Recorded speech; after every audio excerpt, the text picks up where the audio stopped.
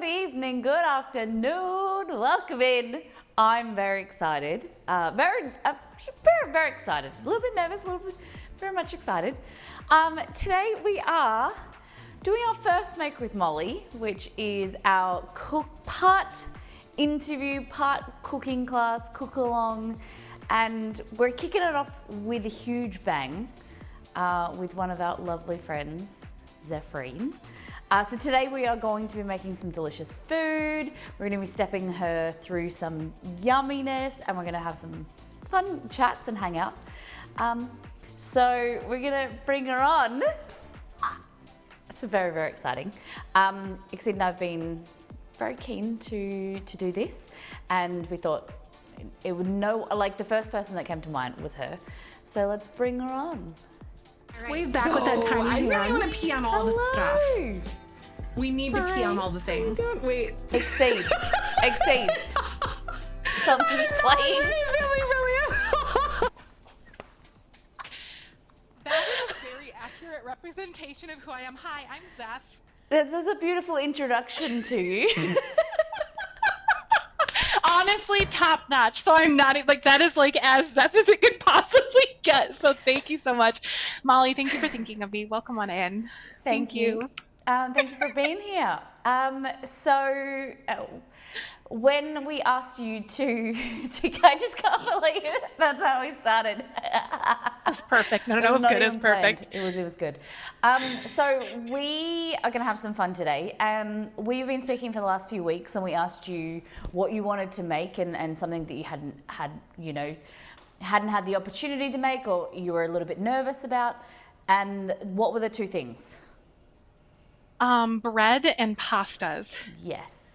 So we've been chatting and I did some recipe testing, and we're going to have some fun. What are you most excited about out of both of them?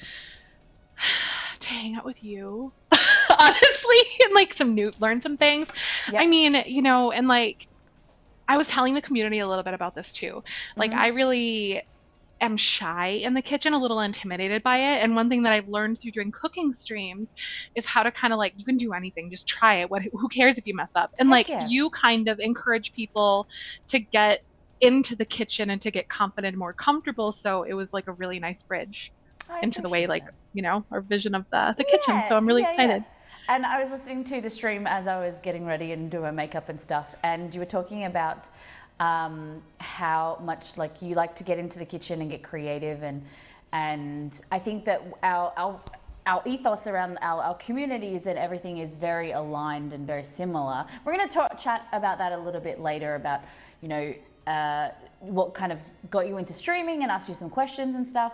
But I think that it's a fun, the focus is on fun and interactivity, right? And that's what you bring to your community in your streams, and I think that's what's it connects us both together. Mm-hmm. Yeah. All right. So cooking. Yes.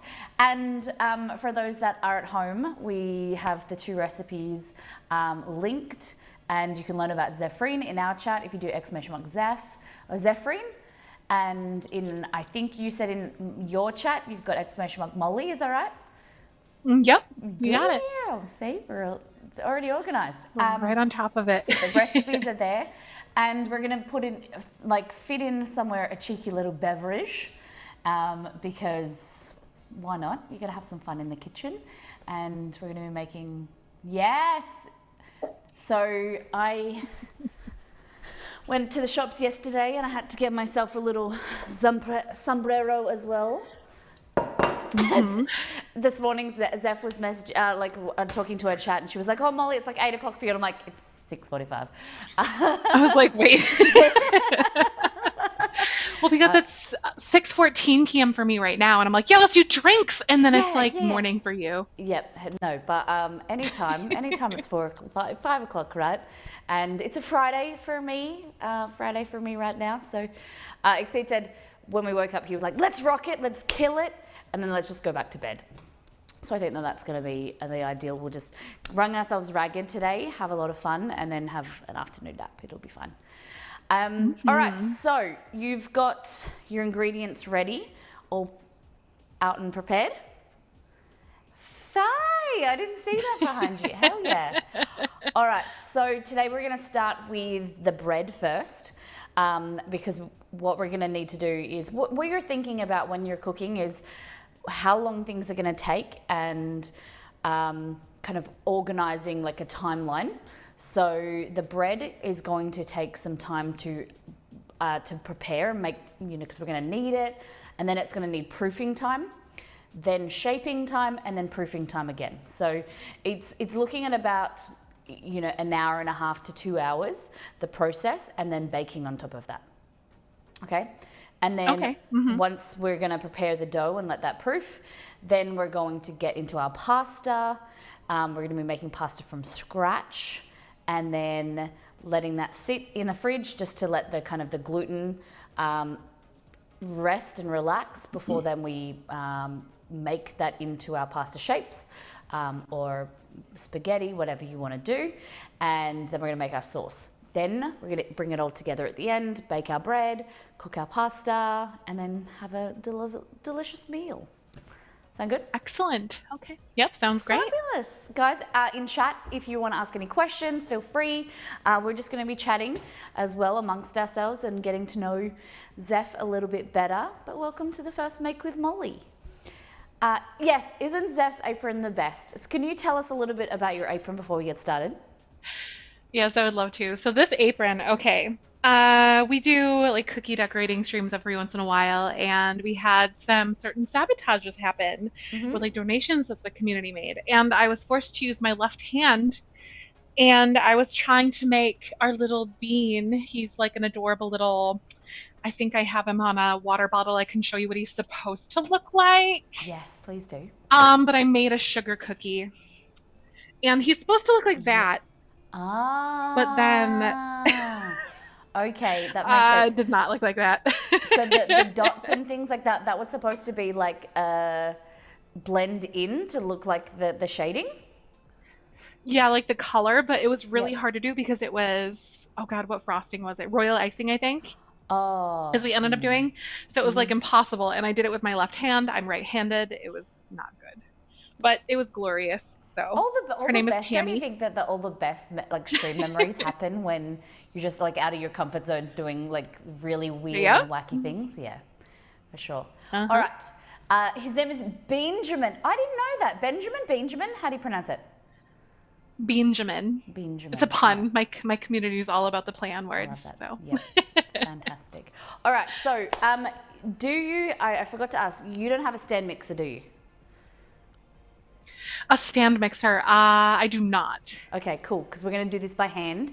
We're going to get some grunt, and we're going to need to use our muscles. Okay. We're going with the This puns. is going to be exciting. All right, so I need you to get a large bowl, like a big bowl. Okay. Cool. All right. And of course I have them on the top shelf, the most... Oh, should I be no preheating the oven, correct? Is that right? Not just yet. Okay, perfect. Okay. I All have a nice large bowl right here. Fabulous. Okay, so now you're going to need to get your scales. Okay. And we are going to weigh out the flour. So using the garlic cheesy pull-apart bread recipe, I'm going to read everything to you. It'll be fun. Okay. So we need 250 grams of plain or bread flour. So we're just going to use the regular plain flour today. All right. I'll turn this bad boy on. Fabulous. So this is your new one, right? Yep, that's right. Fresh, brand new, first debut. Yes. It's really hard, like when you're starting to get into the kitchen and like I know you said that you love baking, it's hard to know what equipment to buy, right? And like what you'll need and what kind of like you can just accumulate over time. Yeah. Yeah, exactly, yep. All right, it's hard to really know, so. Yeah. And so I think that it's just, the best thing is just starting out and then seeing what type of cooking you like to do, and then just buy stuff as you go rather than feeling like there's just so much pressure to have everything pretty, and all of the beautiful shops these days have new bowls, fancy new equipment, organization stuff, and you want it all, but you don't necessarily need it.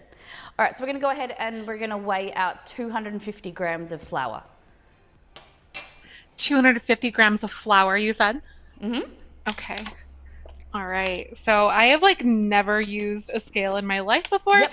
So this is something that we talked about a little bit, right? It is, yeah. So weighing out and going by the metric system is a lot more accurate than doing cups. So when I know it is, and I am very much for using cups with regular cooking, but it's just the scales are a lot more accurate, because if you weigh out 100 grams, it's always going to be 100 grams. Whereas using cups, you can actually scoop and you can pressurize the flour inside your cup, and you can get up to 50% extra flour, even though the volume is the same. The capacity is, the weight is different, and it can make or break your recipe. Exactly. Yeah. Right. So I'm sitting over here oh my God, ounces, this is going to be so much flour. And then I realized I could change the units on my scale.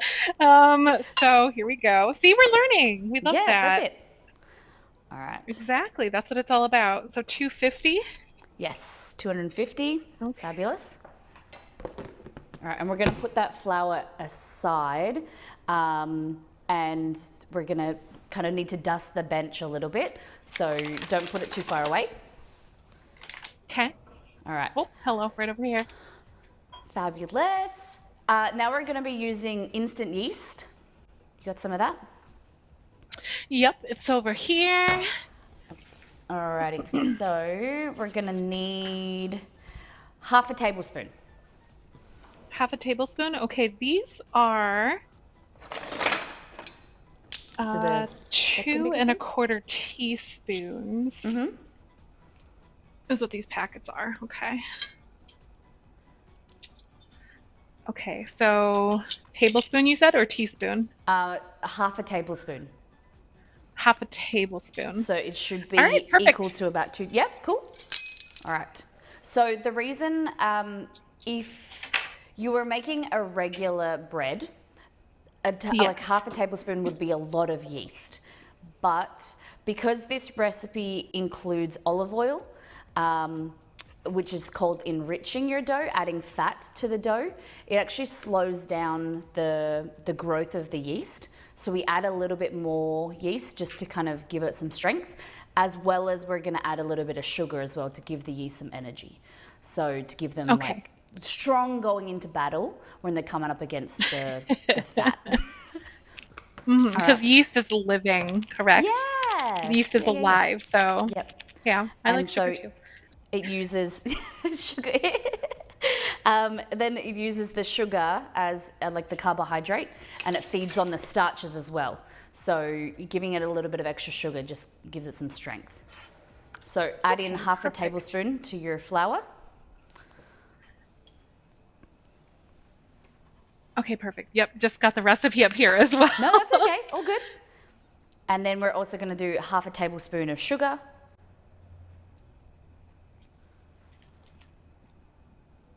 Okay, so adding this on in, just straight to the bowl. And then how much of sugar again? You said half a tablespoon. Half a tablespoon of sugar. Perfect. I need sugar to go into battle. It'll all make sense. It does. Yes. Everybody needs a little bit of energy. I got up because I'm not going into battle today with Zeph, but I was very excited. Delicious. So I was like, I need to give myself some energy. So I was chugging some juice and a little bit of chocolate this morning at 7 a.m. just to get into it. Because we all need that. We're going to add some salt as well. So salt is going to not only give you some flavor in the dough, in the dish, but it's also the science behind it. Salt is going to actually strengthen the gluten and bring it together. It's really, really important that you don't leave it out. The same with the sugar.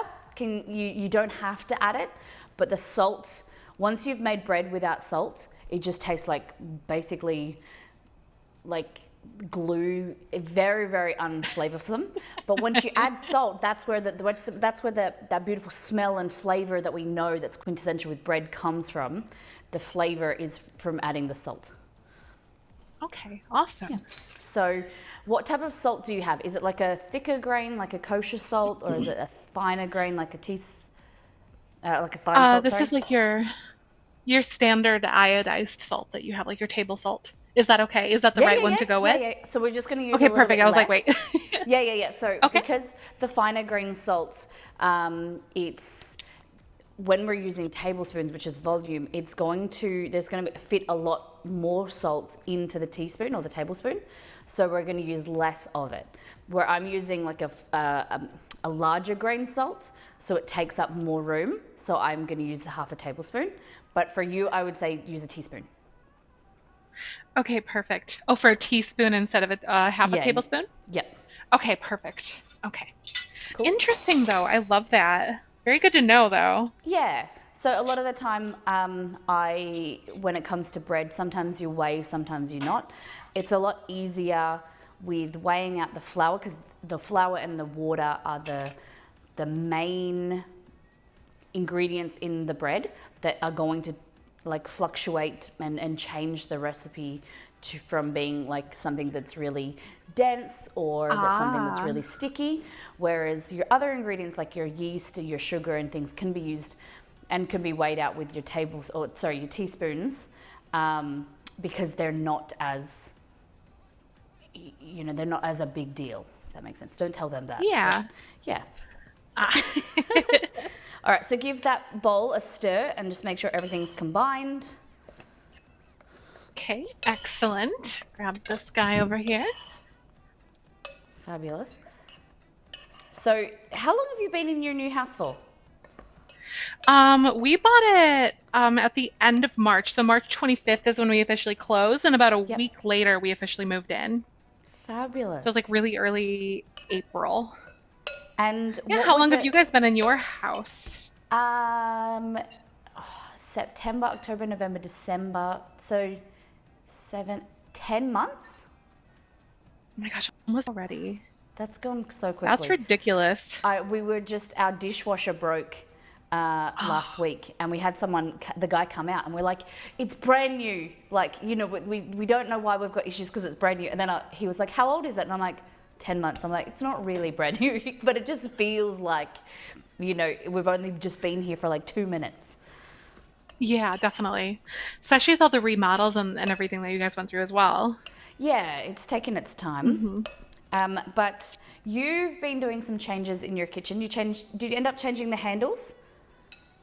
Not yet. That is something on our hopefully within a year project, but we want to do all teal, and then we want to do brass poles and everything. It's like a really nice, deep, moody color. Yeah. I like it. Because Zeph and I have been talking about like bright colors and how much that can kind of increase your mood and brighten and change different rooms. She's got a really great style. I was very impressed. Because I'm very like a plain Jane when it comes to, things just having white walls and just being simple, very kind of minimalistic. But then talking to Zeph, I call her sunshine. I don't know if you guys have been in her community before, but she just radiates this bright and lightness, and that comes across in her personality, in her stream, in her community. But that's the way that I think that your outlook and the way that you present yourself is very bright and bubbly, but you also bring that into your life with what you do. And yeah, personified sunshine. Yeah, everyone's agreeing with me. I love it. Thank you. That's so nice. I'm just like, eh. And the same to you, because I remember I found your channel in, the Australia, New Zealand, I think, team. And how there was a sim streamer, a content creator, Sailor T is her name now. She was hosting you, and I went over to her channel for whatever reason, and then she's hosting you, and I'm like, what's this? And then it was just like magnets. So I'm like, okay, this girl knows what she's doing. And the dynamic that you and Exceed have together, yeah, it was wonderful. So Yes. For those that don't know, if you're watching from Zeph's stream, then I'm Molly, and the behind the scenes and the co-creator of the channel is my husband Exceed, and he makes the stream what it is. You know, a lot of people just see me and think it's my stream, but it wouldn't be half of what it is without him. And he's always behind the scenes, and a lot of time coming more and more on stream, cooking, and his personality is, is fantastic. And I do agree. We're a great team, and the more and more like time goes on, you realize, it's that kind of dynamic. There's a lot of stuff where I fall down and he picks up, and he does a great job. So we have to acknowledge him as well. He's here behind making sure everything's going along to plan. All right, so we've mixed that now. So you've got your yeast, your flour, your salt, and your sugar. Cool? Yep. All good in there? Fabulous. We're gonna need half a tablespoon of olive oil. Okay, perfect. I was like, went. Okay, so let's go. Let me make sure I'm reading. Okay, and then we're gonna add our water. So what you're gonna need is keep your bowl on the scales. Fabulous. And we're gonna zero it. Okay. And we're gonna add in, just slowly as we're mixing, about 165 grams of warm water. So just when it's slightly warm, so that the warmth is going to help activate our yeast. If it's cold, it's still going to activate it. It's going to waken it up, but it's going to grow a lot slower. If it's too hot, it's going to, like we were talking about before, yeast is a living organism. If it's too hot, it's going to kill the yeast. So it's better to be on the cooler side. I just dip my finger in, and if it's like nice and warm, like body temperature, then it's good. Like I said, it's better to err on the side of caution and go a little bit cooler. If you've got a thermometer, you can do that for everyone at home. And the warmer it is, the faster it will grow. It's the same when we sit the dough aside and we're going to let it proof. The warmer the temperature, not above about 42 degrees Celsius. You were looking about 37 to 39 degrees with the water. And then we're going to sit it in a warm area, and that's going to let the dough proof quicker.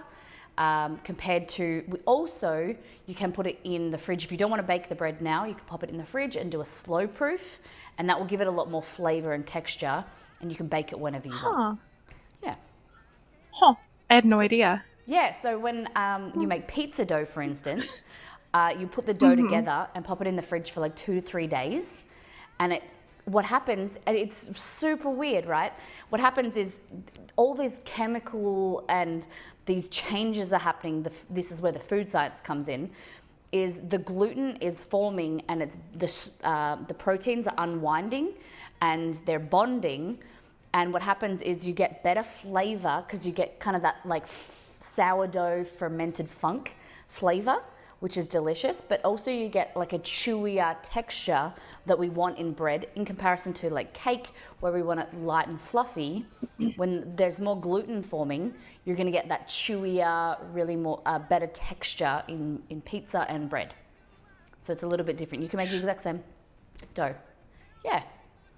Cool. Oh, yeah. Okay. No, that's that. I'm gonna try that. Okay. Tell me if I'm very good to know with new No. ideas and I'm just like all the stuff. yes. We'll just have to have you on again, and we'll just make pizza. I wouldn't complain. Yes.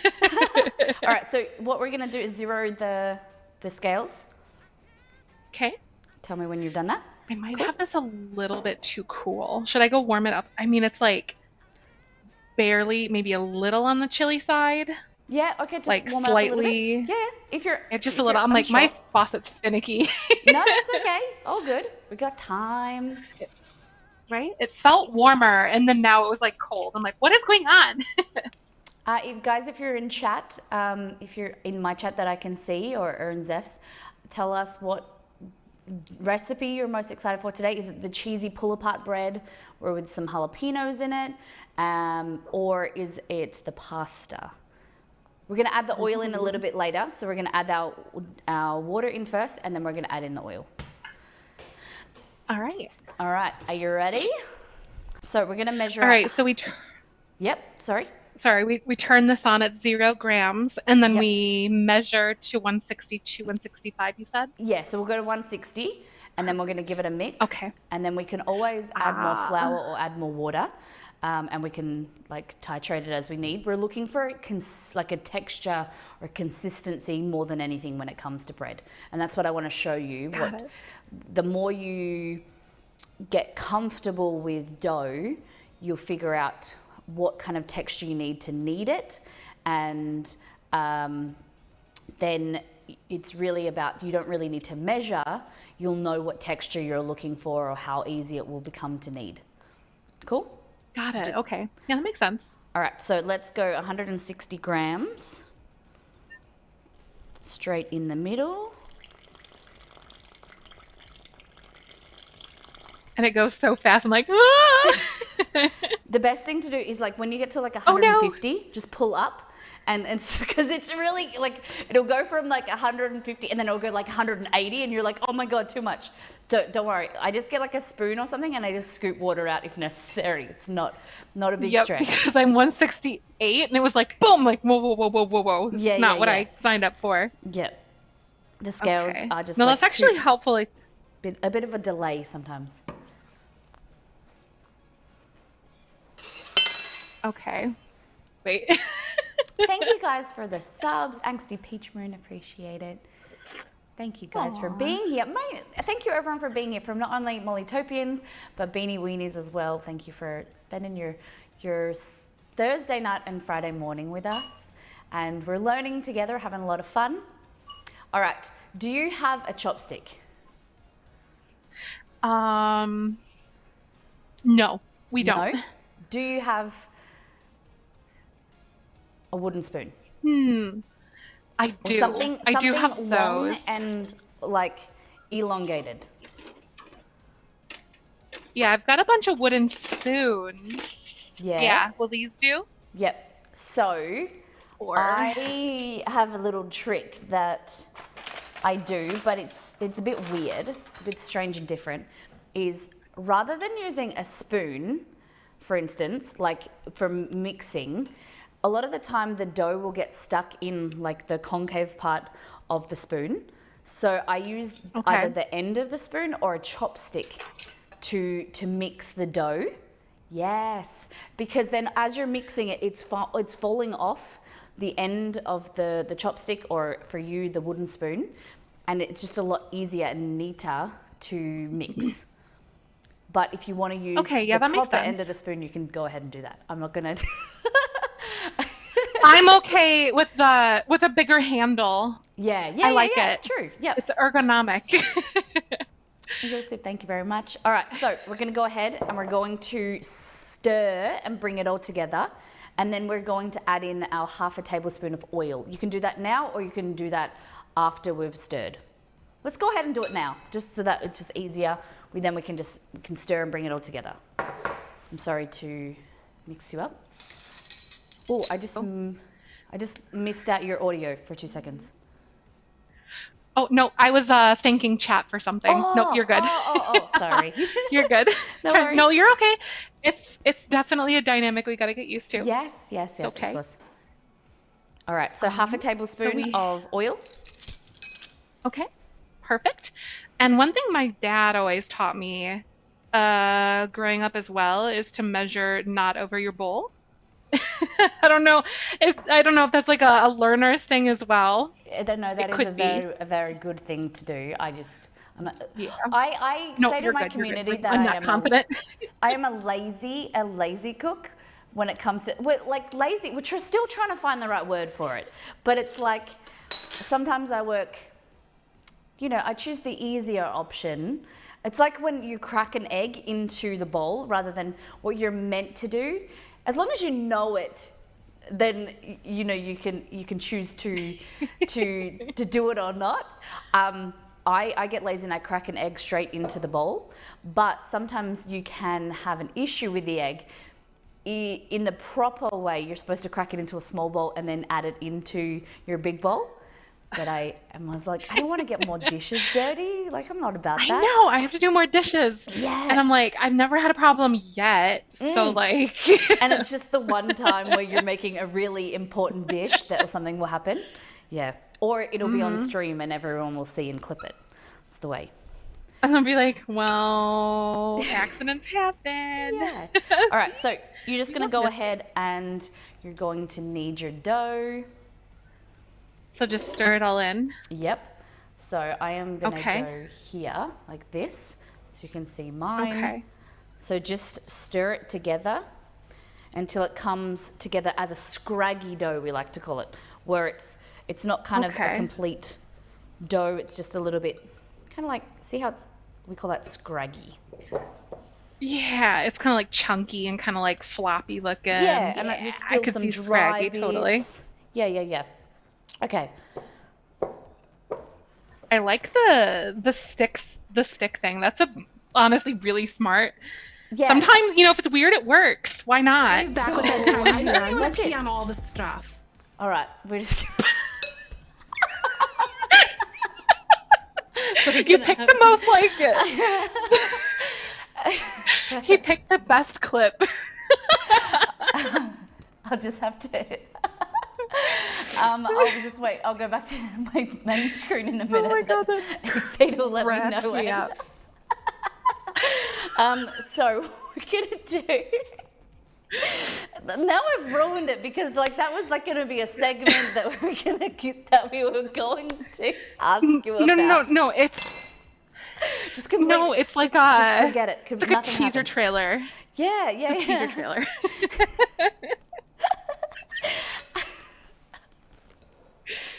All right, so Nikes, what we're going to do is we're going to need to get you a Beanie Weenies. We're going to have to get her a chopstick set so you can do this more often.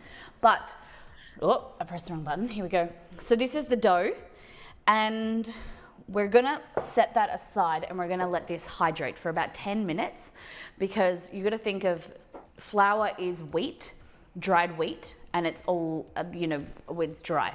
So we're incorporating it with water and the oil, and we want it to let it hydrate again. It's going to absorb some of the water.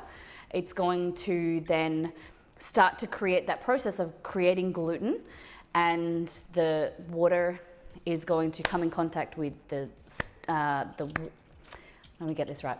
The water is going to come in contact with the flour to then start to create the starch. And then the proteins are going to then start to create gluten, unwind and create gluten and strengthen and do all the things. This process is when you're making sourdough, it's called autolyse. So you'd let it sit for about 20 minutes to an hour to let that happen. But with sourdough, everything happens a lot slower because of the natural yeast, where we're using a manufactured yeast as an instant yeast. So it happens a lot quicker. So we don't want to let it sit for too long because then the yeast is going to start to grow and multiply and we're not going to have the opportunity. Thank you very much, Lindsay. So does that make sense? Am I talking? Yeah. Yeah? It makes a lot of sense. And one of my favorite TV shows, I don't know if you have it or have heard of it, but Good Eats by Alton Brown. I'd never heard of it. Okay, I have to admit, I've never heard of Alton Brown until I started streaming, actually. It was not something that kind of comes down to Australia, and I was introduced to him, and his food science is very, very interesting. Yeah. So, I love all the why, not like this is the way we do it, but I'm always like, why? Why? Yeah, why are we doing this? Why? Yeah. Yeah. And then it makes that's the key, because once you know the science behind it or why it's happening, then it makes you a better cook, because when something's not going right, you're like, oh, I know that this should look like this or should feel like this, so you can better troubleshoot, right? Exactly. Yeah. All right. Or even substitute if you need. Yeah, 100%. One question for you. Yes. Oh my geez. Oh, Lindsay, thank you for the subs. Lindsay, thank you so much for this, Ubbies. So looking on the bottom, this is one thing I've always been kind of confused about. Can you see, like obviously, like I've incorporated my flour with my water quite a bit, Yep. but so mostly combined. Like we have these tiny little chunks, or should those mostly kind of be like together? Nope, that's Or are they 100% okay? fine. There's no like, So if okay, you look cool. here, oh, sorry. Okay, if you look here, see how you have like these drier bits? Is that what you're talking about? Like some Yeah, kind of and mine's loose not like crumbles? as balled up as yours. Yeah, So should yeah, yeah. I Nope, that's 100% keep okay. going? Nope. Oh, okay, cool. Yep. All right, good. So You did it. fabulous. And what will happen is when we start to knead, that will incorporate all of that. We just want to let it rest for a few minutes just so that the main dough can kind of do its thing. If you weren't going to let this rest, what happens is that it's a lot stickier. You'll know that if I touch it now, I keep pressing the wrong button for some reason. If I touch it, it's okay, but it's a little bit sticky. And the difference you'll see is after the 10 minutes, it will, when the dough has started to hydrate a little bit more, it'll have more structure, the water will be absorbed, and it will become a lot easier to knead, right? Ah, okay. So I don't know if you can see, this is how it's Yeah. starting to create like a web network, and it's, as I pull it apart, it's ripping.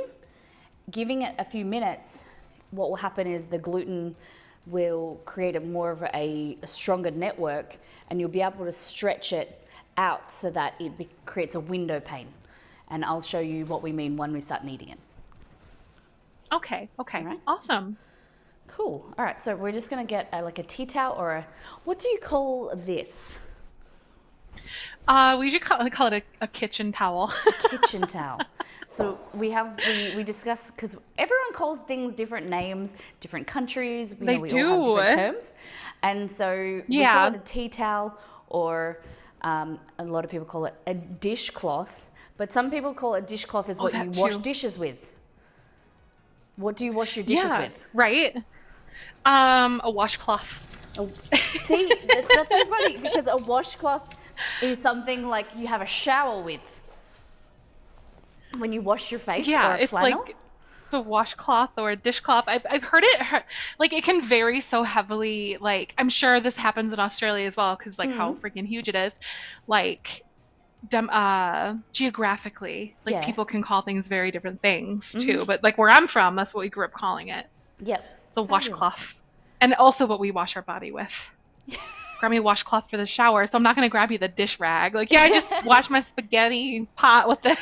Yep. So- Yeah, I just done the dishes with this. Now you can wash your face with it and your body. Yeah, 100%. Yep. All right, so what I'm going to need you to get is we'll just prepare the space, some surface for you to knead.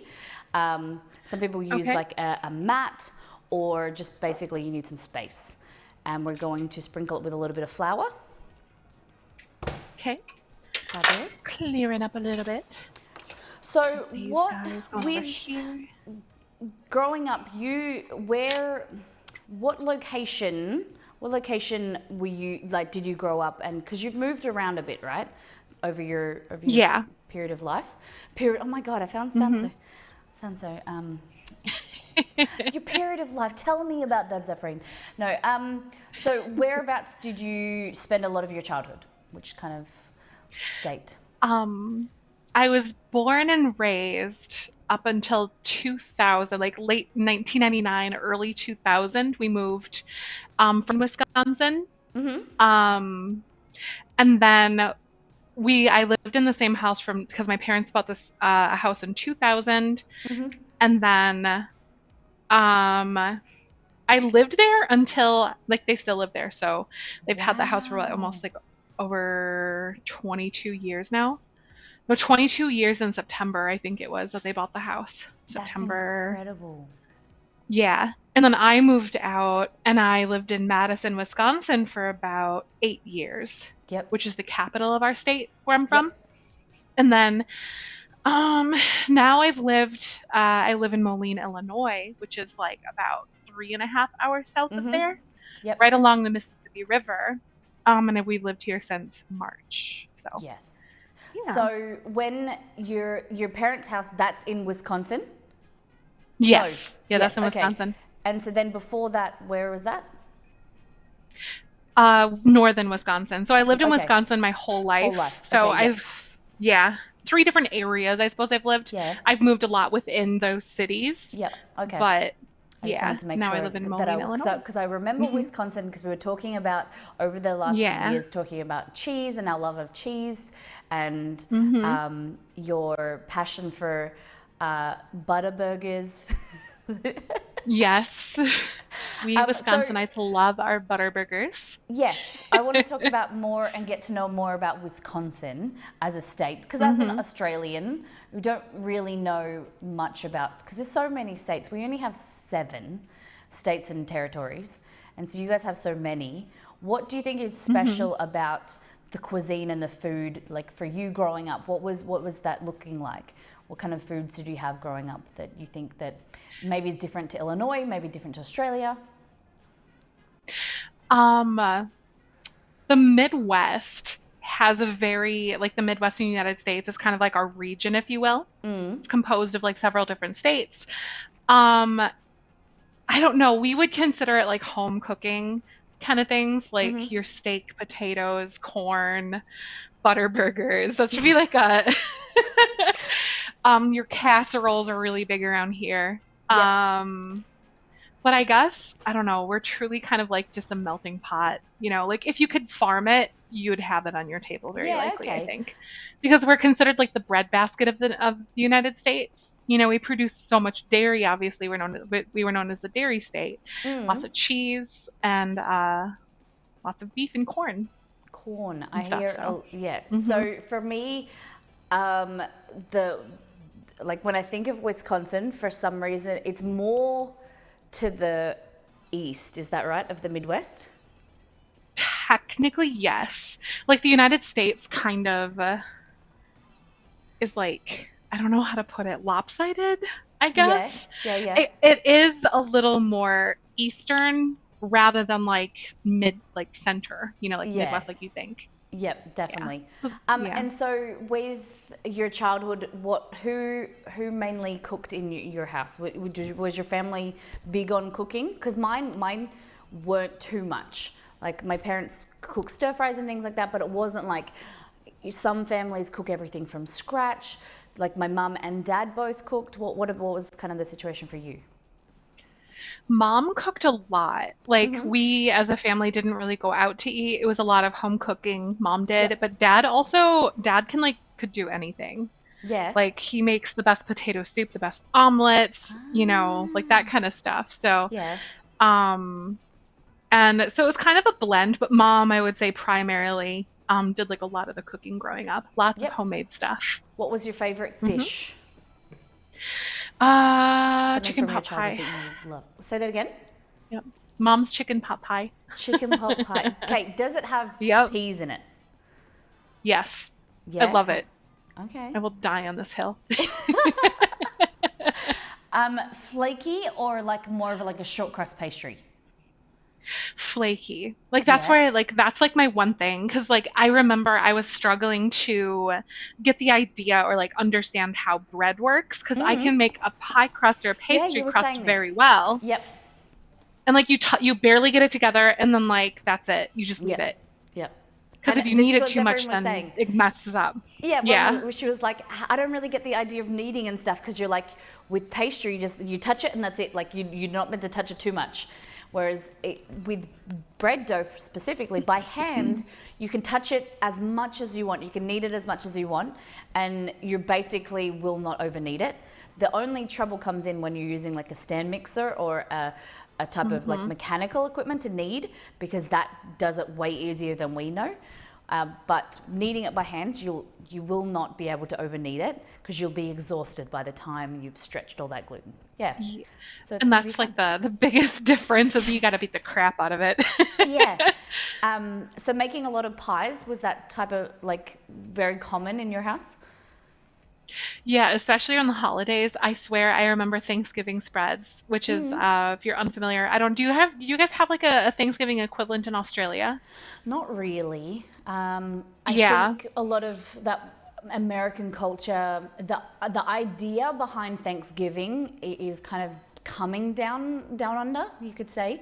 You know, that the idea of giving thanks for your friends and family, but there's no actual tradition or holiday specifically, no. Yeah.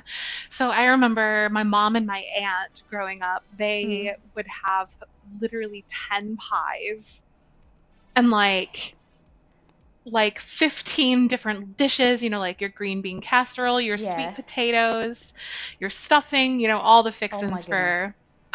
for Thanksgiving. So yeah, my mom, like her homemade pies are like severely sought after at family Wow. gatherings and stuff because they're That's so good. incredible. She's like the pie girl.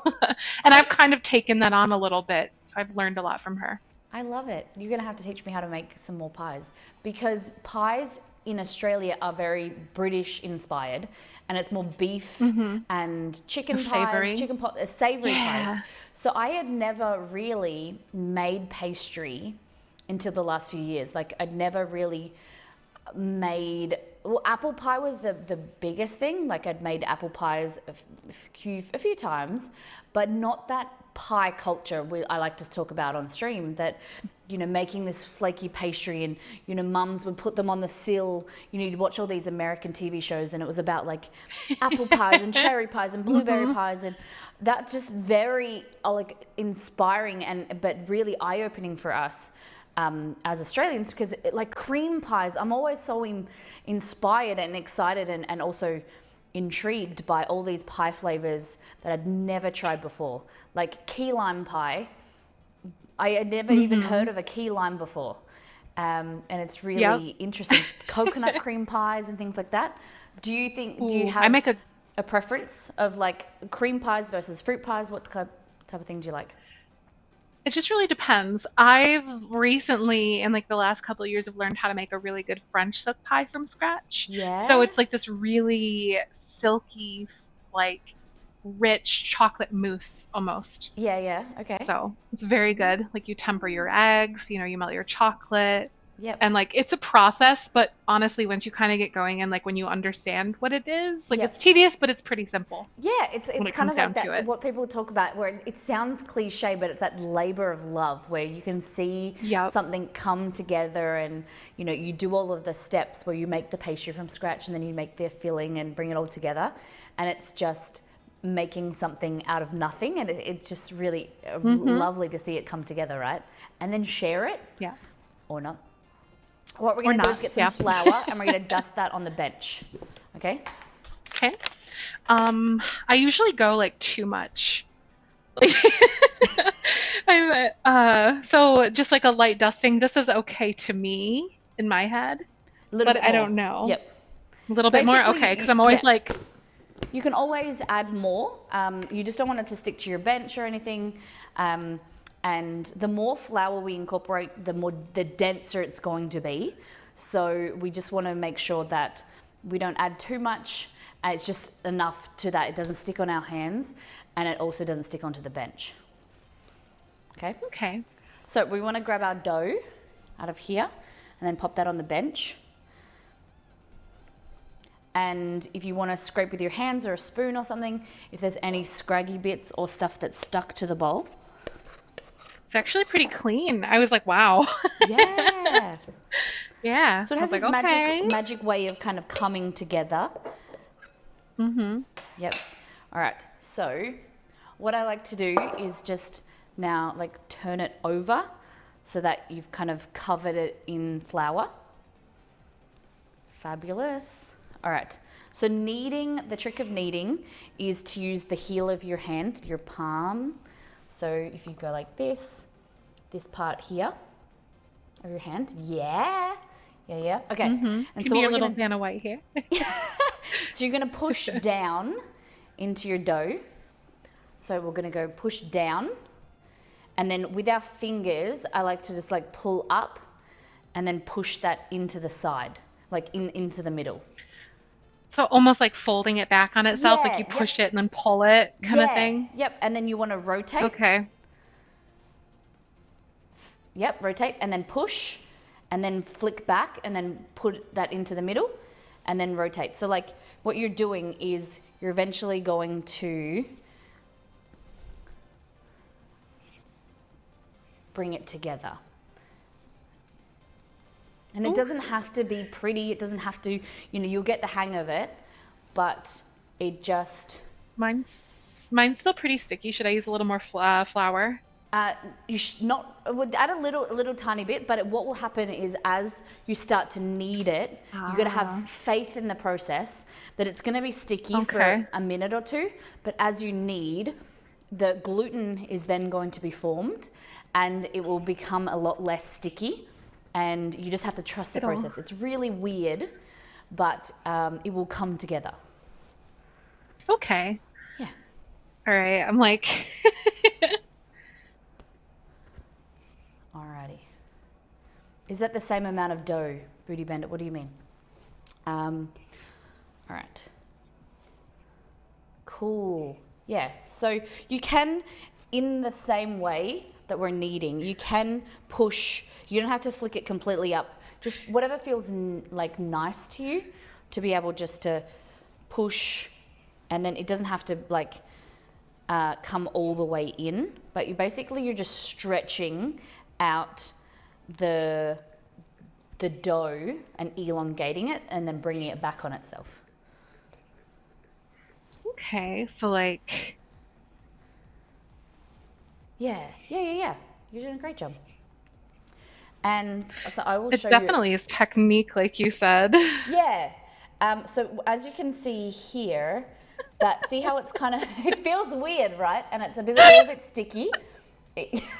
It's definitely a process. It is. But see how like dimpled it is? Like, can you see mine? Yeah. How it's dimpled? What will happen as we kneading it, it'll become smoother and a little bit more like smooth and silky on this top. You just have to keep going. It's a labor of love. It is. But it's also like just trusting. It's definitely, like you said, trust the process, because you saw like I picked the whole thing up with my hand and I'm like, okay, here we go. Yeah. And like it should be a little bit sticky on your hand. Once we get comfortable once you get comfortable with a dough like this, then we go to what's called a higher hydration dough, where that's kind of like a focaccia, or when we're making sourdough. And that's like super sticky, so much so that you can't knead it. You have to do like a stretch and a fold. And that is really, that's trust in the process. And it's something that you like your next step. You become comfortable with like a medium hydration dough like this, and then you get comfortable, and then you go the next level, and then you go the next level and the next level. It's very, very overwhelming when you go from here to there too quickly. Yeah. Like, what would be considered a low hydration dough? So something like a bagel dough, where it's very dense and heavy. Yeah. Or even like a pretzel? Yeah. Maybe? Because Okay, yeah, bagels, you made pretzels pretzels. recently, didn't you? Yeah. Yep. Yeah. I figured out, like I had to knead it more aggressively, basically. But yes, this definitely is sticking less on my hands. Yep. So yeah, like just so y'all know, like I'm trying this for the first time. Yeah, she's doing an amazing job. So this is... And it does feel uncomfortable. It feels like, you're doing something wrong, or it's not felt like, or you see other people do it. You just have to trust that it will come together. See, mine is still the same and it's sticking on my hands. It just takes a little bit of time. Like that. It's looking good. Fabulous. And if you need, just grab some extra flour on your bench. I've done just a smidge, like a little sprinkle here and there kind of thing. Fabulous. Yep. Good job. Just a little bit. Killing it.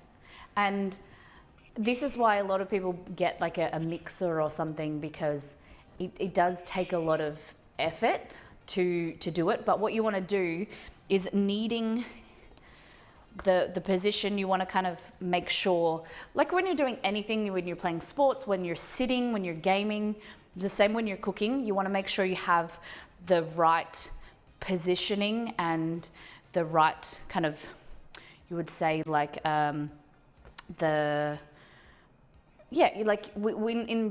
nursing I used to be a nurse, your biomechanics and sitting in your manual handling is you want to like make sure your feet are on the ground, you're standing staring at your dough, staring at it nicely and lovingly. But you want to, as you stretch your hands out, Zeph, you want to make sure your elbows are straight and you're using your body, rather than bending your elbows and your wrists can be a lot of pressure on them. So like lean forward and put your body work, put some like body into it, your body weight. Oh, okay. So kind of just keep your arms stiff. Yeah. I don't know if y'all can see me. Yeah. So like you're kind of So more like like rocking back and that. forward. Yeah. Because that, by setting yourself up, you're going to exert yourself a lot less and you can do it for longer without putting pressure on your elbows and your wrists. A lot of people have struggled with their hands getting sore. All right. Yeah, that makes sense. Okay, so it's really getting that technique, like you said, and like I'm feeling it, like I've got a nice spring coming back on it. Yeah. Yep. Still kind of sticky, so I can see Fabulous. it's not nearly as sticky as what it was. Yeah, definitely. And that's like when I was saying that giving that little bit of time for the flour to absorb with the water, then that's going to make it less sticky. What some people do as well is they create a poolish or a pre-ferment where they mix a portion of their flour and water together and they leave it for a few hours or they leave it in the fridge overnight. And that helps kickstart the process of creating a stronger dough that's easier to knead and has like a better, chewier result as well. Ah, okay. Yeah. Fabulous. All right. It's looking really good. Right, Yosef does. CPR. Right. Kind of is. It is. Yeah. Wake up, gluten. Wake up. You're bringing life to this bread. Yeah. That's it. Yeah. So with we've met through Twitch. Would you say like a year ago, around a year? Or while? I want to say it was like closer to like a year and a half, maybe. Yeah. I guess I could like, hold on, let me say. When did I start following? November 23rd, 2019. Wow. Oh Hello? my God. Hello. That's Okay, a long so time. yeah, that's like, yeah. So how long have you been streaming on Twitch now for? Total, okay, so my Twitch journey was very on and off again, very Yeah, I hot want and to hear about cold. it. Yep. So I started when it was called Justin TV. Yes, way So that back was like then. years ago. Yep. And I officially went live on Halloween, I think it was 2013 Mm-hmm. again with this account. Yep. So I had a different one that I had. But then it was really on and off again. Like I always kind of had like a knack for it. I really enjoyed it. But then, through different job changes and stuff like that, I eventually came back to it in 2019, so spring of 2019. Mm-hmm. I started with a schedule, things took off. I got partnered November of that year. Wow. And then I went full time because I was working a job in finance at that Yep. point. And I got laid off when COVID hit. Mm-hmm. And then I kind of just went with it. And I've been full time ever since. Incredible. So, wow. yeah. And so when you started streaming, what kind of content were you streaming? I stream like a lot of like MMO kind of stuff, League of Legends. So like World of Warcraft.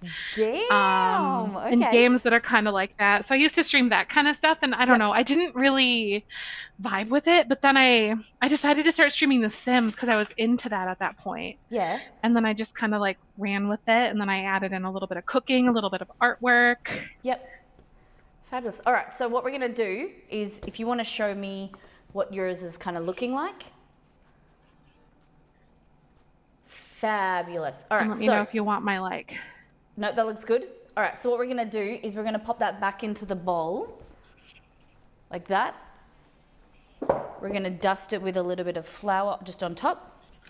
You can oil, some people oil it, some people like just leave it there. It doesn't matter too much because we're going to get it out and knead it, degas it, and we're going to shape it a little bit later.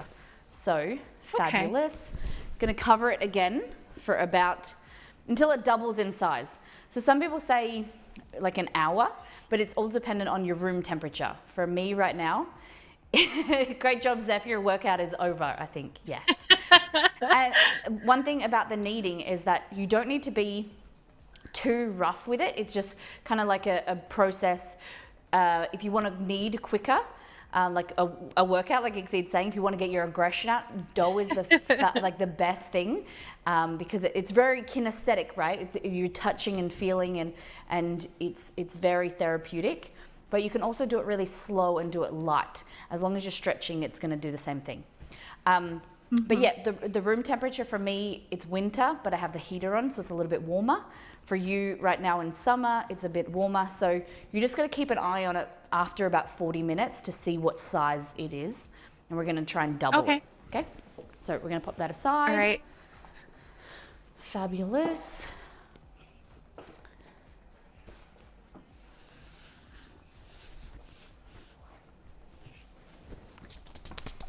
All right. So now we're just going to make pasta. And you won't need to knead it as much. You bought yourself a pasta machine, right? Yeah, that's right.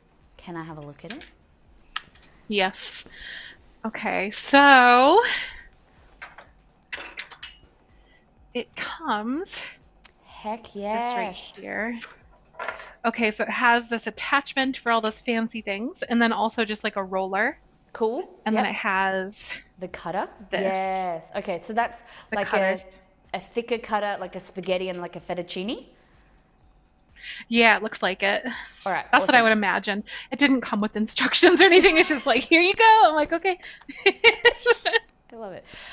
Okay, so probably just for ease of it, take off the second section with the cutter, and we're gonna need the first part first. Cool. So we're gonna set that aside, and we're gonna make our dough, and then we will need to roll it out, and then we'll cut.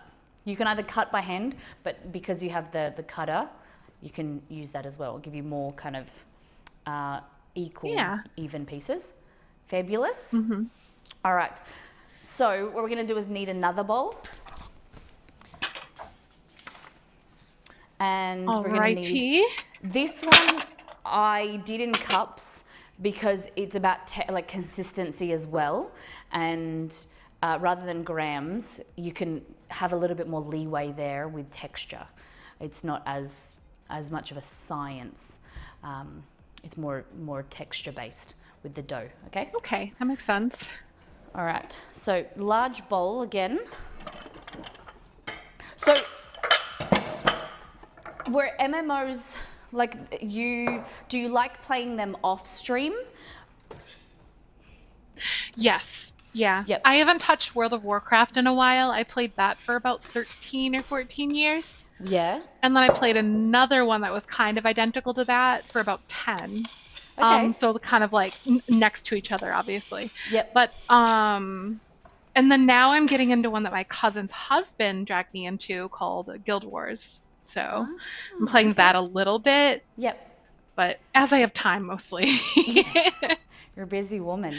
Do you find that it's kind of a game that you can do and you can just kind of have that downtime playing off stream and with your friends and family and kind of be like your little secret kind of thing that like it's yours? Yeah, and that's like I feel like as a content creator, I'm sure you can relate to this. There's certain things that you like want to have for yourself. because like not everything that you do and touch has to be be content. That's a hard one too. Like I always feel the need to be producing something. And like, but you know, with any normal job, you know, like you can leave it at the door. And like, so it's been really nice to kind of have something and just like veg out and just quest. And you don't feel like you have to talk. Like, and I do that sometimes with cooking where I feel weird and I feel really awkward cooking, but there's something therapeutic that I feel you need to have that as a content creator, that you have something that you can still do where you love it. Well, we love our communities, but sometimes it's good to have something special for yourself.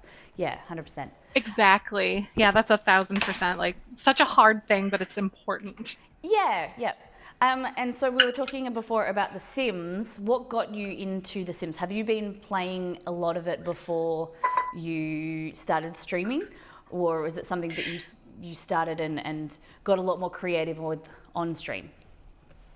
Oh yeah, like so I'm 30. I started when I was 8 when the first game came out. So we came out, we were at a friend's house. I remember we went into like the little game room and their daughter was playing that, and I could not shut up about it to my mom for like a week, a month, whatever. Felt like months. And then she finally bought it for me. She was like, God, Zef, and then I'll get it for you, just stop talking. Right. And she spoiled me with every single pack ever since, pretty much until I was like working age, and then I got it myself. But yeah, I've been playing The Sims forever. And And so how much of that was actually playing the game, how it's intended, and how big of a percentage of that was doing your the creative challenges and things like that? How much was it sending growing your sim, sending them to do their careers and whatnot, and how much of it was doing everything else? Do you know what I mean? Like actually just building and stuff? Yeah. So there was a phase that I went through. I did a lot of gameplay growing up. I hated the building. If I could like just avoid it, I would.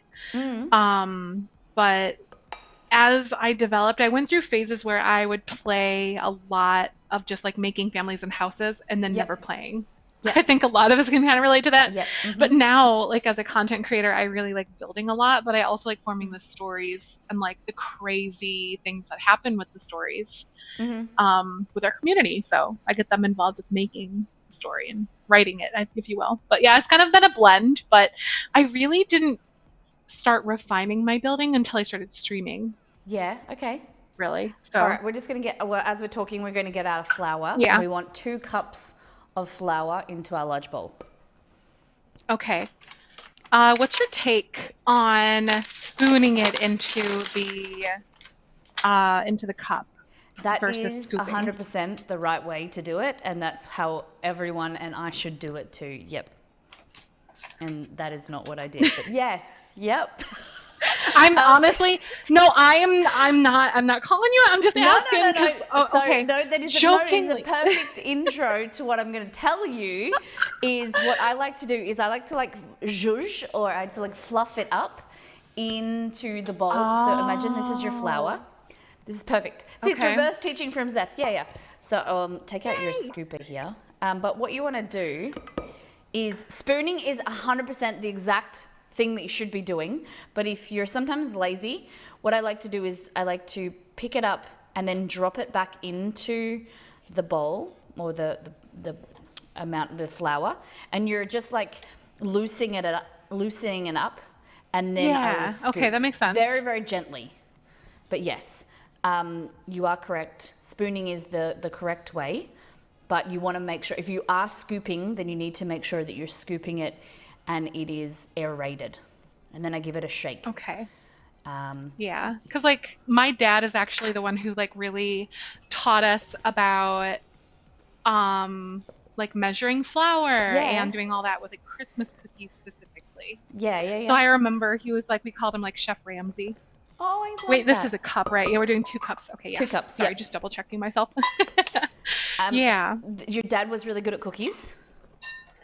Yeah. Yep. He was very like he learned a lot. He was the youngest of 5, or is the youngest of 5. Yeah. And our grandmother truly did like a lot And so my dad knows how to sew, he knows how to fix your car, he knows how to bake, he knows how to cook. Mm-hmm. And he knows how to do the electrical in your house and your plumbing, so Wow. anything. Jack of all trades. I love it. Yeah, he is. My dad, Yep. I would say that my dad is very similar, but I've never seen my dad bake. But one thing, you know how you learn, you grow up and you learn things about your parents that you never knew. That my dad is like a really great ballroom dancer. Like he's a really good dancer. Yeah, it's like what? Because my grandma just passed away a few months ago. We were talking about this, and she was a ballroom dancer, and she taught my dad and my dad's siblings, and I didn't know like the level of like how he could dance, and your dad as well, like learning all of these skills and things that you just pick up through life is amazing. You just think of your dad as your dad, or your parents as your parents. You never really understand like they have a whole life before you. Yeah, exactly. Like, what do you mean you existed for 30 years before me? No. Yeah. Impossible. Yes. I'm the one that made you who you are. Yes. All right, so we're going to go am. ahead and we're going to add in our eggs. Okay. So let me make sure I've just got... what we're going to do is we're going to add a little bit of salt to this as well. This is not in the recipe, but it just adds a little bit of extra zhuzh, a little bit of flavor. Okay. All right, so just grab a little bit of a pinch of salt into there. And then we're going to create like a well in the center. Think about that, would you say? This can be done like with the fabulous, great. So this can be done not in a bowl if you want to have a lot of mess. I just think that it's unnecessary, but like your old Italian nonnas will clear out your bench and then they'll put a mound of flour and then they'll crack the eggs in there and they'll mix it through. I just think that's a lot of mess. I like to do it in a bowl. The theatrics Hear that, is Joey? nice. No.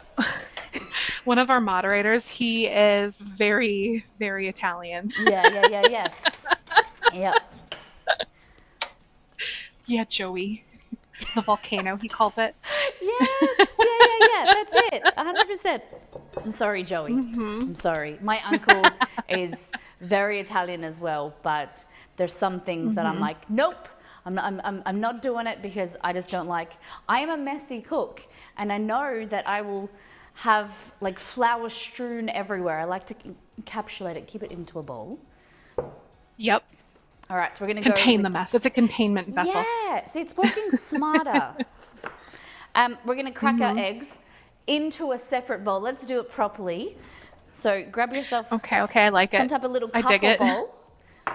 See, she's calling me out on my flour measuring technique, so I'm going to do everything properly now. Okay, so this is something that I was taught as a teenager when I was at school, is to crack it on the edge of a bowl. But I like to do something different, is I like to crack it on a flat surface, because I'll show you the difference actually. Yes. Yeah. So when cracking on a flat surface, you're actually cracking the surface of the egg, but you're keeping the membrane intact that is going to then hold on to the eggshell.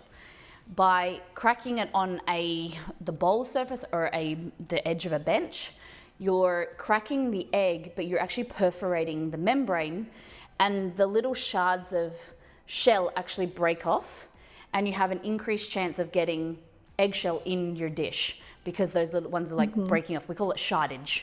So what I do is I tell everybody to crack it on a flat surface and then use your thumbs to break the egg apart so that you can then minimize the chance of getting eggshell, okay? So if you go here, like this, see? Yeah, and it's also because like that edge can also like push it into so it pushes 100%. it in and then Yep, so that's cracked, but now I can get the control to push where I want to open the egg and then crack it into the bowl, right? And so there's no small shards or no small pieces of egg shell that can break off. In comparison to, we're just going to pop that into the bowl. in comparison to this, like, Pass us the sniff check. We're good. good, good. So see here how it's open now. It's open to the air. Yeah. But also there's these little pieces of eggshell breaking off, and then they, see that on my thumb? That can break off and then go into your dish. So it's just a little trick. Choose to do it if you want, but it's just something good to know. That, like, it always makes me cringe when people say, crack it onto the side of your bowl. Like, no, don't do that. Like, no! Well, you do that with breakfast, you know, you hit it on the side of the pan, you're like, ah, crap! And then you're digging around in the pan. Yep. Yeah. And then you can do this, and then you can crack it with one hand. One day I'll get that. One day. Today is not that day. It's I'm gonna so sit easy. here and be like, it's so easy. So you just gotta like have your opposable thumb that cracks it and then like pulls it away. It took me a while to, but it is easy. You just gotta practice. All right, so into the bowl like that, and either using a spoon or the same kind of chopstick idea. You just want to give it a mix and incorporate everything. And we're gonna add a tablespoon of olive oil. okay, so just right now with the olive oil, or stir it first, then olive oil? Let's go in there now. Okay, why not? Where's my olive oil? Hello. Okay, here we go. All right. And a tablespoon, you said? Yes. Yep. Okay. Like that.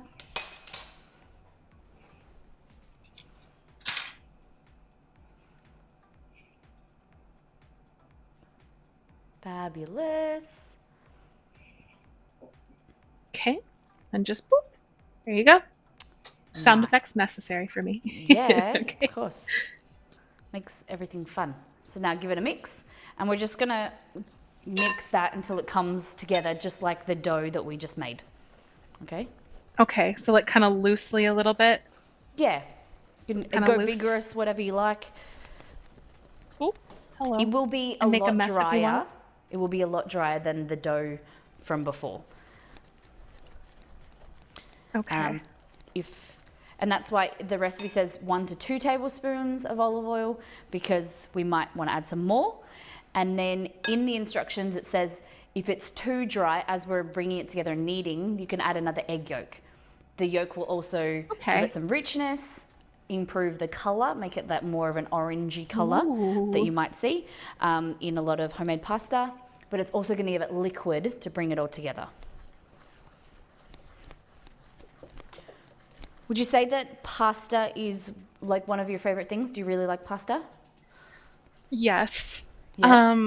I try to cut back on like maybe this will be an excuse. Maybe I can buy like better flour, you know, like cutting back on gluten and everything a little bit, or like buying better pasta. Yeah, okay. Which would be more controllable through like better flours. But yeah. And also homemade pasta as well. Yeah.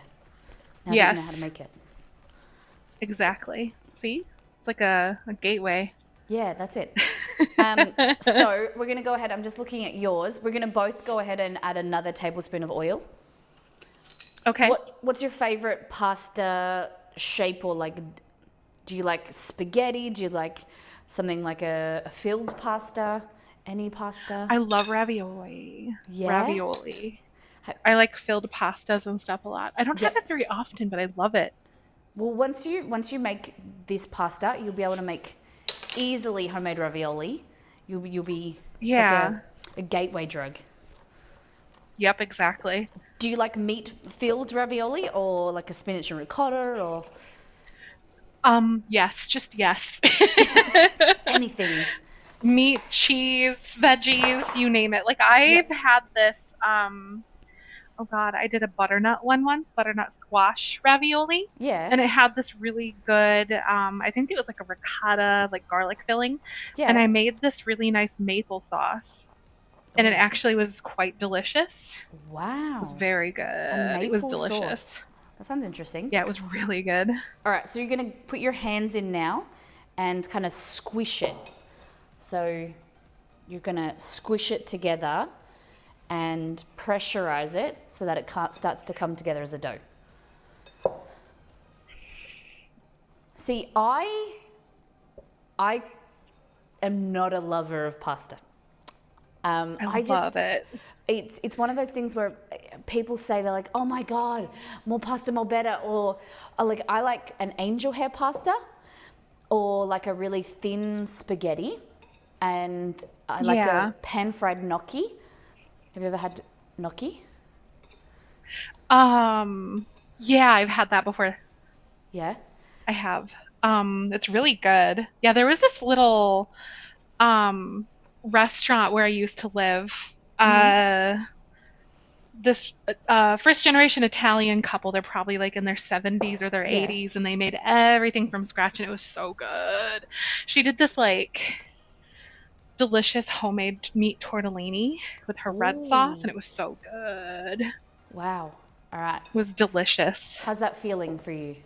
Is it feeling a little bit dry? Almost like grainy. Yeah, it's Yeah? like grainy almost. Yep. If you do you just want to give me a close up? Yeah. Nice. All right. See, So this it's a one's little like bit the kind of like this, where it's a little bit drier and it's coming. Yeah, it's almost like I was worried that it was splotchy, but like yours is also kind of looking that coloration almost. Yeah, definitely. Because You know, we're I going don't to know how need to it just a describe little it. bit. Yeah, 100%.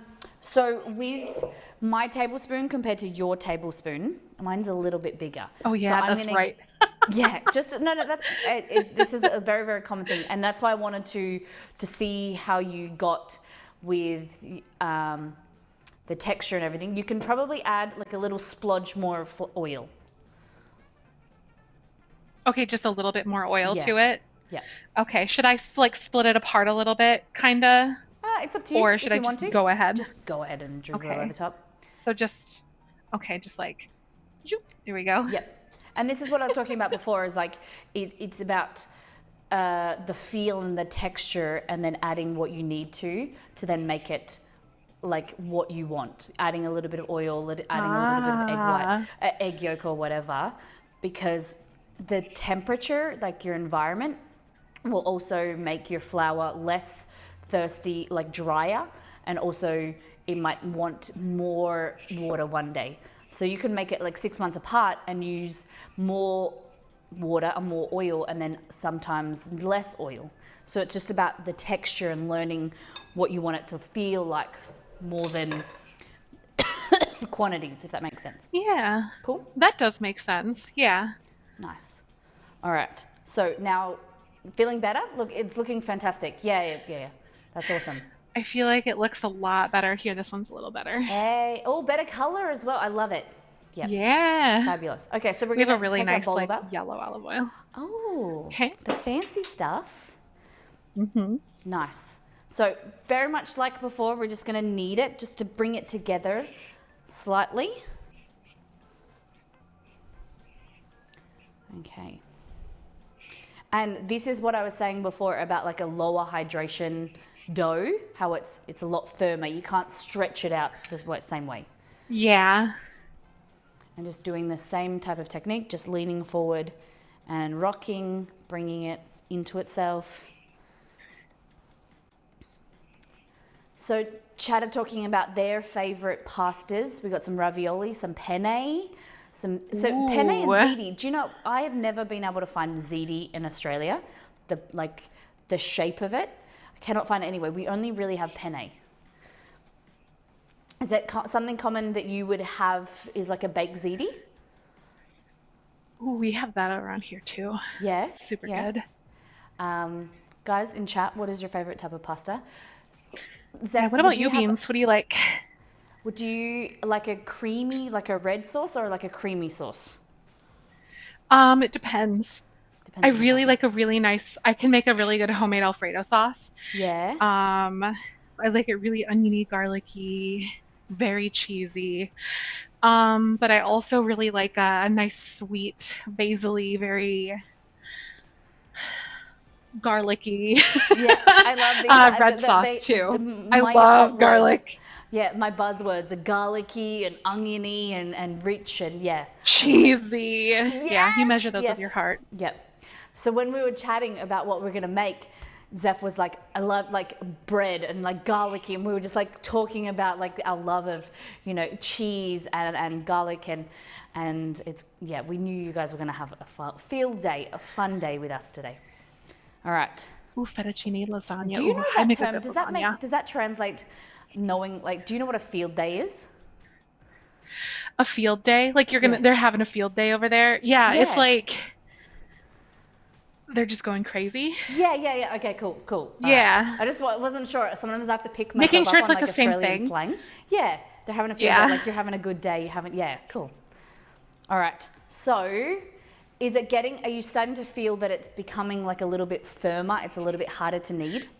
Yeah. I'm like, Yeah. So that's what we're going to do. When Is you're we're just going to bring it into a bowl, and we're going to let it sit again covered for about 10 to 15 minutes. So let's go with 10. Pop it into our bowl again. Caroline, some people are sometimes upset that you had garlic in your lasagna. No, you add garlic. You what? have to You're add sitting with the garlic. wrong people. You Yes. eggs. That's like the law. Yeah, you need to change Anyway. friends. Get new friends, Caroline. Yeah. Just Well, kidding. you can be friends with us. We love garlic. Yeah. Mm-hmm. All right, so we're going to cover that and just set that aside, because you need another cloth. Let's find this. I think I had one somewhere.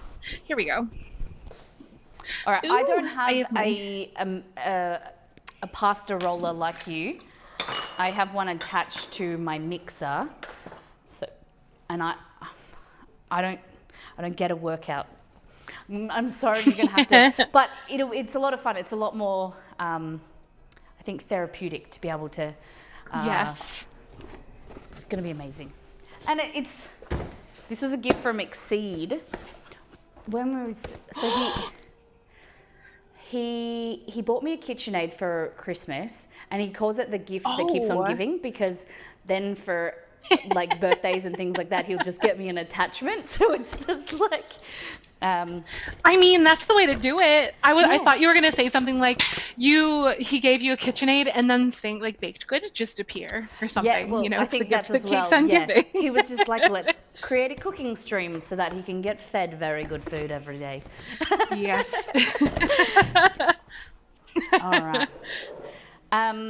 So we're gonna let that knead, and shall we make a beverage while we wait?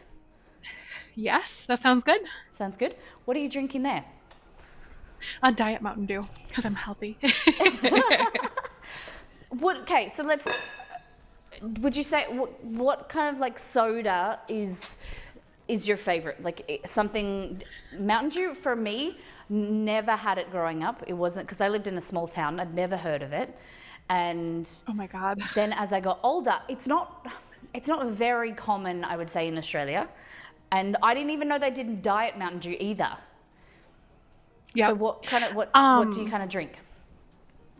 I like grapefruit sodas a lot, which we have one called Fresca, actually. See, I knew It's that we really were just good. like, twinning so hard, because I love grapefruit citrus. Like, have you ever had it like San Pellegrino? Have like their flavored sodas?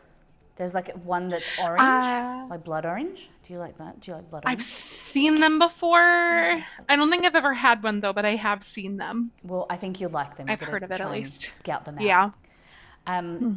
Yeah. So sorry, I interrupted. You like the Fresca? Yeah. Sometimes I like a lot of the lemon lime kind of sodas and stuff like that. Sometimes Diet Coke. Just really Yep. depends. I'm not like a huge soda person, but I'll have like maybe a couple a week kind of thing. It's really Yeah. not often. Nice. And would you say that? Do you like? What would you say is your? I have a question that I have going to ask a little bit later.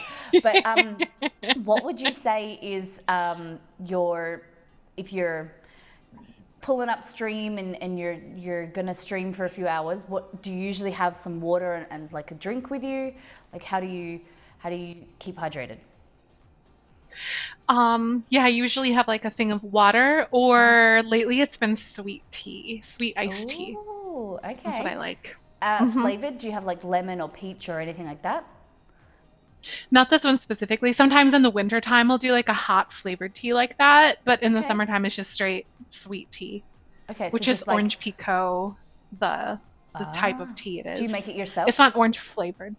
No, we have a mix. But I also have bags that I make as well. But I have like a mix because it's a nostalgia thing. We always had like a canister of like instant tea growing up. Really? And so that's how we always had it growing up. My grandma did it, my great grandma did it. So I like love that. I enjoy like a good piece or a really good tea that's like brewed actually, Yeah, but the yeah. instant tea is just nostalgic, you know. Oh, I love that. Are you a Hmm. tea or coffee drinker? Yes. Yep. Just yes. Yep. Um, Both. so I just learned, Wild Sky's telling me that Mountain Dew in the US is different than in Australia because in Australia it has no caffeine. Yep. Yep. I didn't know that. American food is horrible for you.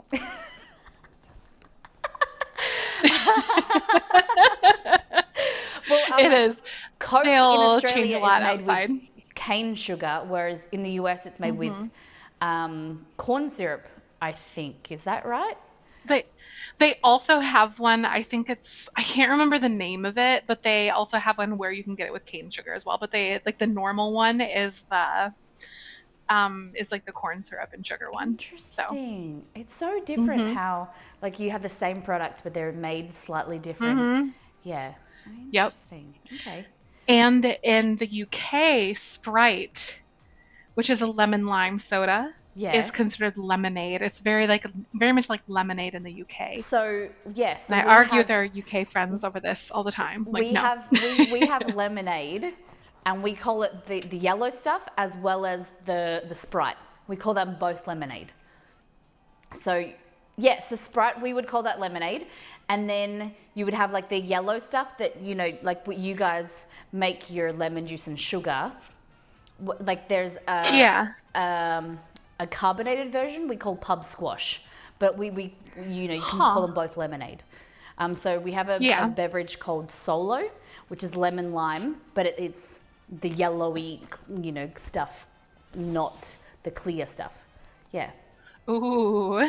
So there's some stuff that we call the same name that's confusing for a lot of our overseas friends. We're like, yeah, they're the same. Like, just call it lemonade, or there's all different foods like that. It's just we just lump them in together. Like, well, you guys have biscuits, right? So we have biscuits that is all we call cookies, also biscuits. So a cookie to me, that's a huge one. yeah. So for a cookie to me is more like your pillowy, like more like a chopped chip cookie that has mix-ins and it's a little bit more luxurious. I'll call that a cookie. Whereas if you've got a biscuit, it's more like your oatmeal biscuit or a shortbread biscuit, and it's very plain and a little bit more dense or like crunchier. But a cookie is more luxurious, like a chocolate chip cookie or like a whoopie. No, like a whoopie pie? We would call that like a. Yeah, so we're fighting over the Bicky versus cookie debate. Whereas American biscuits are scones. To us, we would call that a scone, but your scones are triangle. What? Yeah, and they're super easy to make too. But like, yeah, even those like shortbread cookies, like the really like crunchy hard ones, are still cookies to us. Yep. They're just cookies. Yeah, it's And then biscuits are the ones that you bake in the oven. Well, obviously you bake those in the oven too, but they're like the ones that you have with biscuits and gravy, and you have like a sausage gravy over it, or with your chicken pot pie or whatever. Yeah, a little bit flakier. Or as a side. Biscuit. Yeah. Compared to a scone. Yeah. All right, so we're gonna get our dough back out. Not our dough, our pasta, and. If you want to, oh no, we're gonna make a drink. What am I getting? Let's get. Oh no, you're good. I was shaking this because it's like it's settled. No, that wasn't a hint of just shaking it. Okay, so do you want to do blended or do you want to do like a shaken beverage? Let's do shaken. That sounds pretty good. Over rocks. Do you have a protein shaker or a cocktail shaker? Or a jar with the lid? I do have a jar with a lid. Jar with a lid. I could do that. I'm gonna use a protein shaker because it fits more in. I'm gonna use a good old mason jar because I have these coming out of my nose. Well, my parents make homemade pickles, and you just got mason jars for days, so I drink out of them all the time. You know, the thing with COVID is the expense of like pickle jars or canning jars have gone like through the roof. I was looking at Really? a pack of 6 jars, and it was like $48 for, and I was like, no, I need them, but no. Like, just not that much. Yeah, No. yeah. I was like, I'll just eat a lot of jam or something and just empty them out. Like, I'm not buying your jars for $48. I'll just buy them online or something. Okay, so we're gonna fill this up with some ice. I'm gonna go to get some ice. Okay.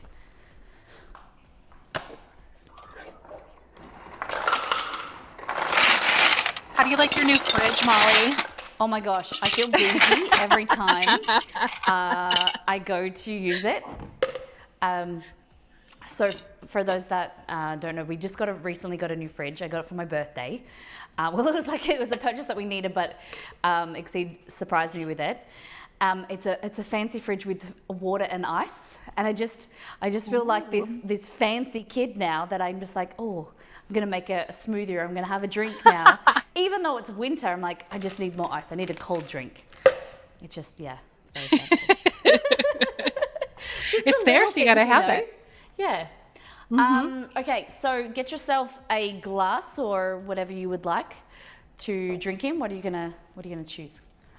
Whatever you choose, I'll choose something similar. We have margarita glasses up here.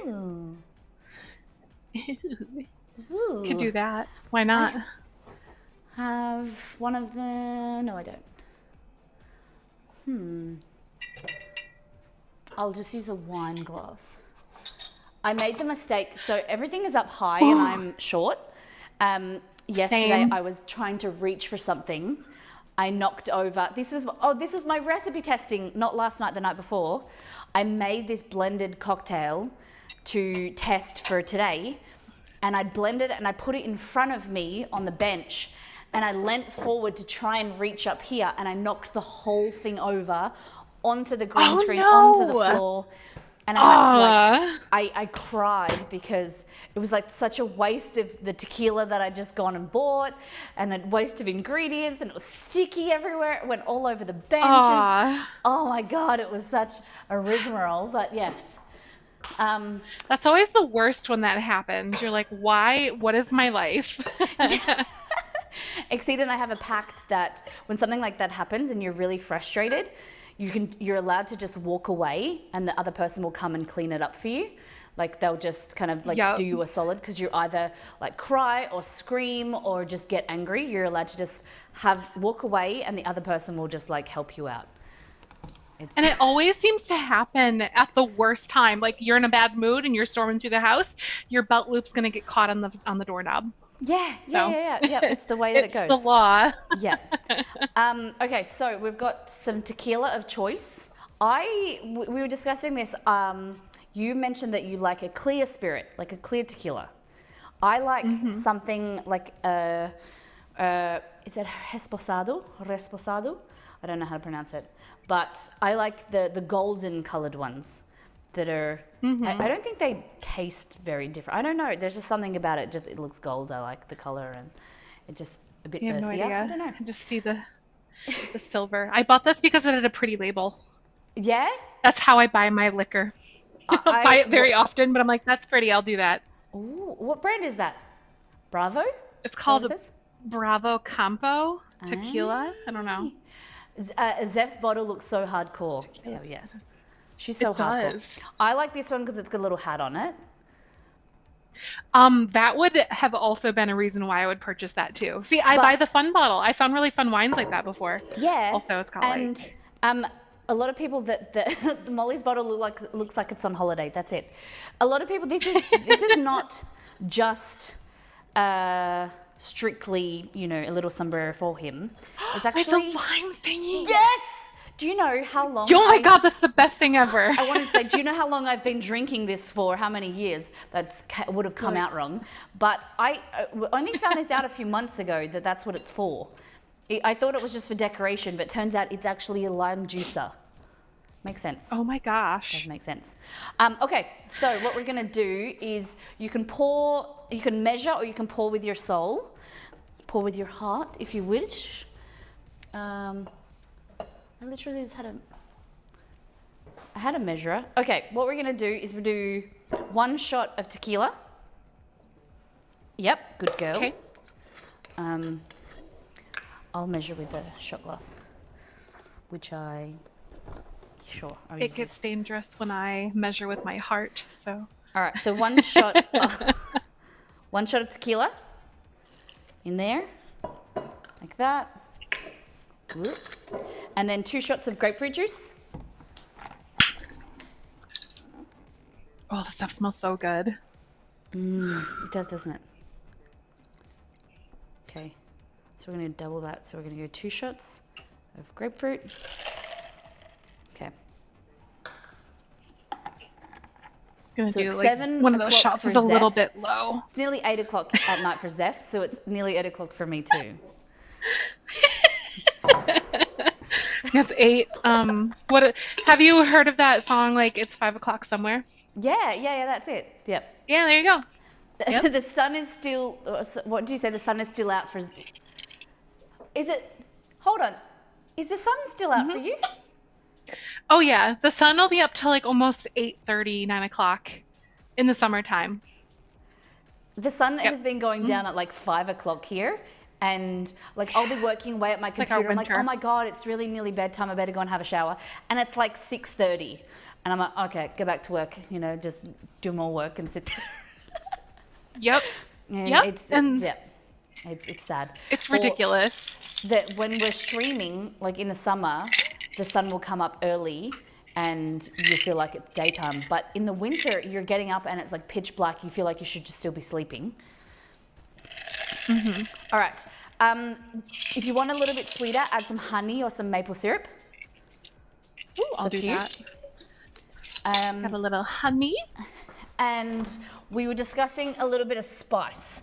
So it actually worked out well that I spilt that test drink because I put a whole like slice of jalapeno in it that day, and it was like way too spicy.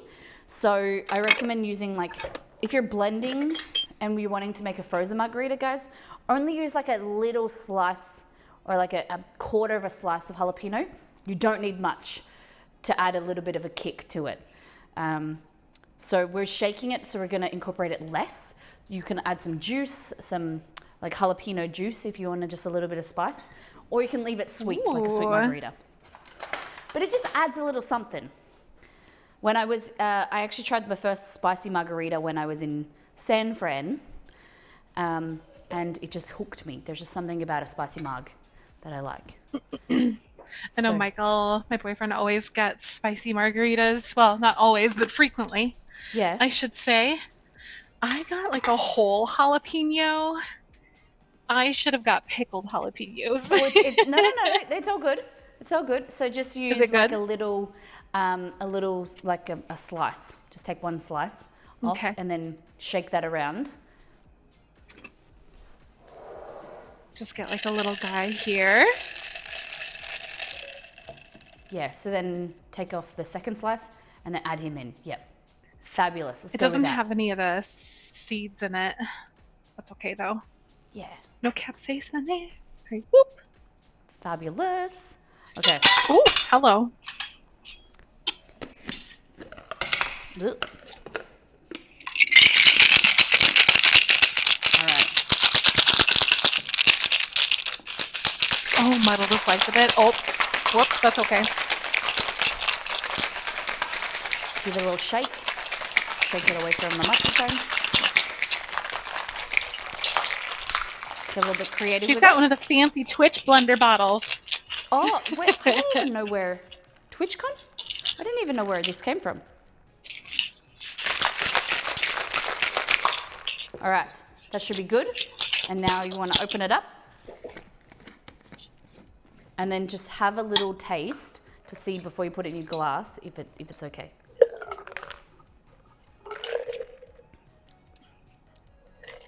How's it tasting? Ooh, pretty good. going to add a little bit more grapefruit juice to mine. And just a touch more of honey to mine. Yeah. Or not honey, but maple syrup. Has my honey crystallized. So Exceed just said you have a cute maple syrup bottle. Can I see it? Oh yeah, this is from New Hampshire.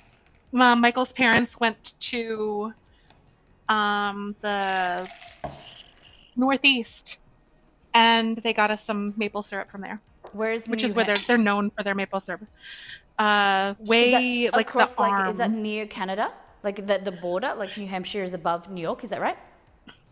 Yeah, it's like the arm. You know, like when it comes out like on the right side, on the east side, like the top arm. Okay. It's like up there. But it's closer to Canada. Yes. Yeah, they went to New Hampshire like in fall of 2021, and they came back with this. It's the maple syrup bottles for everyone. We got them for Christmas. That's such a great gift. I love that. Yeah. There's a place in the US that is known for their maple syrup. So another place out of Canada. Is it Virginia? I thought it was like New Hampshire or... There's something else that I've heard of that have maple syrup. Does anyone in chat know? Vermont. That's it. Vermont, that's it. New Hampshire or Vermont. Okay, is Vermont near New Hampshire? Yes, they're like right next to each other. Oh, okay, that makes sense then. Their trees have just spilled over to the other state. Okay, makes sense. Exactly. So it's basically the same thing. Yeah. Cheers, everybody. Zeph, what should we call this? This beverage. I'll let you name it. Well, since it's got to be something like because I made you drink at 8 a.m. Wait, it's 8 o'clock somewhere? I don't know. I have no idea. Does chat have any ideas? Because it's got to be something about like in the morning, you know? Because I made her drink in the morning on accident without thinking about it. The morning sunrise. Good morning, Molly. Do you have like the taste of the chili? Has that come through for you at all?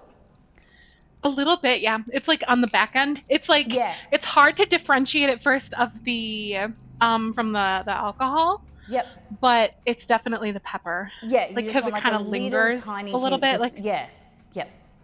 And then that sweetness, it kind of balances it out. Just like a nice little something at the end. Yeah. Fabulous. Yep. And the acids play really nicely with the pepper. So yeah, I think this would be really good with the pickled jalapeno like you did because of the vinegary flavor. Yeah. That'd be really good. Fabulous. It does look, it's a really pretty color, isn't it? Oh, I did buy one grapefruit to What? See my little pepper. You've put the jalapeno in there, like kept it in there. That's so that will just marinating. Build and yeah. All right, and then we just. Hi, Berg. How you doing?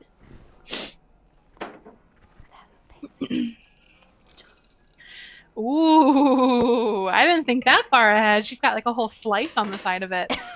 Want to taste it? I made her drink at 8 a.m. What should this be called?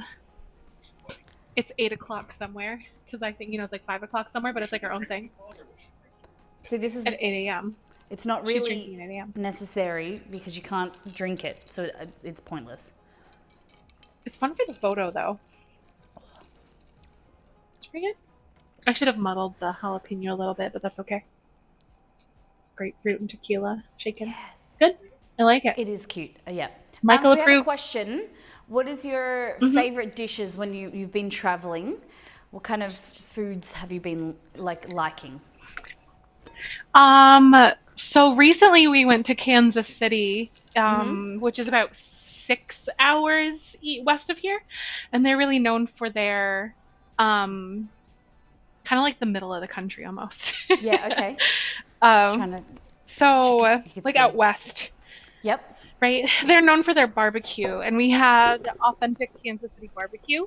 and it's very good. There's like different regions of the United States that kind of have like their own twist on barbecue. Yeah. And the one in Kansas City's like got more like almost like a Worcestershire, kind of like almost like a chili Wow. pepper, like really more, I don't know, like less sweet, like a darker kind of feel to it. I don't know Yeah, how to okay. describe it, but it's really good. So we had Kansas City barbecue. So whenever I travel, I don't travel often, but like when I do, I like to test out little like the popular restaurants and see like Yep. eat my way and look at architecture through wherever I'm vacationing to, because I like to look at Architecture as well. buildings. Oh my goodness.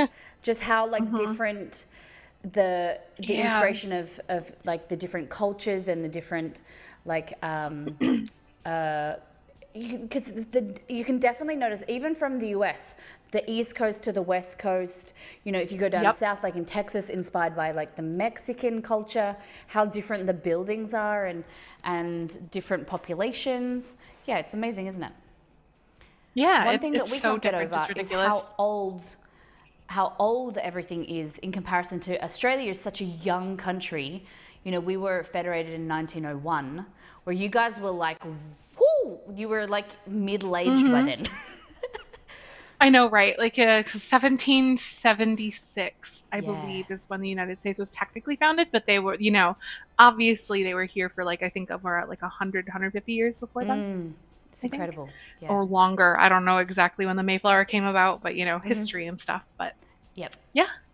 So this house is 1910, Yeah, we were talking and about that's that. It like was the like, average age of like the neighborhoods and stuff here. So, and this house is like a smaller version of the one I grew up in. So, so yeah. like similar Hmm. layout and everything. Yep. So Hmm. with a house like that type of style, is it very like bedrooms upstairs, living downstairs, or what type of like layout does an old American style house have? Historically, yes. So, obviously, people have renovated houses, that might have like flipped the floor plan to kind of modernize it. But interestingly enough, okay, this is welcome to one of my special interests, you guys. I build Sims houses too. But, We're going to talk about that a little bit. um, Yeah. yeah, but they also, so yeah, they would have like the main bathroom upstairs, unless they renovated later.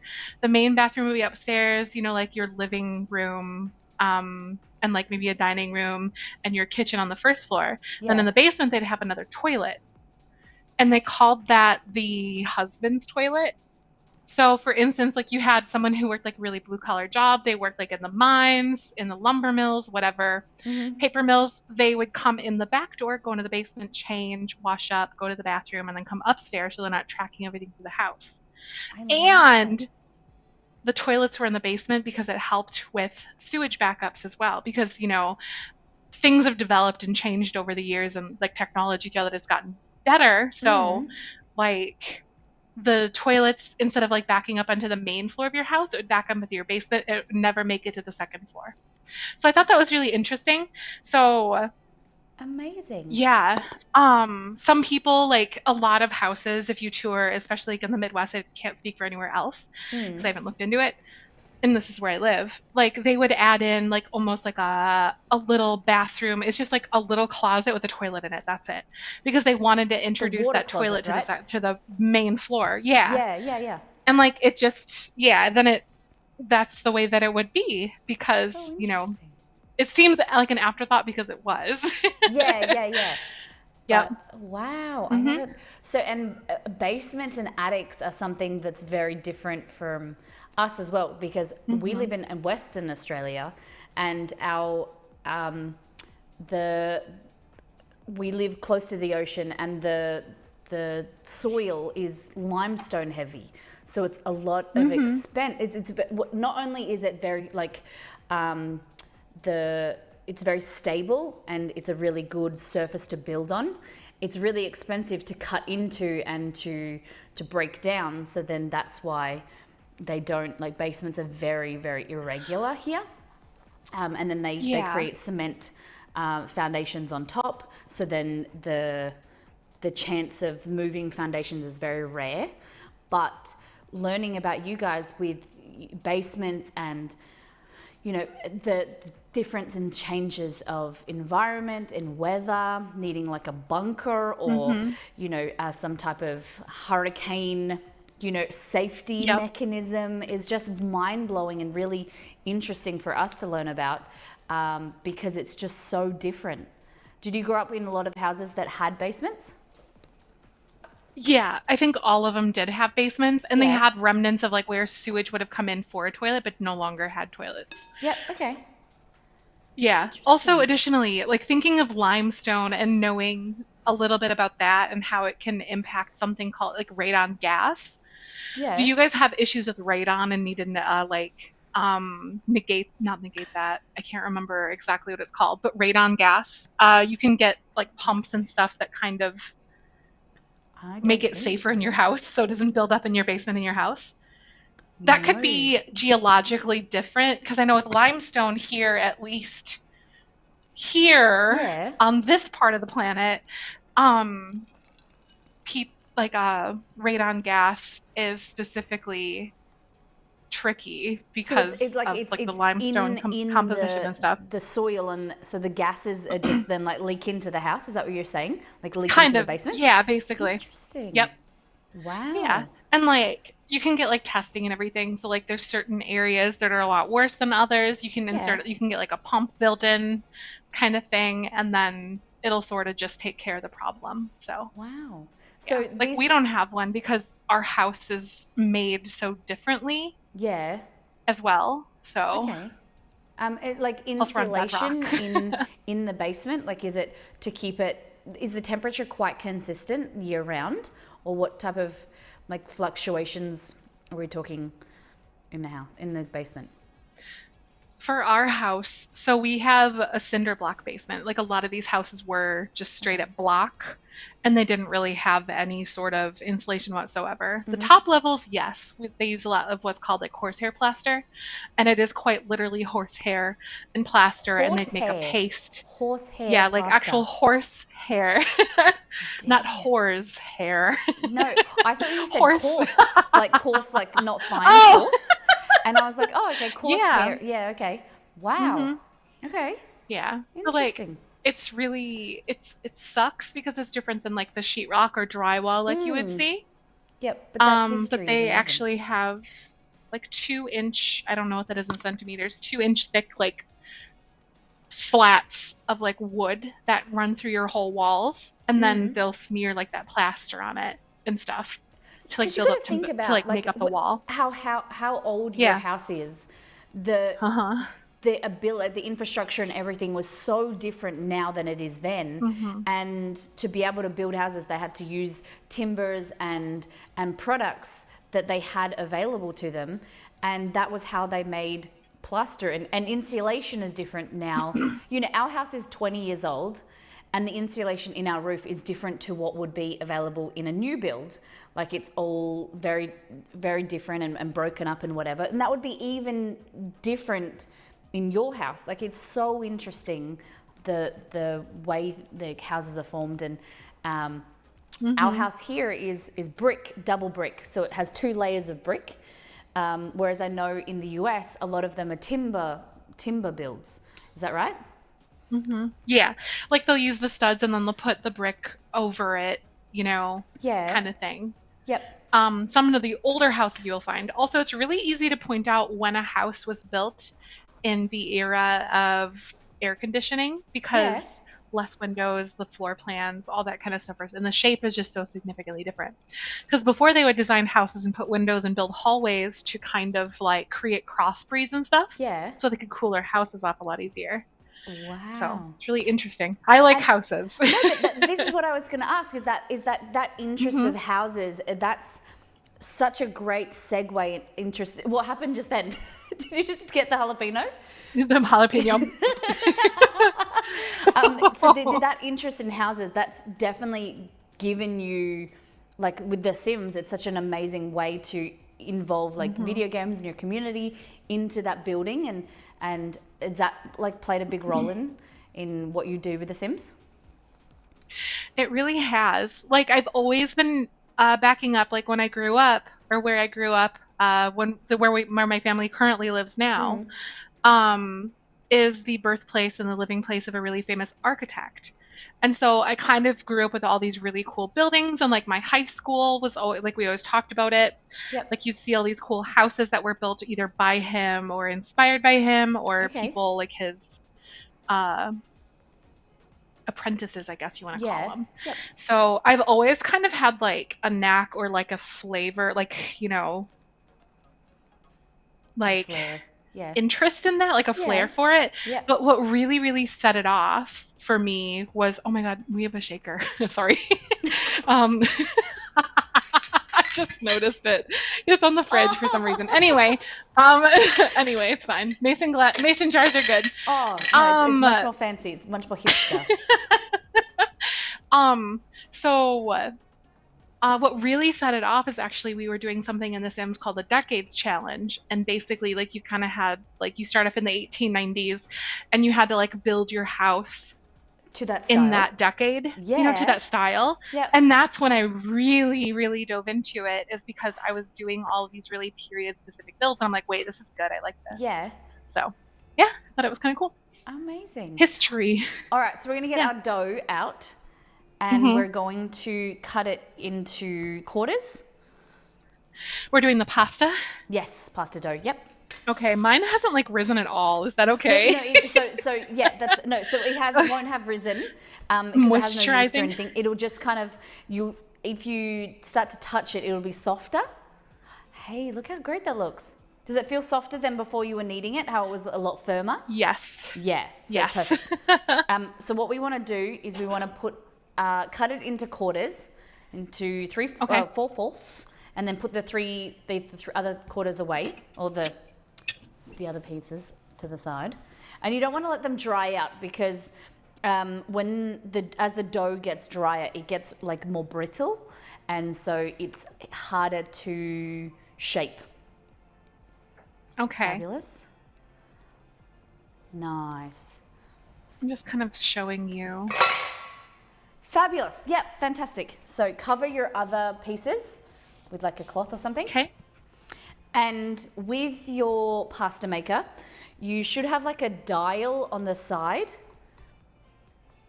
And you want to put it like on the level thickness? 1. Yeah, yes, it is. Yeah. Okay. Yep. So you want to put it on I also have, like, a the little widest setting. It might be probably a level 1. Yeah. They also have like hook me up with a clamp. But yeah, it's on that's one good. right now. Say that again. So we're secure. Yep. So it it should is be on secure. level 1. Level 1. All right. So what you want to do is, do you have a rolling pin? Yes. Yes. Just grab that. I want to mine as get a well. marble one. I want to get a marble one really bad. Fancy. I hear they're really good for especially making like pasta, and they just make your house feel like you've got an Instagram kitchen, and Right. Well, it's really good because you can refrigerate it. And do your pie crust, because my mom used to have a big sheet of marble that she would pull out to make her pies. that was her trick. Yep. Yep. Fabulous. There's a lot more tricks too. I'm sure she would probably kill me, I love it. but I'll share. Yeah. All right, so what you want to do is like kind of flatten it out, so it's just to make it easier to fit into the pasta maker. Okay. Kind of like this. Wait, where's my camera? Hello, here we go. Yep, fantastic. All right, so now what we're going to do is, I feel like I'm cheating on this. I feel like you're going to be doing the hard work. What That's you're okay. going to do is feed it into your pasta machine, and you're going to crank it till it passes all the way through. Okay. You can dust it hope with a this bit of doesn't, like, flour get- if you want as well. Okay, I was gonna say, like, I hope this doesn't, like, Stick. get all bound up in there Yeah, or something. yeah. I'm like, wait, okay. So dust it with I a guess little there's bit one way to find out. So dust, go. and dust Get the a little actual bit of- dough as well with a bit of flour too, maybe? Oh, Either way. Good job. Nice. Lovely. Okay. Yep. So now pass it through. And what you want to do is you want to go through once on the level 1. Then we're going to fold it in an envelope in thirds eventually. And we're going to pass it through again. Okay? okay. So go through, I feel like I'm cheating because I get to use the. It lets people decide. Like, oh no, it's like not. It's not going through. It's like kind of coming out like minced. It's No, not that's okay. coming No, out like a completely thin fine. Because what sheet. will happen is that's very, Oh. very normal. And then what you're doing is you're stretching out the gluten. You're doing fine. Got it. Yep. All right, and just crank it, girl. It's like gonna work for this pasta. Like, so chat can see. Yeah, if it looks like that, don't fret. It's okay. Yeah, that's fine. Because what will happen is, what we're going to do is we're going to maybe roll it out a little bit thinner so that it passes through. Yep. Cool. Wait, you did it already, and I'm sitting there like... I thought you like paused. No, you're good. So what I might do instead of I might not use this, and I might just roll it out by hand. Oh, you're fine. You're okay. Because you don't have to have a piece of equipment. You can definitely do this all by hand, guys. Shadi in our chat says, as long as you're not bleeding for your dish, everything is fair game. So just... That's fair. All right.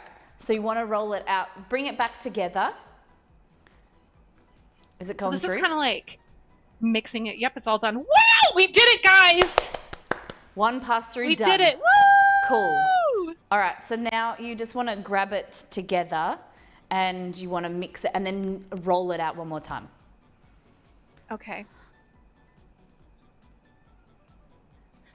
Right, Unicorn? This is really nice to have Molly along for the ride to teach you something. Aw, Like 10 out of 10 would recommend. Because I don't know what I'm doing. So don't be shy in the kitchen, y'all. Thanks, you too. Okay. Cool. Yep. So pressure. Yep. And then you just want to roll it out a lot thinner. So if it's not going to pass through, you might want to roll it out thinner because you want it to pass through. Oh, I see. So I see. It stays in one piece. So you might just need to give it some help and roll it out thin. I see what you're saying. So it doesn't like pull it. It like. Yeah. Yep. Yeah, because it was like pulling on an edge. Got it. Okay. So that's something that we could have done better earlier too. So see, we're learning. We're learning. Yeah, you're learning it as you go. And the thing is that you have to, with cooking, you have to get uncomfortable. You have to be ready for things to not go to plan because they won't. And what we like to say is we fail forward. You learn, you go, oh crap, like this screwed up. But then have that courage to keep going because it will come together. It will work out. We just need to figure out, something different, a different way of doing it, or maybe roll it out thinner, or maybe, what could be going wrong here. And it just happens. Exactly. It just, with practice. Yes. Yeah. Cool. So it's maybe a 1/4 inch for those of you who are in the United States too. No idea what she means. 1/4 inches? A 1/4 inch thick. All right, so now you want to try and feed it through. It might be a little bit wide, so you can cut it in half if you want. Will it fit through the thickness of your press? Yeah, that's good. It won't. Yeah, so that looks good. Now it will. Fabulous. Cool, that looks good. Now, so feed it through on level 1. Okay, so hopefully it'll take it this time. Oop, folded in on itself. Oh no. You got it. It's looking a lot better this time. And it does, doesn't it? You just need to, as it gets longer and as we start working, it'll just become a balancing process of holding onto the dough and feeding it through while also working it with your other hand. How's it looking? Is it going through? To guide it through. Yeah, it's going through. It's kind of maybe a little bit thinner. It's like breaking. Still breaking? Almost. So is the setting that it's on, can it go any thicker? Yeah, it can go to like... So make it as 7. thick as possible. But is that thin or is that thick? I think it's thinner. So we want to put it on the thicker? thickest Here. setting first. Let me get this through Yeah, and see what it'll look like. that's all good.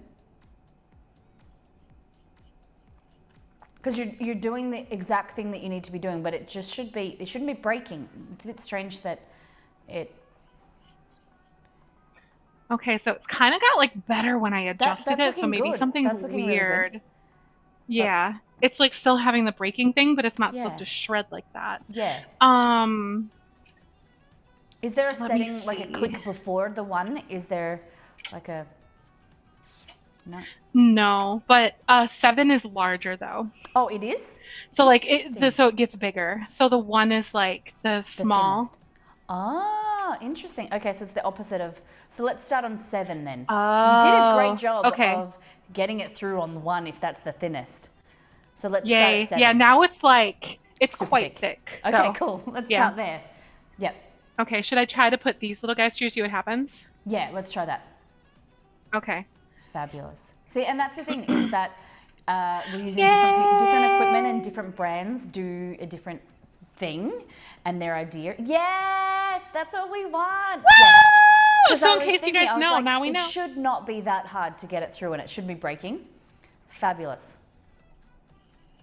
Nice. Okay, so Okay, now here we what I want go. you to do is just bundle everything that you've got now all together.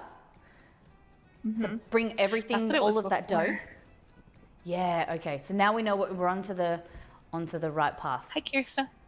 Okay, so now because we've kneaded that and the protein, it's kind of like it's gonna start to contract and it needs time to relax. So what I'm gonna get you to do is put that piece, that bowl, underneath the cloth and get a fresh piece.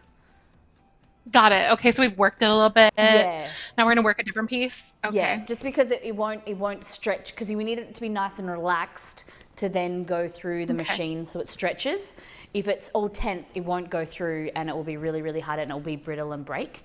So it's okay to swap around and use another piece. Fabulous. Yeah, that makes sense. Okay, sounds good. Nice. Gonna squeeze this guy over here just so I have Thank you, a Mum. little bit more rolling room. Nice. Here we go. Okay. Good job. Okay, so then just roll it. You won't need to roll it as thin this time now that we know the thicker setting. It should be able to pass through. Yeah. Because I was Okay, thinking good to you know, shouldn't have to though, work so- this hard to then use in a piece of Yeah. equipment. It should, it should help you and it should be adding some help. All right. So just a little bit. Cool. So Fabulous. Yep. And then you want to pass pretty that good to through me. level 7.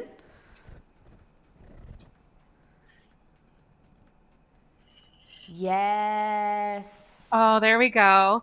Okay, Yes. so for those of you who are here and curious of what I'm seeing, it's like a 1/4 inch thick hole where I'm passing Fantastic. it through. Okay, so now you've got your piece like this, and you want to fold it in thirds like an envelope. So we're going to go like this, and you want to bring this one into the middle, like that. You can stretch it if you want, like that, and then you want to fold the other piece on top. Perfect. Yes, perfect. A little purse. Perfect. Yes. Dolce & Gabbana, eat your heart out. And then you want to roll it.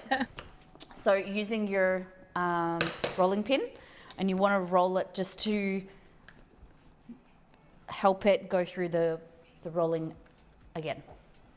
The roller again. Okay. Cool. It's just a little bit thinner. Fabulous. And now go through level 7. Push it through. Okay, I'm going in sideways, lengthwise. Fabulous.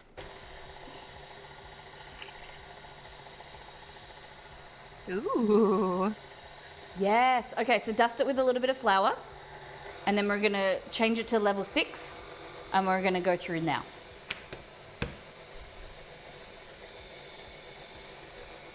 Okay, so how are you feeling? Are you feeling a little bit more comfortable? Yeah, definitely. It's not seeming like Kind of it's a knowing lot like of the work. feeling. Yeah. It seems like it's a little bit overwhelming when you're first doing it. Like, oh my God, it's a lot of steps. Like, it's really, really hard. But once you do it by yourself or you do it again, you'll get quicker. Like, it will feel like it's a lot of work and you're like, oh my God, it's not worth it. But the more you do it, it'll become, like second. That's Yeah. kind of like French silk pie. Like I've made it probably 5 or 6 times, and I just got better and better and better each time. So yeah. And like rolling out pie dough, the first time you flip the pie dough over into your tin, it might rip and break, but then you become a lot better and you know how to flip it over, the better technique to like line your pie dish and then bake it, and it becomes quicker and quicker, right? Yeah. Yeah. All right, so we're on level 6 now for you, and do we level 2 for me. envelope this? No, not this one. Do we just envelope leave. it? Nope. Just Okay, the cool, first time. cool. Yep. Great job. Okay. So now passing that through. And so with what you're doing, it might be easier for you, depending on, like, let me know how it feels for you, to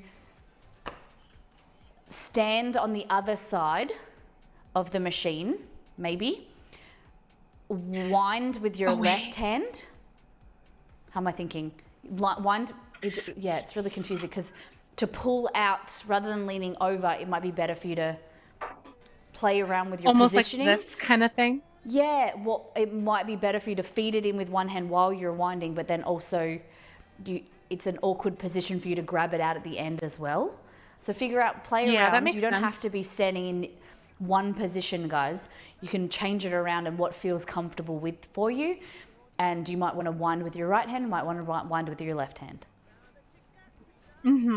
Because now what I've done is I moved it to the side, the edge of the table over here. Like you can't see me. Oh no, I actually can't do it because of the clamp on here. So I can't do that. Well, because I can't go like this, and it's still the same issue. Yep, I understand. Maybe I will try it with my left hand. We'll see what happens. Yep. Like I'll just turn the other way, but I couldn't even get go. it like on the other end. Yeah. Bummer.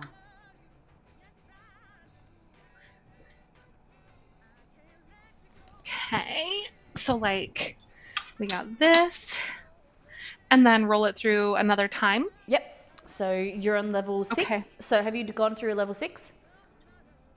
Yes. Yep. Okay. So now you want to go to level 5. Okay. Okay. Ah.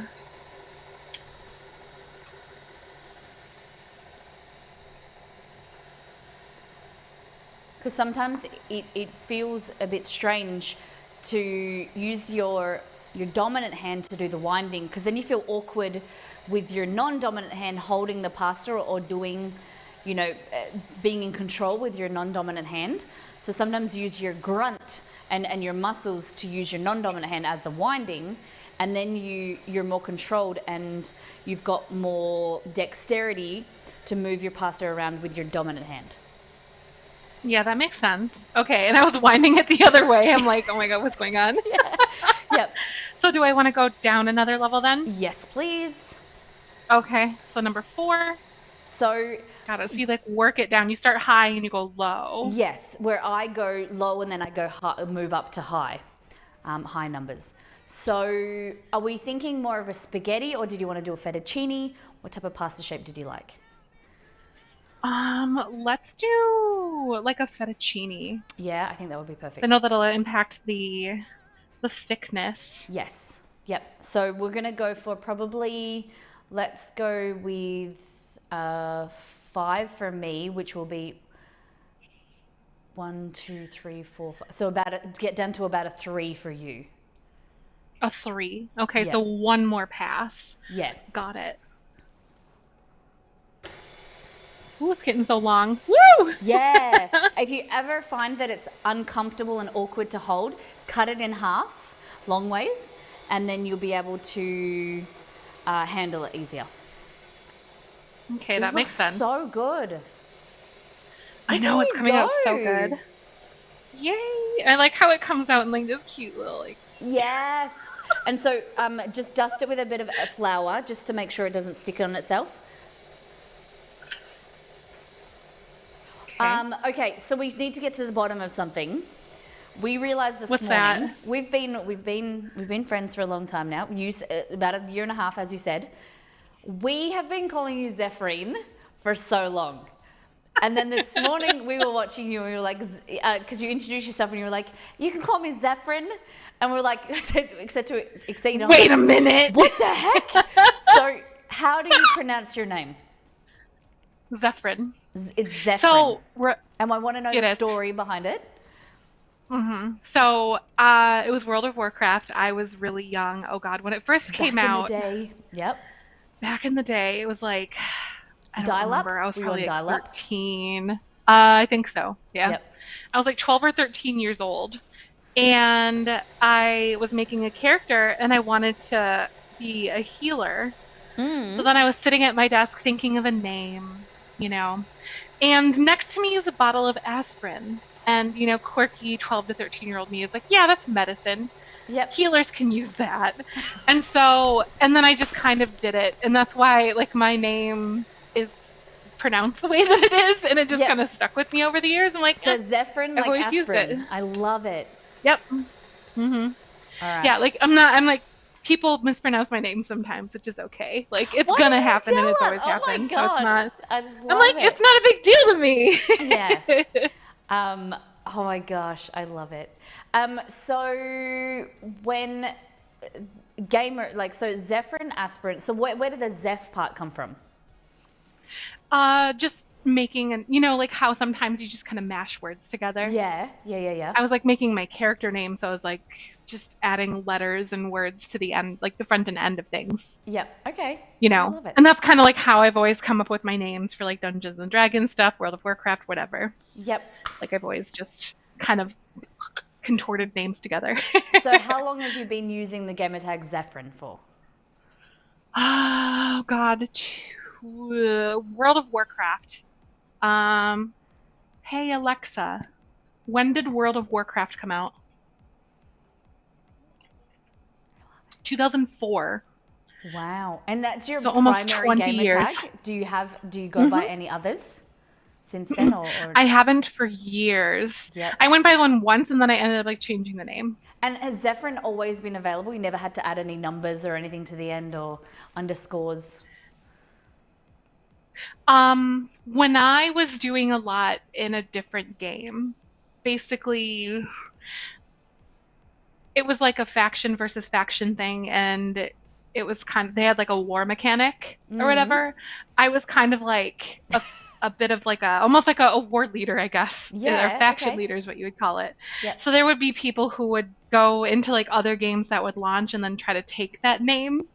So like for instance, if you go onto like Twitch tracker or whatever on the stats thing, if you search Zefrine, you'll see like a whole bunch of different names, ones that are like making fun of me or other things, and like it's just, and that's from that time period of like when that kind of stuff happened. So oh, I got some other people would try to do certain things. Yeah, love the troll accounts, don't you? So we want to go ahead and use the other three pieces and roll them out to the same thickness, and we want to dust them with some flour and just let them kind of hang out but not get too dry. Okay. Okay, so we just like let it sit and I'll move it over and then we'll get working on the other ones. Okay. I'll probably save that other one for last. The one that we already did. Nice. Sounds good. So what was you say your first introduction to the gaming scene was? Like what game do you remember first playing? Oh God, I was in diapers. So I was born in 1991. The Sega Genesis. So you are a few months older than me. So I'm 1992. Yeah. Yep. I'm December of 1991. That's it. Yep. And so I have two older brothers. One just turned 37. He's the oldest. And my other brother is 36. Yep. Nope, 34. Sorry, I had to think backwards. He's 34. So like I'm the youngest of three. Yep. And so we were in the 90s. That's when we grew up. And so we had the Sega Genesis growing up. And so I was basically introduced to video games at a very, very, very young age. Yep. And So what were you that's kind of playing where on it the Sega started. Genesis? What can you remember? Teenage Mutant Ninja Turtles and the Hyperstone Heist was my first game and one of my favorite games of all time.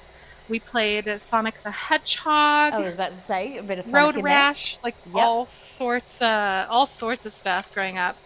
I And love then it. we played a lot of Nintendo 64 when that came out. But yeah, like I always grew up watching my brothers play video games, and Yep. it's kind of interesting to see how that kind of like translates and like how to Twitch even. You know, like you're just hanging out, you're like on the couch sitting there just like watching someone. This And is like I got a lot of exactly it. comfort through that. Yeah, Yeah, that's because it. I didn't play a lot of games growing up. Like I played Duck Hunt and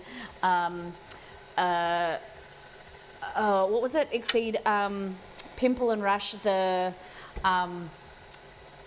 what are they? Battletoads? Toe Jam and Earl. Oh, Battletoads. I played a lot of Battletoads too. Mario and like Duck Hunt was the first game I remember. Teenage Mutant Ninja Turtles, of course. But I loved and still do sitting there and watching people game. Like I would love to sit on the couch and watch Exceed play Halo or watch him play Call of Duty and be a part of it, but not feel like I had to, you know, be the person that was actually behind the controller. There was a lot of joy in that for me. And you were the same, it seems. Yeah, I definitely enjoyed that with my brothers, and like, I remember playing or watching them play The Legend of Zelda or games like Banjo Kazooie, those kind of like Yep. adventure style games. And then I remember like sitting there watching them trying to solve all the puzzles and stuff, and then I would have them figured out before they Yes. did. Yep. And just give them some backseat gaming. That was just the original Well, when they backseat asked for it gaming. though. Oh, really? Yep. I was always, you know, with Spyro. I was always telling my brothers, I was like, go left, you have to go here, and you have to go and do the puzzle and whatever. And they were like, Molly, shut up. Because my brother, they were ultra competitive, and so they would do like time each other and do like different games, speed run. and then like speed run, like the kids version of that, and they'd time each other how long they could get from one place or do this challenge in Crash Bandicoot or whatever, and then they'd compete with each other. And so then I'd come on and I'd be like, you have to go here, and they'd be like, don't get involved. Where it's our thing. Right? Right. I love that. And that's the great thing with Twitch, because that's how it came about, right? Watching other people Exactly. and you didn't have to have those necessarily have the game or have the skills and whatever. You could just get involved and be a part of the community watching someone. Exactly, right? Like it was kind of this just a nice way to get yourself involved and like chill out. And like I like our community is really lurky, and I love that about them. Like because it's like to me that's like a sense of comfort. You know, like you're hanging out, you have no obligations to like do anything or say anything. You're just there. You're just hanging. And just Like, to I be love like that. it's just like hanging out with your friend and just being there, not having to say or do anything. You just kind of there together, right? Because you've got exactly. joint interests and joint joint kind of values and ethics, and you're just kind of there to and there's no obligation, like you said. Exactly. And that's the thing, you know? Like, and it's fun. I like it. That's good. It's good that Perfect. What is your how favorite thing about Twitch and about streaming that you didn't realize when you got involved in it that we would love so much? The community, honestly. Because to me, it was something to like share what I was doing or, you know, whatever, just something to kind of do in my free time. But then it developed into the sense of community and like being there for each other and, you know, laughing about whatever, supporting each other through whatever moments that life, you know, throws at us. Yep. And that's the biggest thing for me, is it's really become the community. So tell me a little bit about the Beanie Weenies and what makes them so special. The Beanie Weenies, well, they are chaotic, and friendly Mm-hmm. and loving and knowledgeable, supportive. Yep. Like it's just there's so many facets. It's hard to like lump them all um into like a box. I Yep. guess like well, Benjamin's kind of like our mascot. So the Yeah. way that like the beanie thing came into play was when This was another question I have. Yes. yep, yeah. He's a rainbow bean because like it kind of resembles the color that you bring into the world, and like your weirdness, like embrace Mm-hmm. your weird. And that's really what it's about. It's like kind of a place to just kind of be yourself, you Yep. know. I love And that. that's why we call ourselves um the beanie means. Well, we cry over like silly stuff, we've fallen over silly things Yep. and I we're love that. weenies. But that's why it's the rainbow bean. Mm-hmm. And why the bean specifically? Did that come about from a certain, you know, in joke or something that happened on stream? Well, there was someone that was a part of our community ages ago, and they were like, "Oh, I'm just a strange being. I'm weird. I'm just a strange being. Yeah. I'm just a, like, because you kind of call people human beings Mm-hmm. sometimes. You know what I mean? Yep. I have And heard you so say that. that's Yep. kind of what I'm like. Wait, that's because at that point I was still really new to streaming, or at least like building a community rather, and being Mm-hmm. consistent with the streaming scene. And I was still kind of struggling with what I wanted my branding to be. And then I was like, that's it. That's what I want it to be That's because it. I want people to be their weird selves. Yep. So people ask all the time, like, how do you get your brand? I'm like, it just comes. It kind of falls in your lap sometimes. You can't really force You it. can't force it, can you? So, Yeah, yeah, yep. Definitely. yep. And what would you like? What would you say to someone who wants to be a part of a community? What is your like tips for someone to come into a community your own or a community online? What is something that you think that for someone to find their place or to find some friendship groups or to be a part of something? What do you think that is something that you live by or you go by? There is something out there for everybody. And you Mm-hmm. just kind of have to, like, social media obviously is going to be a really good spot to kind of get in touch and find what you really want. Mm-hmm. Um, but just go in and just like watch someone and just vibe and see what happens because you never know what you're going to run into. Yep. Sometimes, for instance, like you raid into somebody and then you have the chance to meet another streamer, and it's just, it can change. That's like how we've grown our community Mm-hmm. and also introduced people to yours as well. Mm-hmm. Like you find people with those values, and then through that you can find friends and relationships and Yep. even more communities. Yeah, I love that. And you don't But like just don't put find pressure on something, yourself. yeah. You know, like you don't need to be full pressured to chat or like lurking is fantastic to figure out if you vibe with that person or if you like that community and if you then when you feel more comfortable then get more involved as you feel like when it's right. Mm-hmm. Yep, because I know, oh gosh, we have so many community members in our community where um, there's someone they're like, hey, I've been a lurker for like 3 years or whatever, however long, and I'm like, oh my gosh, Yep. It's they just amazing. hang out, and that's Mm-hmm. that's totally awesome. Like Yep. there are so many flavors of support. Mm-hmm. Sometimes just being there, and that's what counts. So, Yeah. how about Yep. you? How did you get into streaming too? Mm-hmm. So my husband, Exceed, as you guys know, is my other half. He was a big gamer, so uh, we were. He introduced me through Twitch because we were watching like in the mornings as we got ready for work, and we on the night times and stuff we would just flick through because he'd gamed his whole life and my brothers had gamed, and that's how they kind of got along and chatted. And I didn't have a lot of experience, but I did love watching people play. So our first streamer that we watched was Summit 1G, and I used to love watching Mm-hmm. him play PUBG. That was, I think, the first channel back then that we watched, and in the mornings before we got ready for work. And Ixie was like, do you want to stream? And I was like, nah, like what would I stream? Like I'm not really good at games or whatever. And that was when there was the IRL, like you had your gaming categories and there was IRL. And I think we were living in a house. We just moved there, and we set up and we did one stream. And it was chatting to someone, I think from Texas.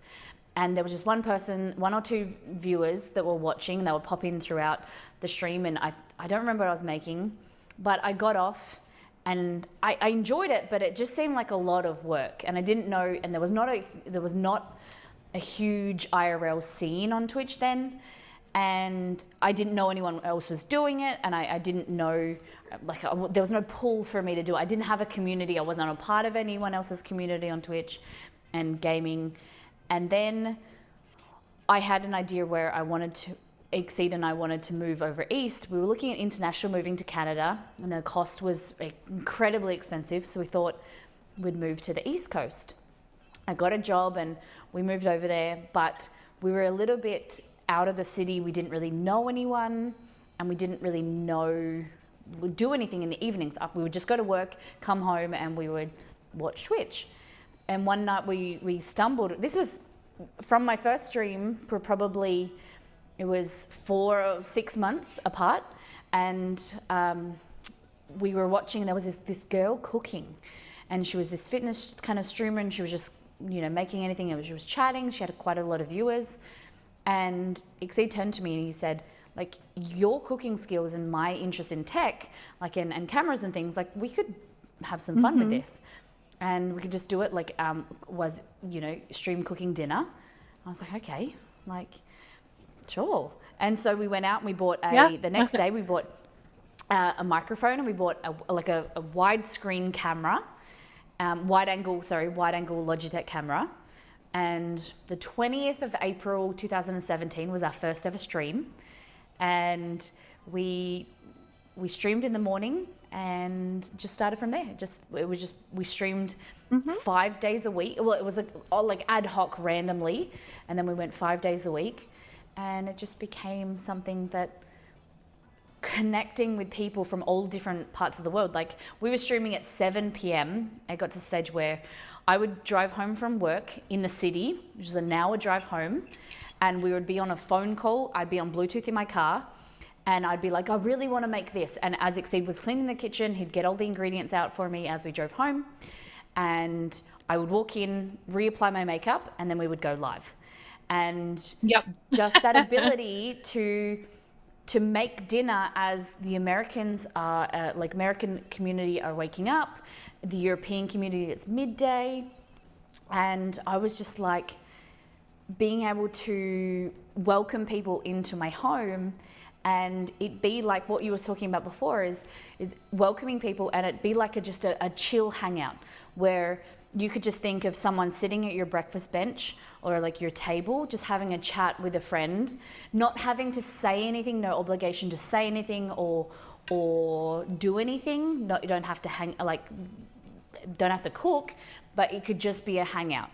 And that's what our community, we just say, pull up a chair. Like, we don't matter who you are, your race, religion, your political views, whatever, as long as you're a good person, as long as you're a good human being, like you said, that's what matters. How we treat other people and how we get involved, that's what matters. And being a part of something greater than you, and sharing your experience, sharing your day, sharing your not so good things. We're all human, and sometimes we have not so good days. Some days we have days where we want to celebrate, and everyone needs a cheerleader in their life, and we want to be that for you. We want to believe in you until you believe in yourself. We want to cheer you along, and we want to just, be there for each other.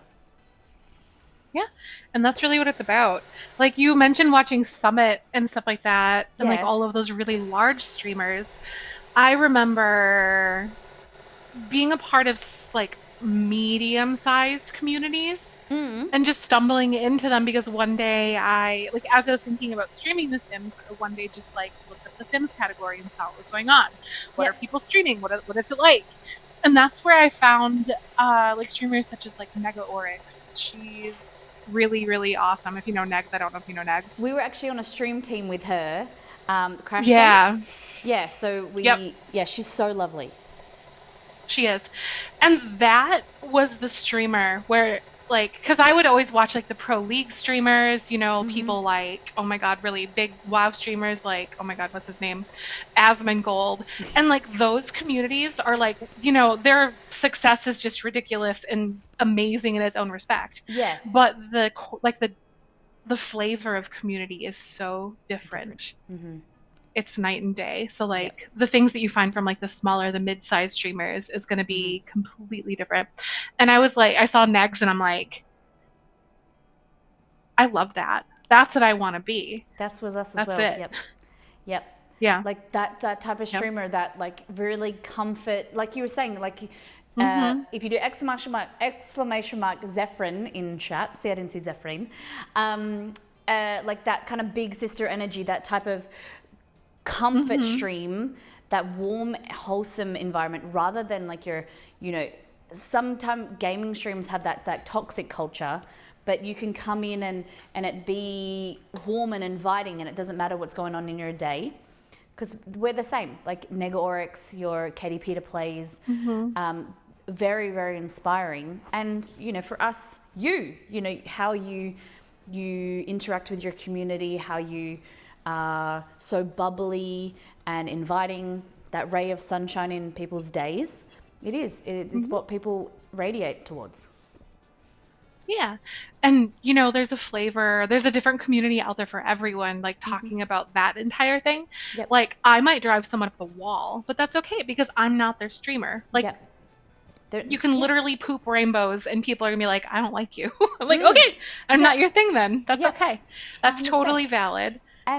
And some people gravitate towards, after a big day, they want to vent and they want to rage on the internet, and that is their flavor for them, and they'll find a streamer that is their culture and what they love, and that person can gravitate towards them. And as a streamer, as a growing streamer, you kind of become more comfortable. I think you might agree with this, but let me know how you feel, of that.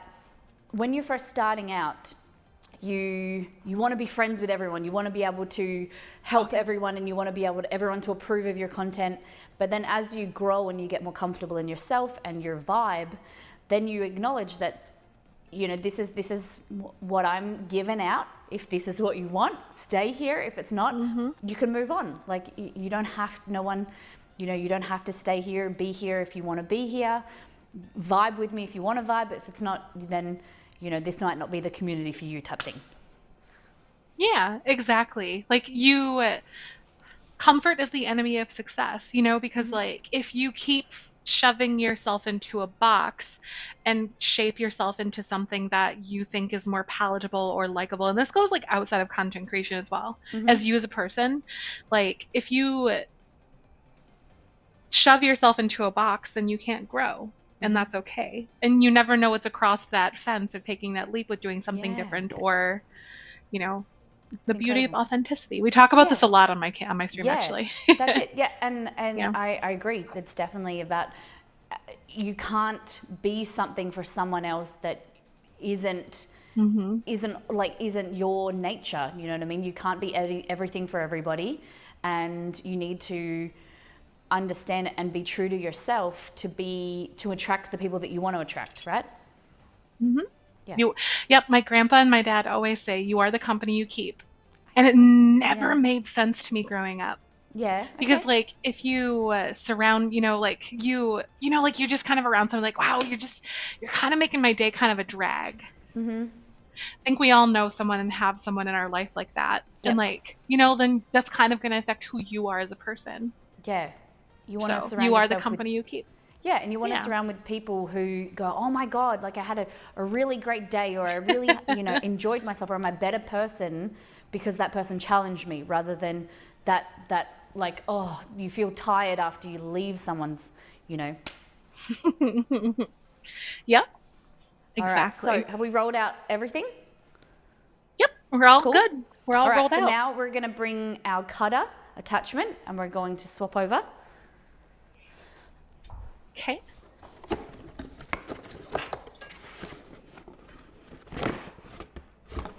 So you do a lot of different content in The Sims, and you do TikTok and YouTube.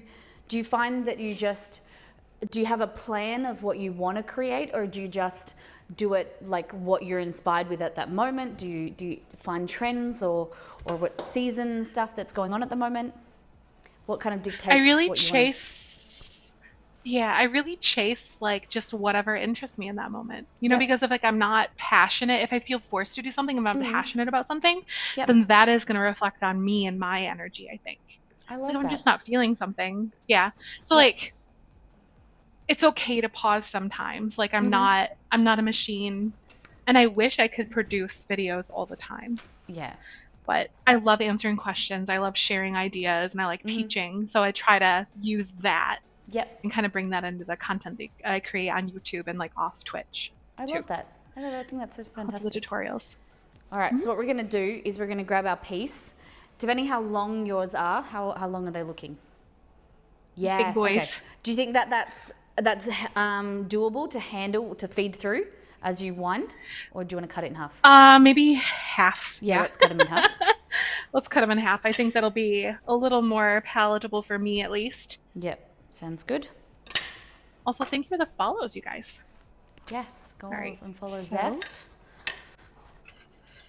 Welcome in so for those then that are it just joining us seems as well. like- My name is Molly and this is Zefrine. Today we're doing our first ever Make with Molly. So we're stepping Zefrine through. Zefrine? See, I gotta. Stepping her through how to make pasta right now. We've got our bread dough. We're gonna be making some pull apart bread soon. Alrighty. Before, I'm just going to push pause for 2 seconds. If you want to preheat your oven to 180 degrees Celsius, 350 Fahrenheit, let's go do that now. Just Okay. get organized for the next step for later. So, did you growing up, was your oven like a storage container? Never. Like, did you put like keep like pans, stuff like that in there?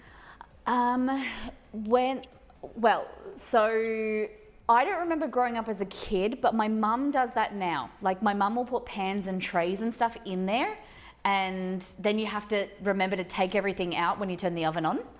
And you couldn't see it, but I checked the oven before because it's just habit. Yeah, I was like, Yep. it's habit. Whereas I have been lucky. So when we designed this kitchen, in our old house we had one larger oven, and the oven and the appliance situation is very different from like North America to Australia. Our appliances are a little bit different. Yours are way bigger. Your fridges are bigger. Your ovens are bigger, whereas ours are quite small. So we went from a larger oven to now 2 smaller ovens because we couldn't, the way that we built our kitchen with IKEA, you couldn't fit, they didn't have the ability to fit the oven in, the larger one. So we went 2 small ovens, and now I have one of the ovens that has like a bread baking basket and stuff inside it. So I've got to remember the same thing, is to remember and check in there what's in there in case you have to, Yep. like, this burning smell. All right, so what we're going to do is Exactly. grab your one piece and you're going to feed that through and cut that. You want to dust it with a Okay. little bit of flour, either before or as they're coming through, they'll come out of your pasta machine, and you dust it with a little bit of flour so they don't stick together. But it's up to you. Okay. So we're using like the fettuccine style, We right? are, yep. Okay. So So the it's going to be a thicker bit one. thicker. Yep. I'll try it here. I'm gonna go this way. Okie dokie. So.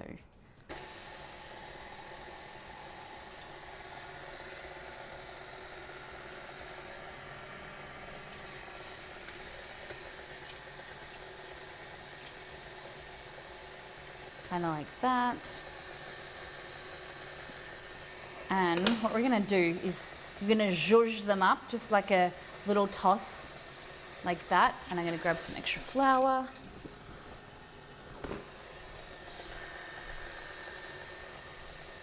Just so that it doesn't stick together. Fabulous. Okay. How are you finding it? Good. Good. See, you're making it look so easy. Mine is a little drier, not Yep. horribly though. Okay. You can always dust it, like if you find that the surface has dried out a little bit, you can put a little bit of like water or something on there, and so that it doesn't start to get too crumbly. Or if all else fails, you can put some water on there, re-knead it, and then roll it out again. I think it's still pretty good Hey, though. that looks amazing. It's feeling pretty Yes. nice. So yeah, it's like good. this, with a little bit of flour, and just, it's depending on, okay, so I don't mind the straightness of the pasta. Like Zeph has pulled hers out and she's kept it straight, and then that will give you a different texture. It'll pick up the sauce a little bit different as well. Whereas I just let mine kind of sit mine in a mound, and it goes a little bit curlier. It's up to you. So you can keep it straight as you I want. like the curly stuff so it grabs the sauce. That makes Yeah. sense. Because that's one thing when come my on, you brother, must go. my oldest brother, Belgor, which you'll know, I think that's Yeah. one of the first few times that you came in stream that you met my brother. I think so. And he's a professional chef. And as a kid, I remember reading, he was studying, and he had this big, thick book. It was Italian pasta. That was all it was pasta shapes and the sauce that went along with it. And a lot of the pasta shape is dictated by the sauce, or the sauce is dictated by the shape. So it's to grab, or like a shell pasta is to be able to scoop the sauce in like a certain way. A thicker, like a ragu, is then recommended to go with like a tagliatelle or a thicker pasta like this. Not taking my pasta. It's not taking it. Oh, it's not taking it, going through? No. Maybe too much flour? Maybe just... How dare you not It's like take the straight pasta? up not going. I know, take it! Let's go! It's like I'm like in there. And I'm winding it the right way because I've tried both, Both ways. you know, so it's if not you that. lay it down, can you kind of like push it with your hand? If you lay it onto the machine, yeah, like that. Can you push it in Almost with your like finger? push it. Yeah. Just needs a bit of grab. Get a little bit of water maybe and just wet that edge. It might just need... That's true because it's like not slippery. sticking. Yeah. Yeah. Because it's like, it's pretty dry. It's not like crumbly, but it is a little on the drier side. Yeah, okay.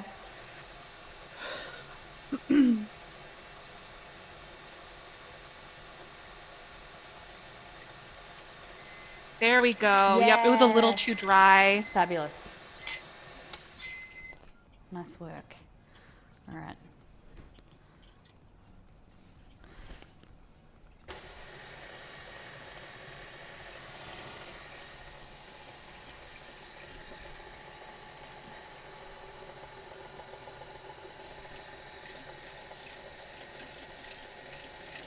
So, what got you into cooking, Molly? I think when kids were like watching cartoons or like having sick days, and you would like lay on the couch, my mum was always very much like, if you're sick, you got to be in bed. Where like Yeah, that's they what my work from family was too. home. My mum worked it from home, so then if she wasn't around, then I would sneak down and I would watch cooking shows. So in Australia, you would have on the TV, we didn't have any cable or any fancy TV or anything like that. So we would just watch what we call free to air, and what was like on your regular TV. And up until about 8:30, then you had cartoons. From then you had like a kid show, you'd have the news or whatever, and then you would have some cooking shows. Throughout the day you would have shows. There was like this older gentleman. It was called Huey's Cooking Adventure, and Alive and Cooking, or you would have all these like weird and wacky Australian shows, and I loved it. I loved just sitting and watching and like just how they take regular ingredients and make them into something so delicious. And I very much was an experimenter in the kitchen, and my parents will still say, my brother will tease me and say that it was like 40%, in the beginning it was 40% success, 60% failure. But then I got better. Like it was like that failing forward and getting, I would just do some weird things just to try it out how it would work. And I think that that is the key to becoming a better cook, is getting comfortable in the... It's also easy to say when someone else is paying for your ingredients. Like my parents were living at home, my parents were paying. But then it became, 60% success, 40% fails. And still to this day, there's a lot of mistakes. But I think that a lot of trial and error, or seeing a recipe and be like, oh, I want to make that, but I don't want to follow what they're doing. I want to be able to use the ingredients that I've got. And then the biggest thing is that I like to be quite open-minded with food and not being as traditional.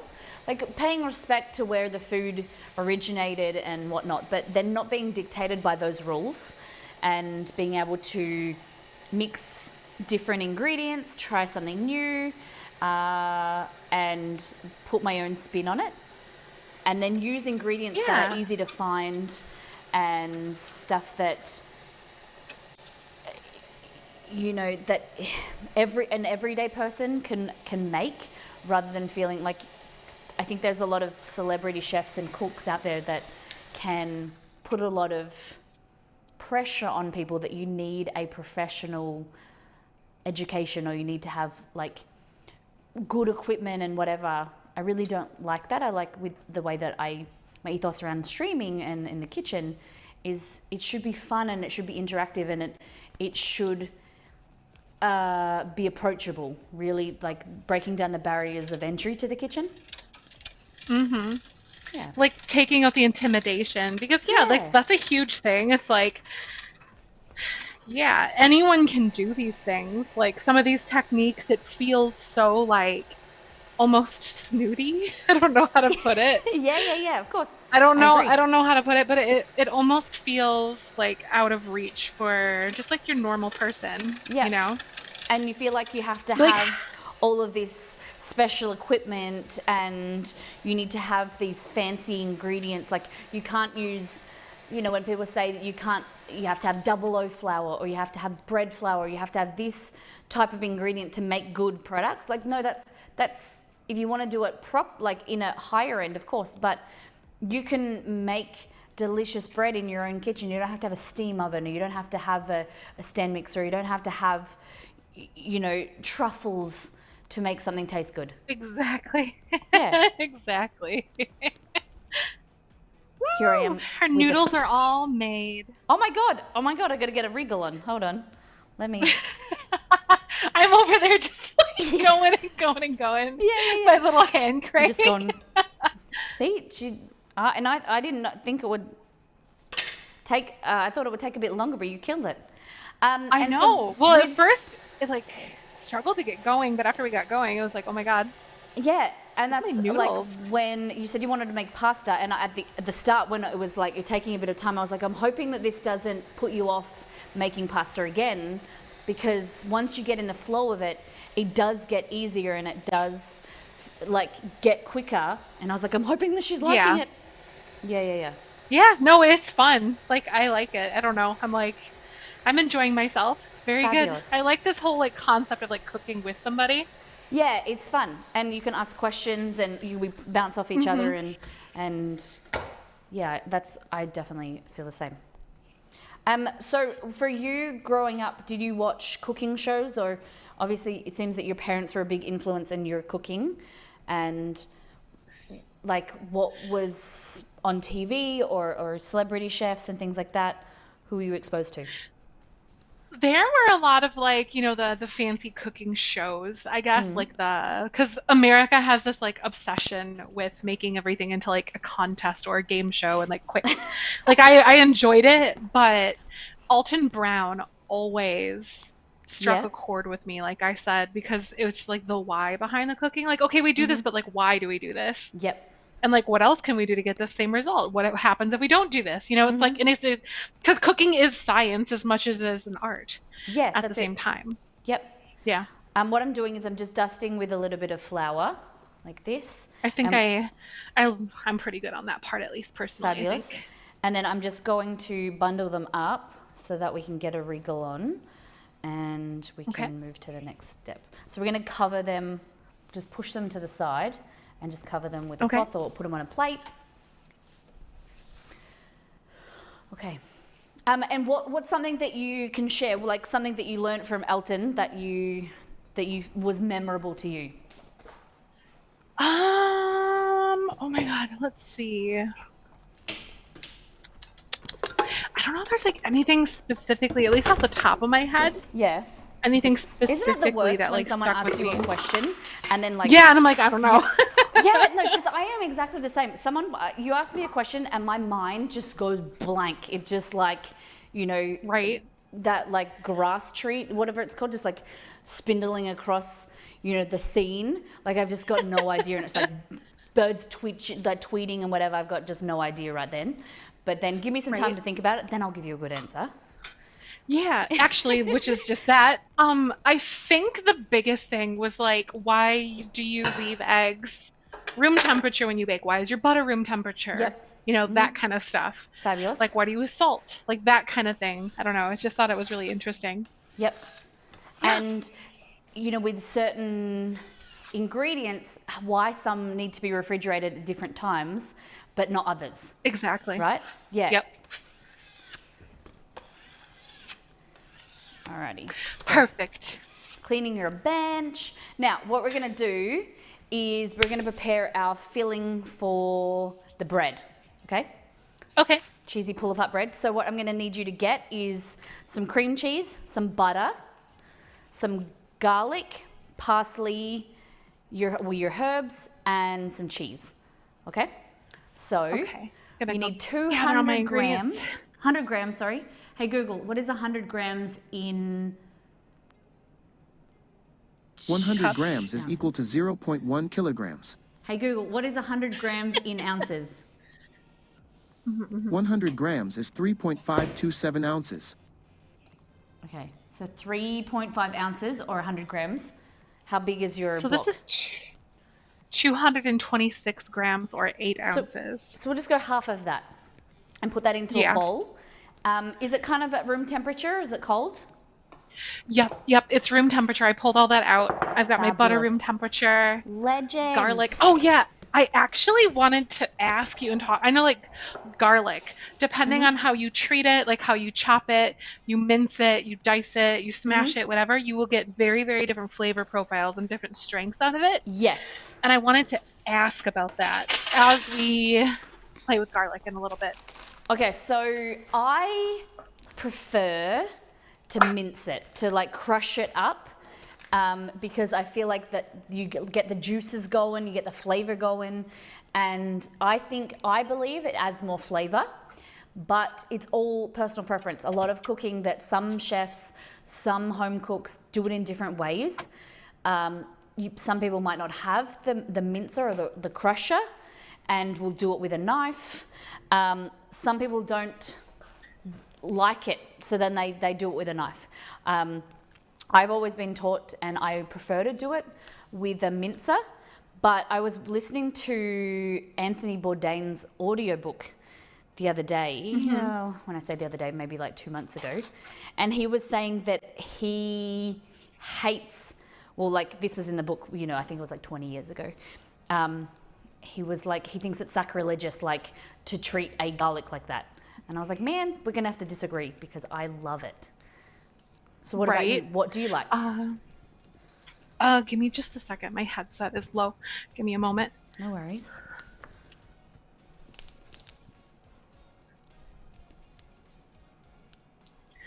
Can Rastel is asking me, I often forget to put salt in the water when cooking pasta. How bad is it not adding salt if I'm making pasta? It's not the end of the world, but it's going to add flavor to the pasta. And it's the same way, people are going to tell you different things, but my personal preference is the same. Potatoes, pasta, rice is that should be tasty in its own, not just as part of your main dish. It should be flavorful as a side dish. You should want to eat it in itself, and then it just adds flavor to your sauce and eating it as a whole meal. So I would say it's not the be all and end all. If you forget, just add a bit of cracked salt on top maybe, or some crushed up salt on top, but just try and get in the habit to remember. Hello, are you there?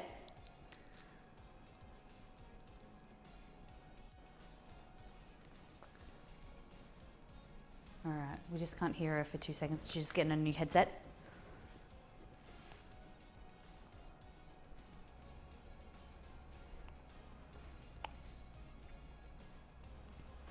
Oh, drinks here.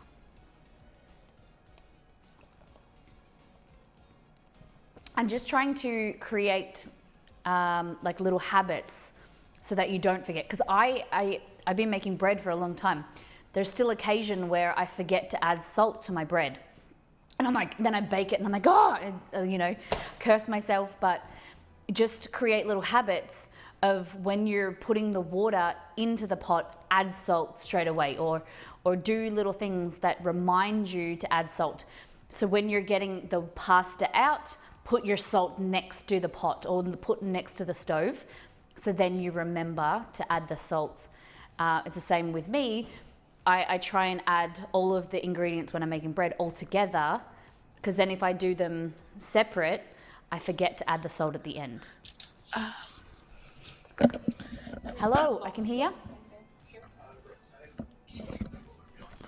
Good to go? Can you hear me? I can. Yep, we got it. Woo! Welcome back. Yay, we're good. Thank you so much. Sorry about that. No, okay. Don't apologize. It's all good. We're just talking about salt. Yeah. Ooh. Yeah, I heard a little bit about that conversation though. Yeah. I always wondered about that as well, with like the salt thing. So yeah. So one of the best, if you're into reading or you want to learn about, different, every person has different beliefs and ideas around food. And some people you'll pick up, you'll really vibe with them, like talking about streamers and things. There's some people that you just kind of think, oh, I don't want to follow their opinion or their idea. It's not for me. It's different to what I want. But Salt, Fat, Acid, Heat, the book, she also did a little Netflix series. I would really recommend that. It's a really interesting take on the food science about adding salt to dishes, how much salt you should add when you're cooking pasta compared to when you're cooking potatoes. It's really, really good. Yeah, that makes sense. One moment. We just got a wonderful raid from our friend Springson. Stephen, thank you so much.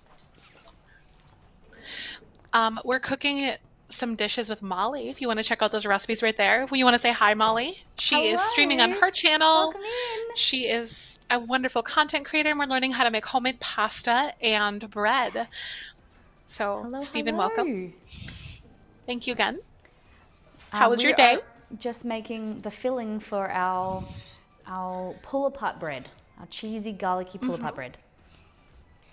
Yeah. Okay. So you said about... No, you go. Go ahead.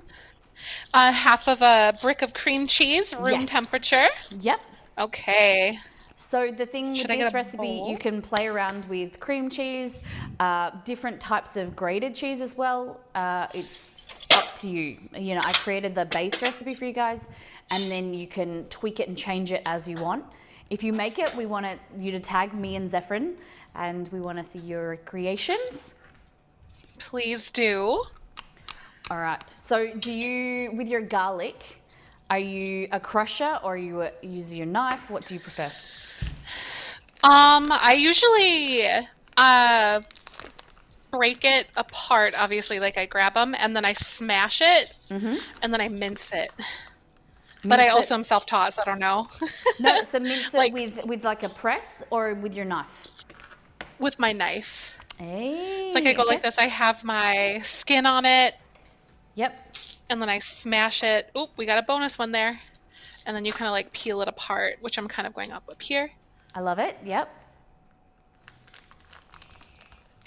It's been a while since I've messed with like garlic like this because I usually and then I cut off like the root part too because it usually comes off easier.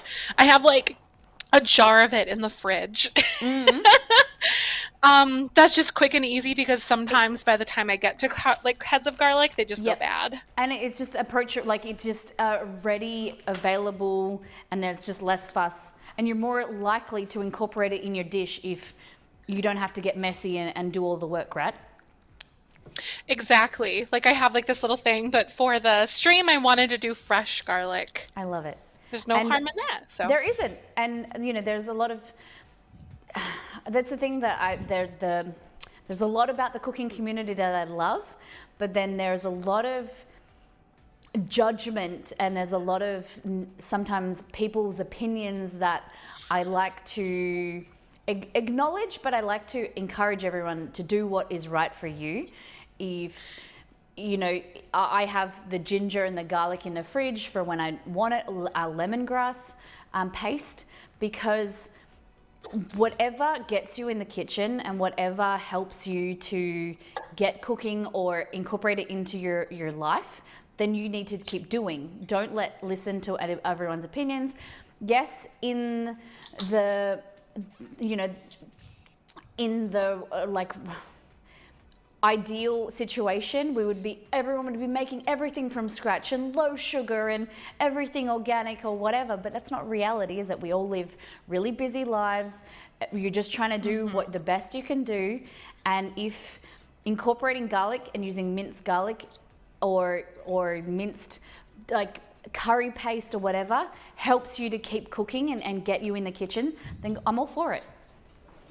exactly. Well, it kind of goes back to the whole salt conversation, you know, like those conversations about what the best thing to use for garlic, you know, or people like judge you for doing a certain thing a certain way. Take it with a grain of salt because everyone has their opinion on how to salt things. Yep.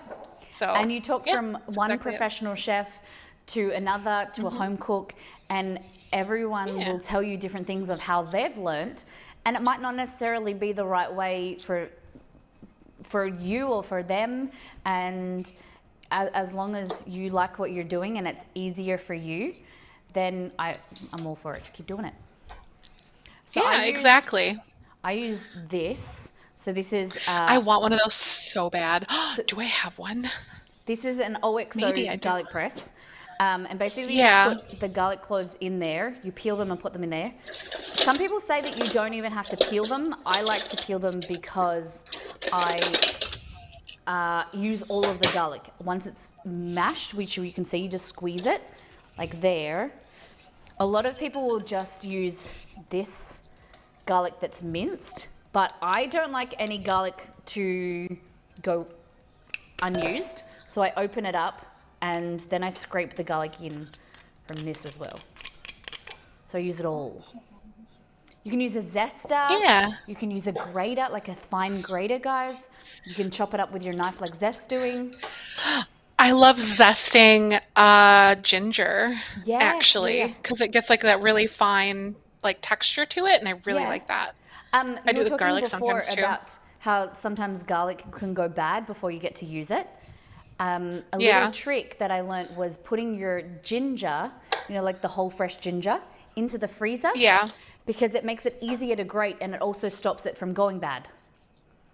So You know, I need to freeze more stuff. I also found I have a garlic press and I've never used it in my life, so I'm going to use that today because I hell yes. wanna. I'm excited. I just realized I need to run outside, but you guys can come with me as I Okay. I just need to go and get some parsley. Next year, I'm totally going to make my own little thing. Like, I'm excited. Your own little Make my own little garden. Yeah. So I want to do was that. I didn't have mind the blown. means to do that this year. Wait, you were mind blown? I was mind blown because, you know, when you grow up in a country that, oh my God, I just pulled out the whole parsley plant. Okay, we'll just bring that with us. When you grow up in an environment with a climate that is basically so stable all year round, like we don't have huge extremes, that I didn't realize that you guys like lose your garden half of the year and then you have to replant everything again. Yep. That is just crazy to me. It's so interesting. It is, isn't it? Yeah. And like it's just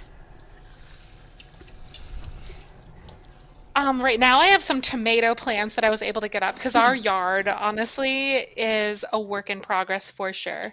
It was Oh, sorry. not they weren't the most savory crowd of people living here, let's just say. Okay.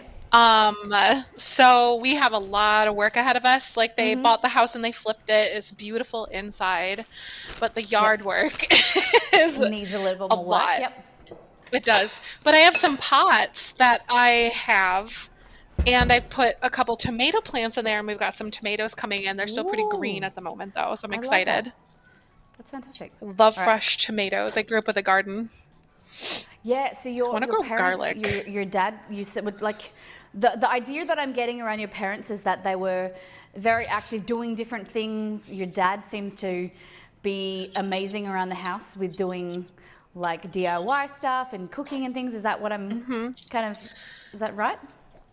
Yeah, pretty much. And an interesting thing about me, I didn't actually have beef until I was in my 20s because we always had venison because my Okay. family would always hunt.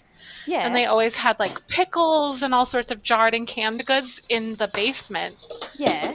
that they would have. And so they'd preserve that and we'd eat off of the garden stuff all year round. So kind of like homesteading. Yes, Is that what pretty it? much. I have been following Yep. a lot of different homesteaders because it's something very different from Australian culture, like preserving and whatnot. Because of it's kind of like with the extreme weathers, right? With the snow. Does it snow for you? In Oh, yeah. Oh, God, yeah. yes. Okay. Yep. And just the extreme weathers that we don't have, the necessity to preserve for the winter months is just so incredible. And there's just so much, you know, to learn on YouTube and through Twitch. Do you think that's something that you would stream, like some gardening stuff or potting? I've always wanted to. I myself, I'm a pretty big novice when it comes to gardening and learning about that. Yep. Like, I know a lot of things through, like, my grandmother, for instance, or my dad and my parents, because they were obviously really avid gardeners. But I never really, like, put any of it into practice until, like, now. And I do not Yeah. have a green thumb. Yep. So But yeah, trying new things. there's a It lot might of be something learning that to you be love. done. Yeah, of course. Yeah. Yeah. All right. So what we want to do, we've got our garlic and our cream cheese in one bowl, and we're just going to chop some parsley and some basil, whatever herbs that you've got. You Okay. can add thyme in there, rosemary if you like as well. Okay. So what I'm going to do is grab your parsley like this, and what you want to do is kind of like roll it and pressurize it so it kind of stays together like that. Okay, so should I like break off some of these stems? Yeah, yep. And just kind of Okay. leave the leaves. Good idea. Yeah, just trim these up a little bit. Yep. Yeah, I've always wondered, I've never really been like the best at chopping fresh herbs. I kind of just went with it. I never really like learned the best way to do it. Oh, But I got it done and it works. I think that you just got to get in there and use your knife and just figure it out. Because, that's like I was saying before, is sometimes I know the way that you're meant to do it or like people other do it, but sometimes I'm just like, can't be bothered and I'll just chop it willy-nilly as I can. Yeah. Okay, so All right. grab it like this and you just want to kind of like roll it flatten the leaves and kind of roll them into each other. If you can. Fabulous. Okay. Nice. And just get your knife and we're just going to slice. And like you were slicing your jalapeno before. Yeah. Nice and kind of fine if you can. But we can go over it once we've gone through this pass.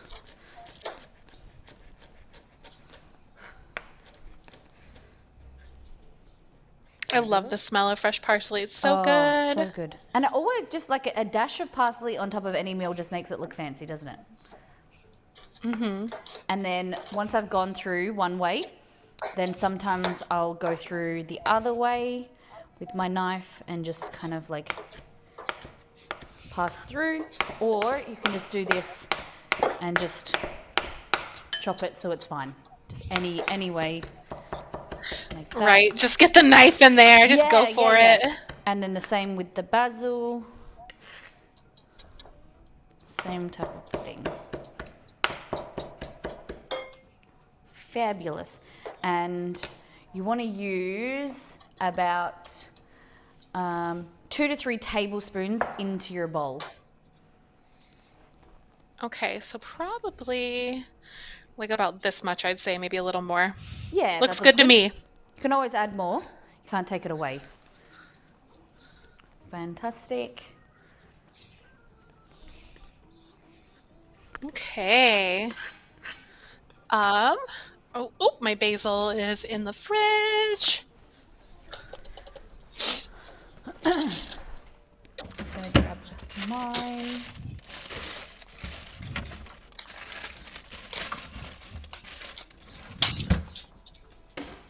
Right. I love the Alrighty. smell of basil. Yeah, it's Hi, so Benny. good. I have a It's plant almost that like I need minty. to give some more love to. Yeah, basil. Do you like licorice? Yes, aniseed? I love Yeah. anise. Yeah. Yeah. It's kind of like that. I think basil has that kind of aniseed kind of smell as well to it sometimes. I could definitely see that. Are you a cilantro fan? Yes. Yeah.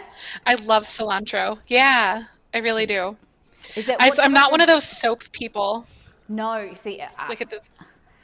I'm not gonna say that I disagree with people, but I don't, because you don't understand. I don't have that gene, and then there's so many people that say that it tastes like soap to them, and like because I can't even think about what that would be like to. I know, taste it's soap. like Doesn't make sense. It's so good. exactly like it really doesn't make like any sense to me at all either. Yeah. Trying to find my mouse because do we need basil for the other for the recipe at all, or just this one? You can add some if you want, but if you can just leave it for this dish. That's fine. Okay, I'll have like a little bit that I'll pull to the side, like a couple leaves, but most of these are gonna go here. Nice. Then I'll just get to town on these. What type of Definitely foods need to do- sharpen these knives. Oh, Oh, don't go we all? ahead. It's like the bane of my existence. I bought a knife sharpener machine thing, and it was the biggest scam I've ever bought. Oh my And god. I had to contact them, and like, I don't even know how. I just felt so embarrassed that I got caught up in this scam thing. And then I checked their website, and they had like stolen images and like fake reviews, and I was just like, oh my god, how did I not pick this up? But I got my That's money the back. worst. Yeah. That's good. I'm glad. Usually credit card companies are pretty good about like if you challenge something, they'll be like, okay. Well, it didn't actually get to that stage because I said to the company, and they were like, they sent me a message, and they were like, by the time that you, we can definitely give you a refund. By the time though you send the product back and then we issue the refund, it will take so long. So what we can do now is we can give you a 40% refund right now. And I was like, no, like I want a full refund. This company is a scam. I'm going to report you to the ACCC, which is the Australian Consumer Protection kind of and they were like, oh, we'll talk to our management. And then it took a week, and I said, like, I'm lodging this with my bank on Monday, and I'm also going to lodge a complaint with the Australian business kind of, watchdog. And then I got the refund straight away. And I'm like, oh no, she's doing the thing. Yeah, I shouldn't have to do that to, get my money back and out you as a crappy company.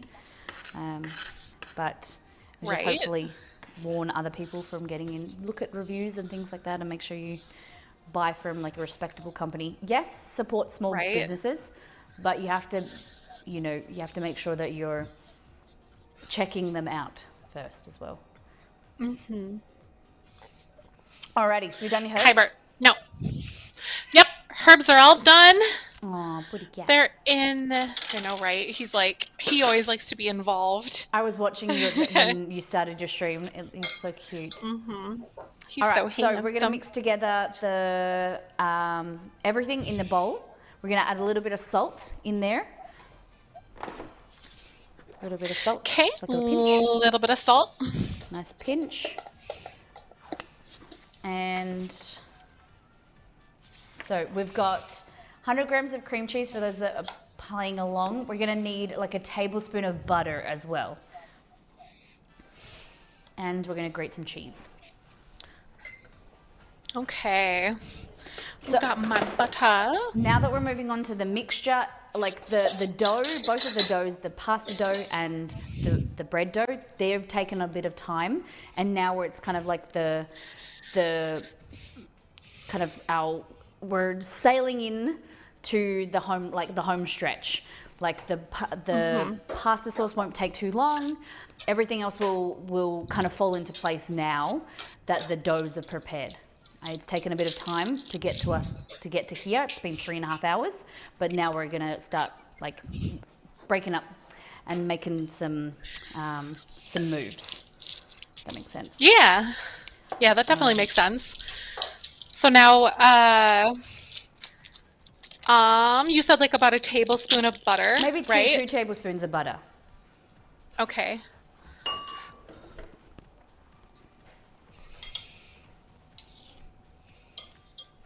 Okay, I've added some butter.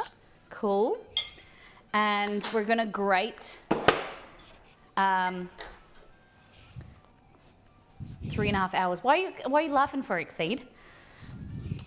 Okay, so we're gonna grate some cheddar cheese, whatever, like if you want to mix, add some Parmesan, your favorite cheeses, whatever you prefer. Parmesan. Yeah? I love Parmesan. I'll do cheddar for this one. I have some Parmesan in there too, yeah. Add a little bit of both, go ahead. Yeah, we could. I know, Kyber is very persistent. So you're adding about half a cup. 95 grams, about half a cup. Okay. Well, or a cup. It's up to you how cheesy you want it. Okay. Is there any foods that you really don't like? Any ingredients? Anchovies are disgusting. Oysters are disgusting. Pickled herring is gross. Pickled pig's feet are disgusting. I've never heard of that. Where I live, pickled pig's feet. Oh my god. Yep. Is this a regional where I'm classic? from, we have yeah, kind of. It's more Norwegian. But we have a lot of Norwegian influence where I'm from. Okay. So you'll find like a lot of those things like pickled herring, pickled pig's feet, kind of stuff like that. We got some pickled pig's feet lovers in chat. Terrible. Really? Anchovies, oysters. So have you ever had smoked oysters? I don't like yeah, I don't like them. I'm not like a huge fish person. Yeah, okay. I guess like it's just like I don't know how to describe it. Yeah, I can understand. Exceed is very much the same. I do like... I'm like, ugh. Like whitefish and salmon, not that fishy fish, if you get me. Yeah. Yep. I like prawns or whitefish a shrimp I lot like. more. Yep, I like them. lobster or crayfish, but there's oysters I could give, or like, you know, I could pass. Um, clams, ugh, nah, way too much work. Yeah, I don't like scallops or clams either. Oh, I love scallops. Basically, like I hate them. I'm like, ugh, not for Yeah, me. yeah, yep. And would find foods that you would die on a hill for, that maybe unpopular, something that you just you know that it's weird, or you know that it's different, but you love it. Oh. What about you guys in chat? Is there anything that you love or hate that you'll be like, that's gross, I'll die on this hill, I'll never eat it ever again? Angel Kitty says pickled herring is good. Interesting. Okay. Rustalaw had oysters once and they tasted like seawater. I can understand. People love that about them though. I just don't like the jelly slipperiness of them. It's the same with Can you hear me mango. again? I can. Sorry, headphones are, you it's know, all it's good. on the fritz. Technology. No, that's understandable. It's all good. So foods that we were talking about, foods that you really, really love. Lasagna, chicken pot pie. Oh my God, what else? So lasagnas, chicken pot pie is really good. Pizza. Yeah. So when you were talking about lasagna, I have a question because I didn't really know. Are you a cheese sauce or a ricotta person? Did you grow up with Ricotta. See, that's very, because I grew up with like a cheese sauce. Never really had ricotta. It's interesting, right? Yeah. Different people, different influences. It is, yeah. Like the ricotta, and like you layer that. I usually mix like Parmesan in with it, and like egg, Yep. and then your some cheese or cheese, Yep. egg, and like a little bit of like the garlic, onion. So I kind of like blend the rest of the flavors in it. Yep. I love it. too. All right, so you're going to give that a mix. If you want to, depending how you're feeling, you can add a little bit of chopped jalapeno in there if you want. Ooh, I have it, so why not? Yep. And we're going to add some black pepper. Okay. So I'll do that now. Get a bit of black pepper in there. And I haven't added my cheese. What are some regional dishes for you guys? Like things that are like an Australian, because Wisconsin is, or not Wisconsin, but like the United States as a whole is pretty much kind of like a melting pot, if you will. Yep. Yep. I understand. For us, it's one of the hardest questions that we get. They're like, people come in, they're like, what's an Australian dish? What would you grow up with? Vegemite is probably the quintessential thing. Yeah. But a lot of our influence is from Britain.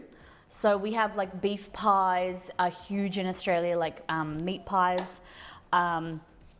Lamingtons are like a sponge cake, like a yellow cake, cut in half, sometimes with jam, but then they're coated in like a chocolate icing and coconut, and they're amazing. Anzac biscuits are like a oatmeal cookie, but with golden syrup or a treacle. What else? Yeah, Liz talking about Anzac bickies and lamingtons. Scones, very British, but they're big. Pavlova, have you ever heard of the pavlova? I've never had it, but I've heard of it before. Yep, so like a meringue with coated, like topped with whipped cream and then fruit on top. Very popular Christmas. So for our Christmas is, my family specifically, it's a lot of seafood, a lot of, we have roast pork and we have ham, like a cold ham, but then you have a lot of seafood or shrimp, crayfish, which is kind of like a lobster. And Yeah, we have those a lot around here. yeah, but then it's summertime, so like your time right now, like that would be Christmas time for us. So when Yeah. the weather gets hotter, that's what our Christmas is like. And so when you're starting to, your days are getting longer, it's starting to get brighter, then you kind of have this feeling, I don't know, since I was a kid, like that's when Christmas is coming, school holidays is coming. Yeah. Huh. Yeah, it's so interesting to think of like people having a beach party for Christmas. I'm like, what Yeah, are you I bet. doing? Yep. Like here in the Midwest, a lot of things that people talk a lot about as like a regional dish is like a casserole or like a hot dish. Yeah, so a hot dish, do you have them very often? Like this with the tater tots, right? They can come in a lot of different forms, Okay. not just tater tot casserole. Like tater tot casserole's one. What else do we have? Green bean casserole. Oh God, there's so many. Where do I even begin? Shepherd's pie Mm-hmm. is another one that I see a lot of. And would you have something like a shepherd's But pie with venison growing up? yes. Mm-hmm. Yeah, like a ground venison, because my dad had like a meat grinder and everything, and our Yeah. uncles and like some of our friends would go. Why the heck is my headset on the fritz today? Sorry. No, it's Yeah, okay. like um they would automatically, or they would sorry, like grind all their meat and everything Yep. So they would and go then hunting freeze it and kind together. of divvy it up. Yeah. Yep. And then they would like And like butcher it, and then you would like separate it, and then you know your family would then like divide the carcass and then freeze it all up. I love that. yep. Amazing. Yep. How's your mixture coming together? Good. It's all, I would say it's pretty well blended. Fabulous. Like All right. everything's all like distributed here, so. Nice. Okay, so we gonna grab our dough, our risen dough now, and you can do I this hope in that it a few actually different ways. raised. No, that's all right. Let's have a look. It's my like worst nightmare. I'm like, did it actually rise? Oh, it did! Yay, I did it! Looks good. Okay. So what we want to do is we want to degas it. So we want to push it down just very slightly. All right. And then take it out of your bowl. Like that.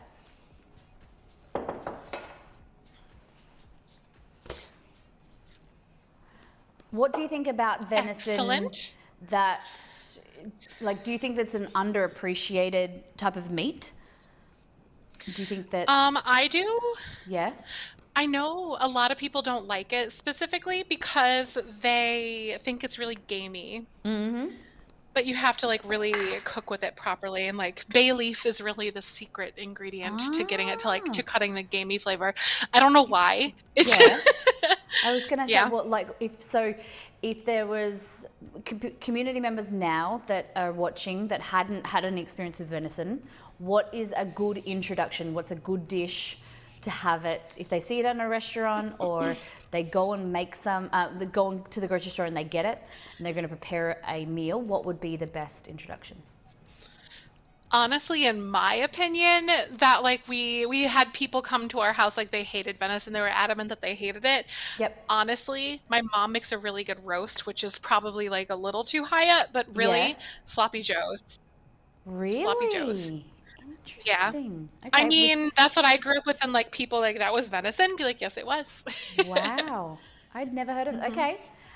Yeah, for me, I haven't ever had a roast venison. I had like steaks and things, and I do like it. I'm not too big on gaminess when it comes to kangaroo, but I do like venison, and I do like not rabbit, duck. So on the level of duck, would you say it's more or less gamey for people? I've never actually had duck before. We never really had like waterfowl or anything Yep. like that. I've Okay. never knowingly had duck. Yep. So I can't say. Okay. Never had kangaroo either. You don't need to. It's not that good. All right. So next step is we're gonna get the loaf tin. Yep.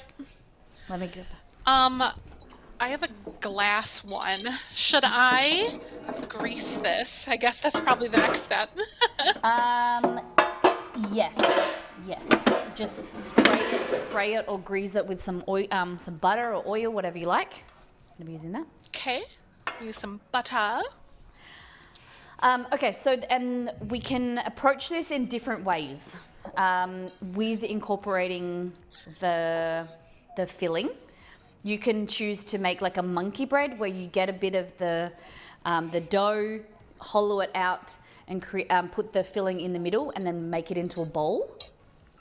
Or you can, the way that the recipe is written, is you create slices of your dough and pretend that's like a loaf of bread, like a piece of bread. You layer one side and then stack another piece of bread, another piece of dough on top, and then you stack it up.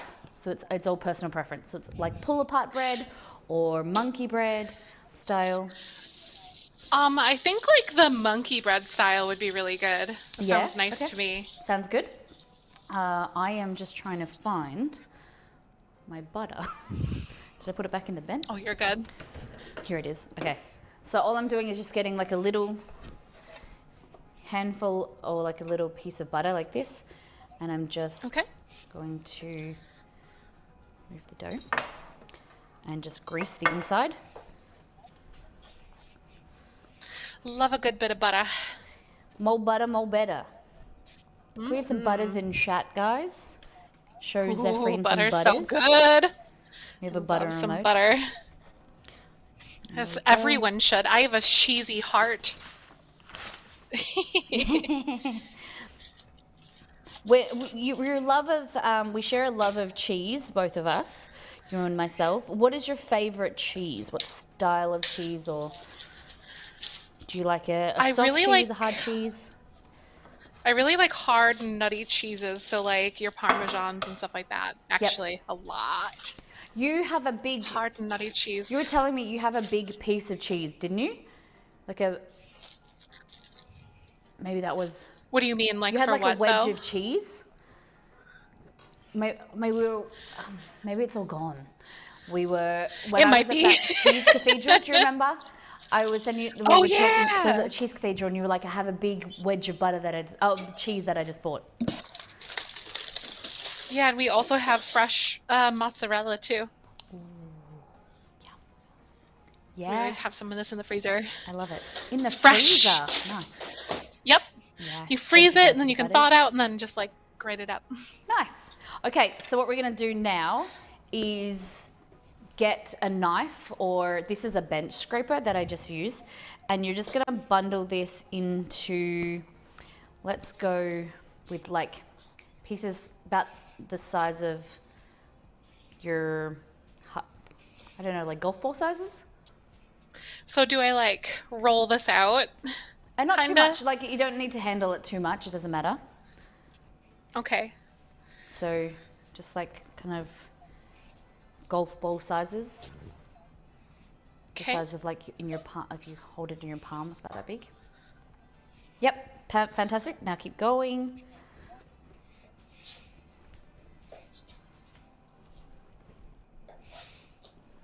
Fabulous. See how many we can get. Okay, so 1, 2, 4, 6, 8, 10, 12. 12 pieces maybe. Fabulous. I have like Good. yeah. I love it. Okay, so what you want to do is grab a piece and stretch it out like this. Fantastic. Okay, so kind of like that. Yep. And then you just want to grab, like, either use like a teaspoon if you want. Just use a teaspoon of your mixture and then place that inside like this. Yep. And then you just want to like pull it so that from one side to the other, stretch it over and pinch.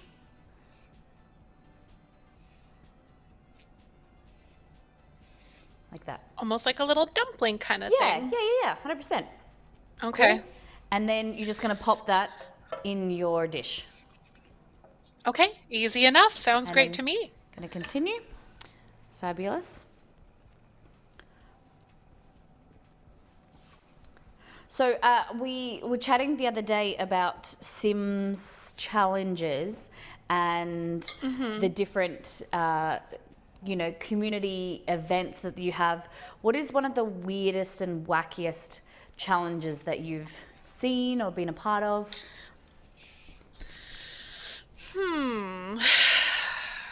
In like gameplay stuff? Yeah, or whatever. Like, because you've got the legacy challenge, and there's all these different interesting things, like the decade challenge. What's something that's you really, really loved, and what's something that's like, has there been one that you're like, oh, that's a bit strange, or like not for me? There hasn't been one yet. Like, there's 100 baby challenge where basically like you have to like have 100 babies, but you have to have a different partner for every baby. Yeah, okay. So So it's I a was lot of going to ask, sleeping what are the around. rules behind that? Like, is there, like, you have to be one mother, or so is that what it is? One mother has 100 babies? Not necessarily, but there are people who will try to get to have like the mom to have like as many babies as possible kind of thing. But it's not like a part of the rules. Okay. All right, she just lost her microphone at the moment. That's okay. You're back. Rude. Yes. Apparently it's just on the fritz today. But the mom, there's some people that have gotten up to like I think 50 babies on one mom, Oh my goodness. which is a lot. Yeah. Wow. 100 babies is always really, really crazy. So Punk There's Princess one is called saying Black that she had Widow. a female that had 100 babies. Yep. Because you can basically there's ways that you can age down your sim, but your sim also doesn't age when they're pregnant Okay. too. So So if would you this line it up be properly, Yeah. yeah. So If you would line it have up to use properly, to age them down, or? no, there's like little potions that you can buy, but Ah. yeah, so basically if you do it right, you will always have a partner. So you'll always like have someone like lined up basically. And then you Someone can that's just just have your around babies that to. get knocked up right away. Yeah, Yeah. okay. Interesting. And then there's also one called the Black Widow Challenge, Tell me which about this. like basically you have a female sim Yeah. and she doesn't work. She marries for money. Okay. So she marries for money and she kind of does her thing and she murders. She has like this fancy dinner party. She's like the perfect wife, perfect life. Yep. And then she kills her husband and then marries the next one. Oh my gosh. Yeah, there's a lot of different challenges. Like we have kind of like this fun little gameplay thing that we're doing right now, well, kind of on the side. Every once in a while we'll kind of play it. Where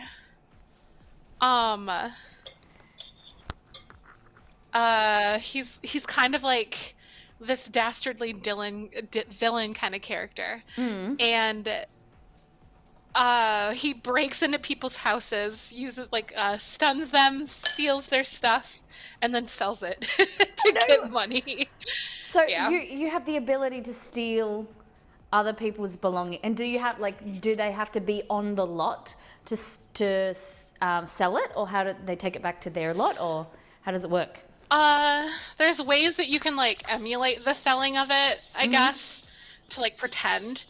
But essentially, to visit someone's house, they do have to be there unless you can like break in and stuff. Yep. But usually we go when they're there and then we sneak around, like, and every once in a while he'll like convince someone to like go streaking and go running around outside naked. And then he'll like steal stuff from them when they're gone. And he looks like there's this old like TV show villain called Dastardly Dan. Okay. And he's like very like curly mustache, like big chin, and just I don't know. And this He's is funny. something that this is a character you created? Yeah, basically, like chat did. I was like, because the challenge is called super evil supervillain or super rich supervillain. Yeah. So you have to get super rich and you're a villain, and we just like added our little spice to it to like steal things from people and get rich Oh my goodness. and make them go streaking. Oh my Yeah. gosh.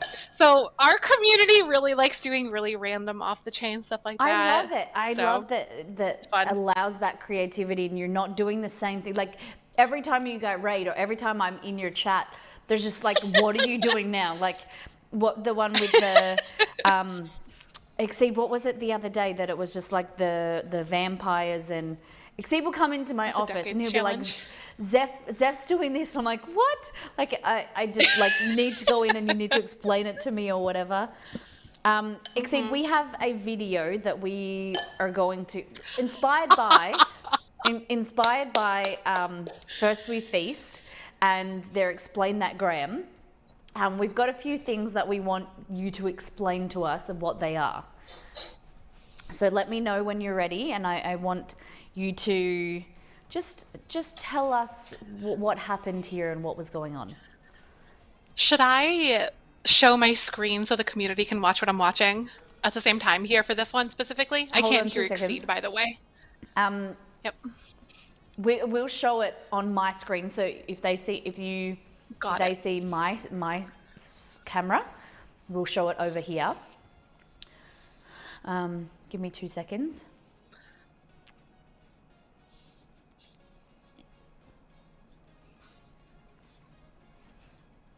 He's just doing it. Yep, no problem. You might have already, one of them you already heard before and we want you to explain it, but we'll just wait and we'll see. Yes, please. All right, so I really want to pee on all the stuff. We need to pee on all the things. All right, so I really want to pee on all the stuff. We need to pee on all the things. Oh my god! Okay. One more time. All right, so I really want to pee on all the stuff. We need to pee on all the things.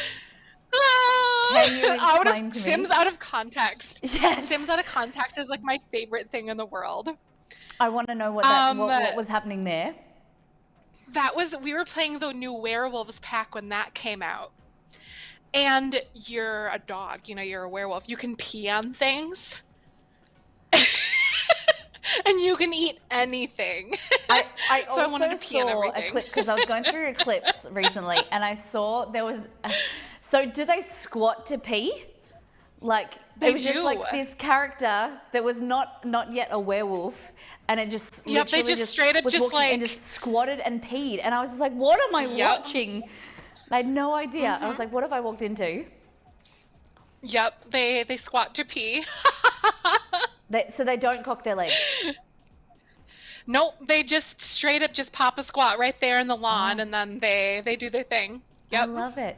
So how many things in that stream are like you just went around peeing on the house? Yeah, and like basically someone was mean to us and then we ate their fridge. Because that's whole the next fridge? natural thing that we could do. Yeah, you can have your Sims in that pack. You can eat anything. So oh my god, there's this other thing that happened. Like, we did something. We like ate the cookie jar thing. So we ate the cookies and then we peed on the rug and then we left because you could pee anywhere. So Oh my goodness. it's really fun. Sims has like a lot of really ridiculous things that you can do to like cause havoc. So what and I'm it's saying just a is blast. like I don't want to be nasty because I got a brand new fridge, so I just got to just be really nice to you and not upset you in any way. Right. Or So just, like, hungry we could eat a fridge. Yeah, just I have a problem with my dogs peeing on stuff, let alone the werewolves. Yep. I love Sims out of context because like there's Facebook groups that you can be a part of that they talk about Sims things. Yeah. And you're like, okay, then you start to play this game of like, okay, is this Sims or is this real life? And it was Yeah, you were saying that. Sims So you're a part usually. of different communities. Is that Yeah. a way that you think that is great with connecting with different people, like on, who are part of your community and also out, so you can kind of keep in the loop what other people are doing with their Sims? In a way, yeah. So you can see like kind of what's trending or what's popular at the moment kind of thing. So yeah. Fabulous. All right, so do you have a little bit of extra filling left? Did you use all your Just a filling? tiny little bit. All right, so what we're gonna do is, I've just got a visitor. Oh. Hello, buddy. He's just like had a nap and he's just woken up. So what I'm going to do is grab you can either use oil or you can use butter, and we're just going to melt it so we can kind of spread that around the bowls of dough. So you can use butter or you can use oil. What would you prefer? All right, so let's use some oil. Let's do that. So what you want to do is I'm just going to take off this top layer of dough. Depending on how many you've got, I know my bowls might be a little bit smaller than yours, but you can use the leftover of this mix, and we can just kind of place it in between the bowls as well.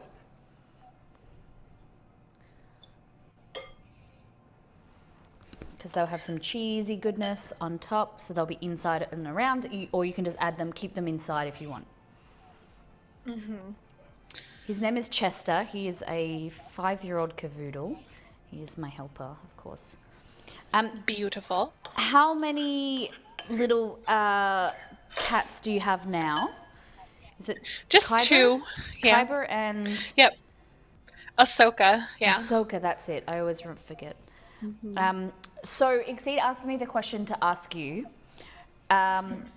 Would you recommend cats, as a person that's never really owned a house cat, would you recommend us getting a cat? What type, or not at all? Yes. I like cats. I'm a cat person through and through. Yep. There are cats who can do very well with dogs, but it really does depend on the cat and the dog. And the temperament, okay. Because sometimes, and the temperament and everything. So, yeah, I mean, they're really easygoing. Like, you clean their litter box, you give them fresh water, you feed them, and they're there. They exist. They're a lot more low maintenance than dogs are, for sure. Okay. But yeah, I have a little bit of intrigue and a little bit of wariness about the sassiness of cats. Which one of your cats is more sassy or got more of a temper than the other? Not really. Kyber will kind of sit there and just kind of like meow at you a little bit, but he won't necessarily like swat or be mean. But cats are truly a lesson on what's it called? Consent is what I like to say.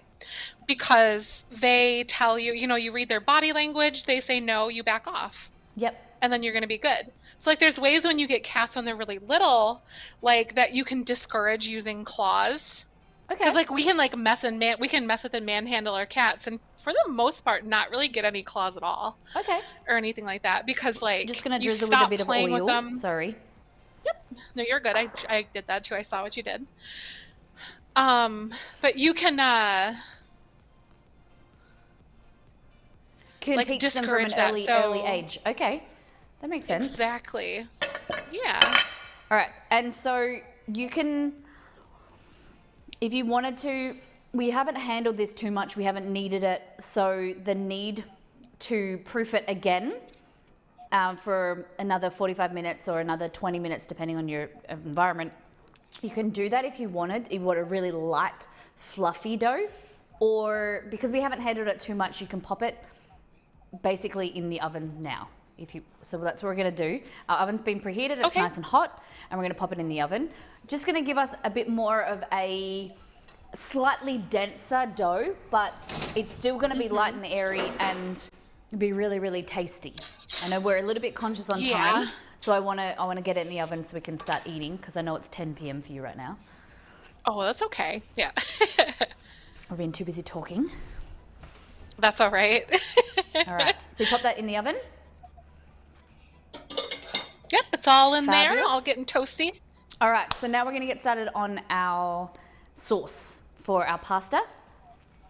So what you're going to need is a onion, and we're going to cut up our onion.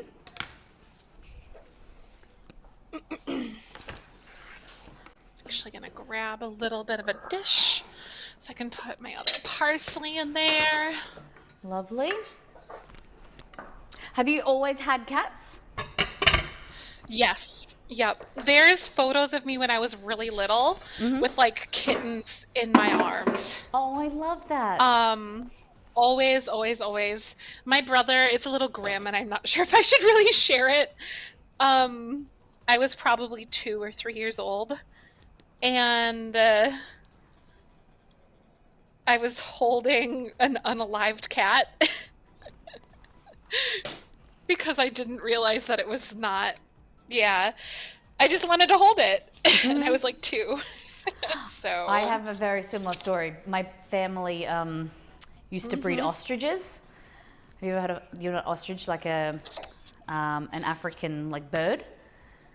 yeah. And we used to breed them. And my mum was looking after this little infant, and it was sick. Oh no. And I was about 2 or 3 in the same. I picked it up, and I was because they have like long necks. So I picked it up by its neck, and I came into my mum. I was like, Oh "Mum, no. it's sick. Mummy's sick." And she was like, "What are you doing?"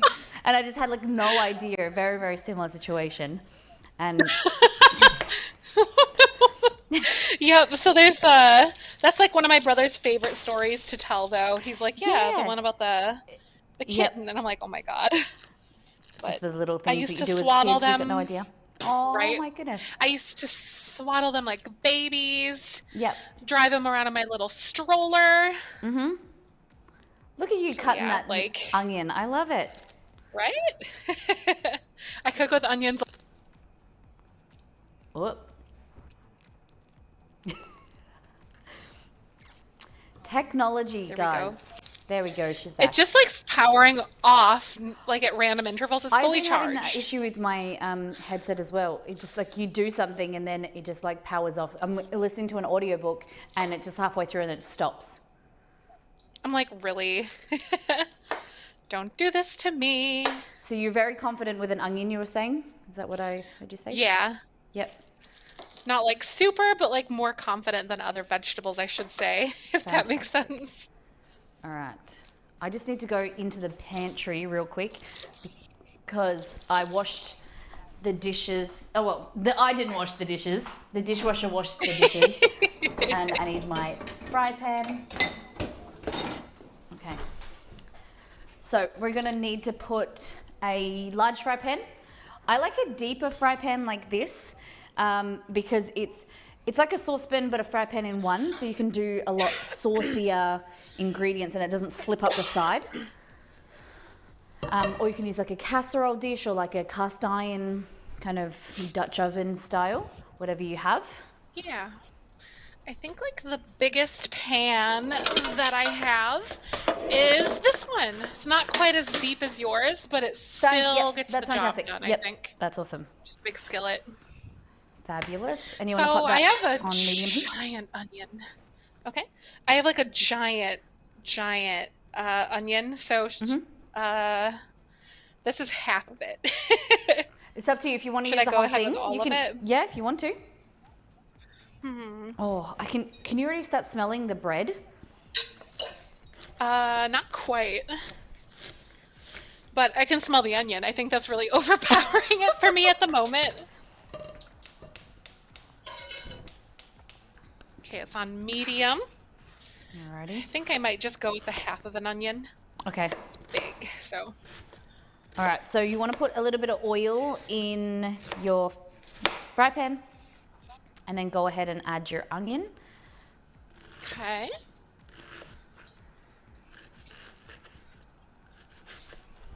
Sweat the veggies.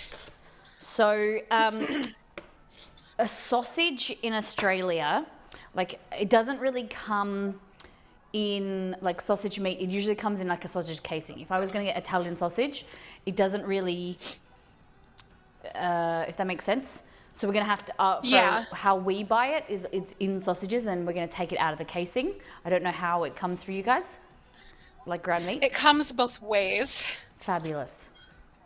So I decided to get the ground version. I love it. Okay. Oh, wrong one. Let's go here. So we're going to add a little bit of oil. I'm going to add our onion.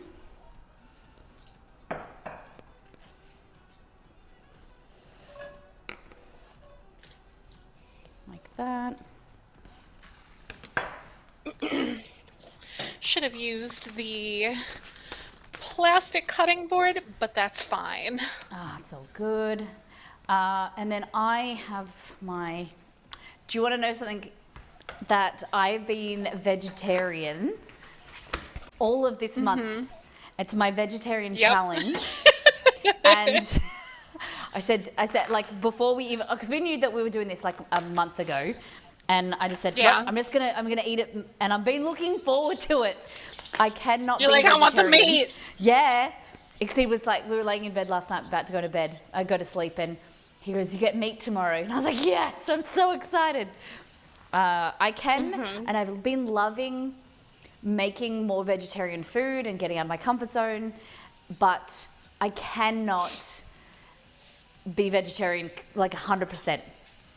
I feel like a chicken is a staple, and I want to keep it that way.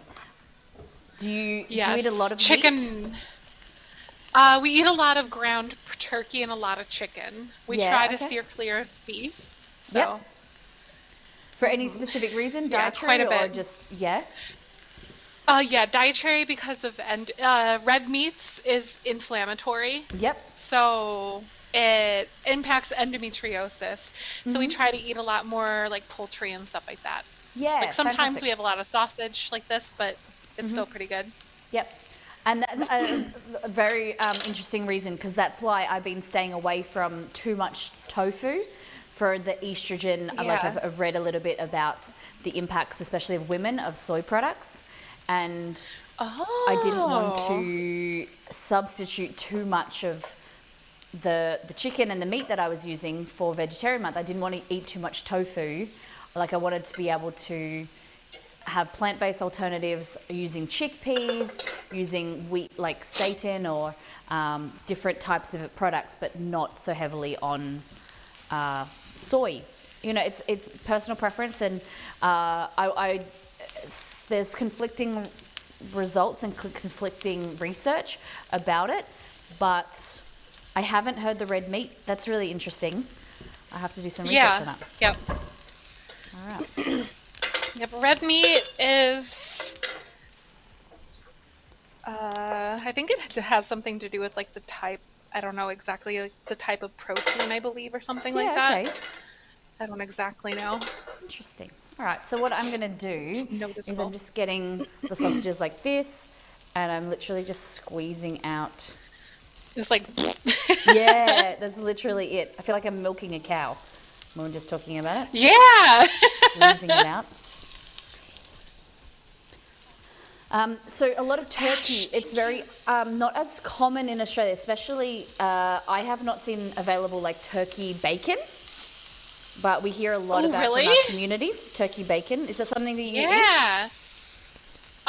No, we really don't eat a lot of bacon. Yep. If we do eat it, we usually just go for like the regular pork bacon Yep. and stuff like that. So there's at least that, yeah. Nice. But I do like turkey bacon though. I think it's pretty good. Okay.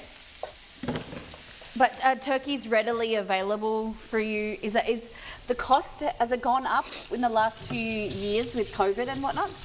The cost of meat? Yes. Yeah. Everything kind of has gone up, but it's still pretty much honestly like 1-to-1 Yep. with what's it called? With beef, Yeah, okay. which is pretty nice. So we don't like punish ourselves for that. Yeah, I can understand that. Yeah. So your partner or your family, do they have any dietary restrictions or foods that they stay away from? Yeah, sodium. So Michael's dad had heart failure in the early 90s. So they've been largely like salt-free or really low sodium for years. And he's had a heart transplant. He's post-transplant 6 years now, which is really cool. But his mom is really good at cooking low sodium. Fantastic. Or no salt. Just something that the whole family adopts and gets used to. Yeah, exactly. I think it's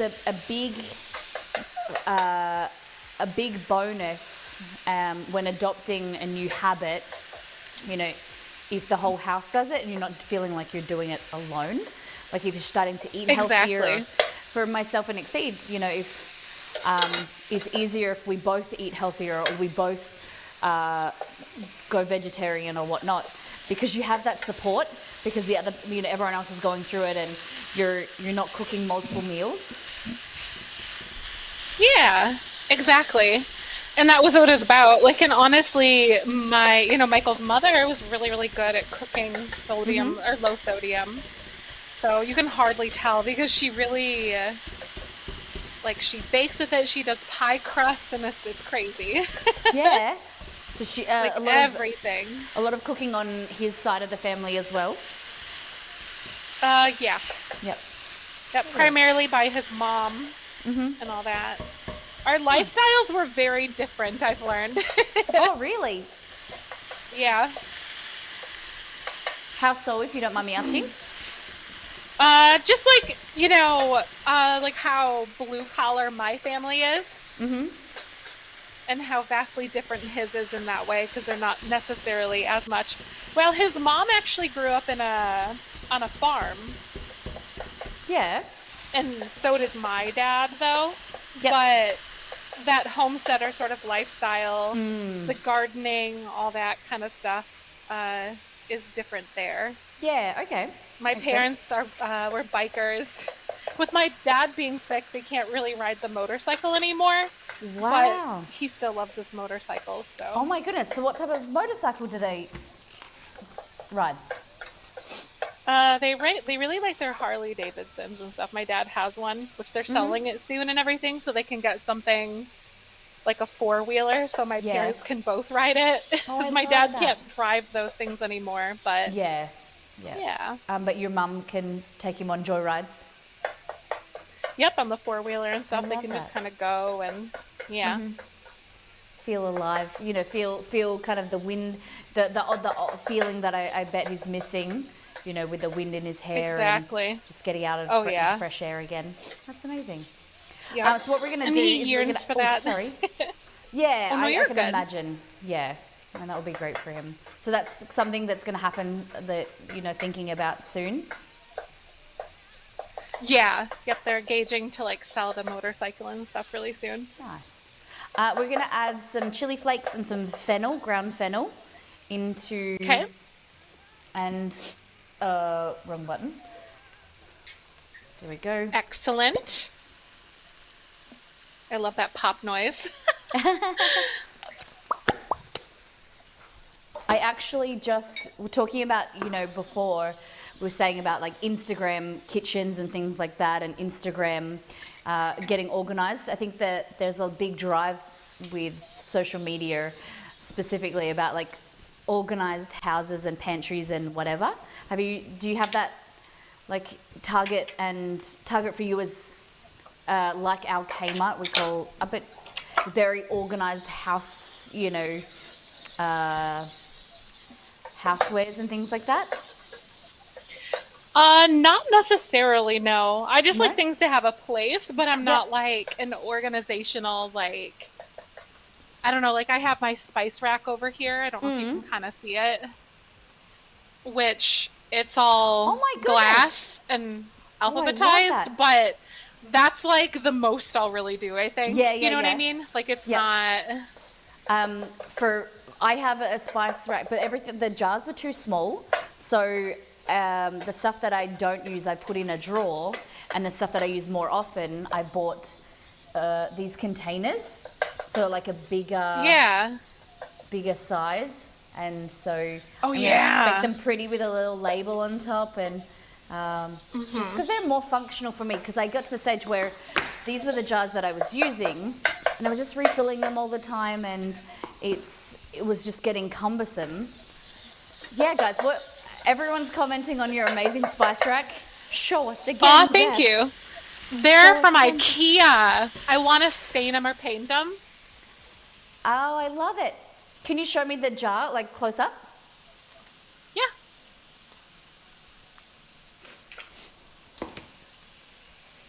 Hey, that's cool.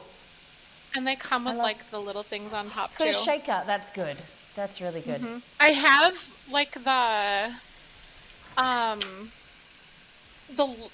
leftovers of all the spices like up above. So I know if I use the last of it or whatever, then I can like order it. Oh, that's a good idea.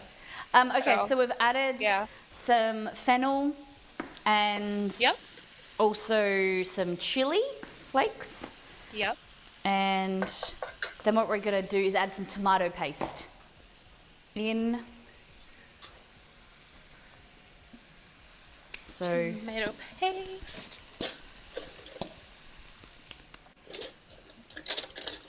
ooh, we have to cut up our capsicum as well. I just realised we haven't cut that up yet.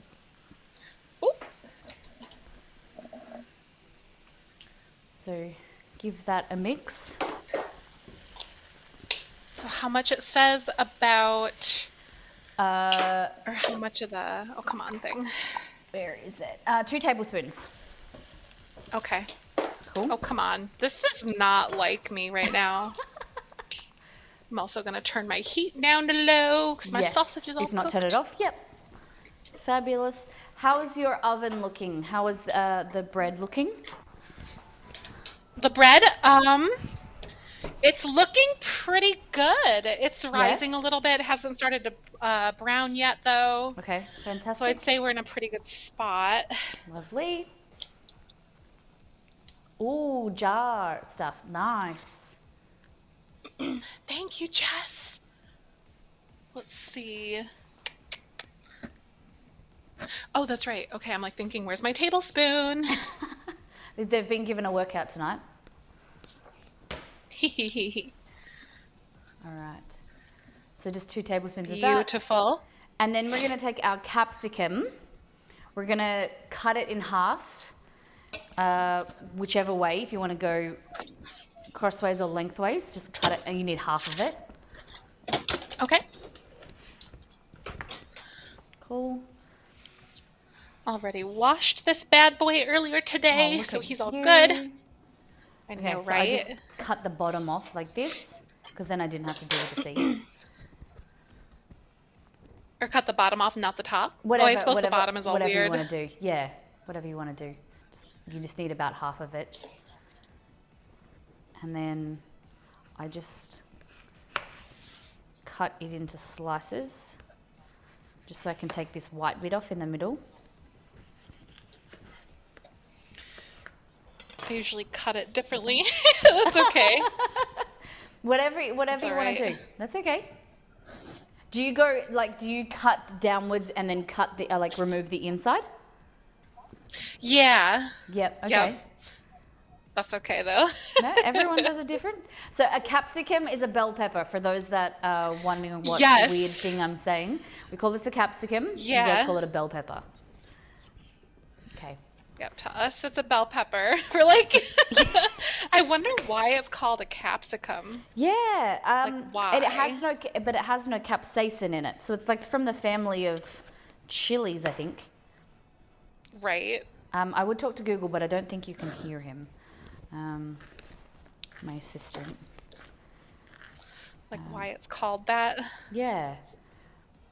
Okay, so I'm going to cut them crossways, into strips, and then I just turn them. But you can leave them like that if you want them for texture. It's up to you. Okay. Leave them as strips. It's up to you. We can... Excellent. Usually I cut that differently. I've never cut it that way, but we're dealing with it.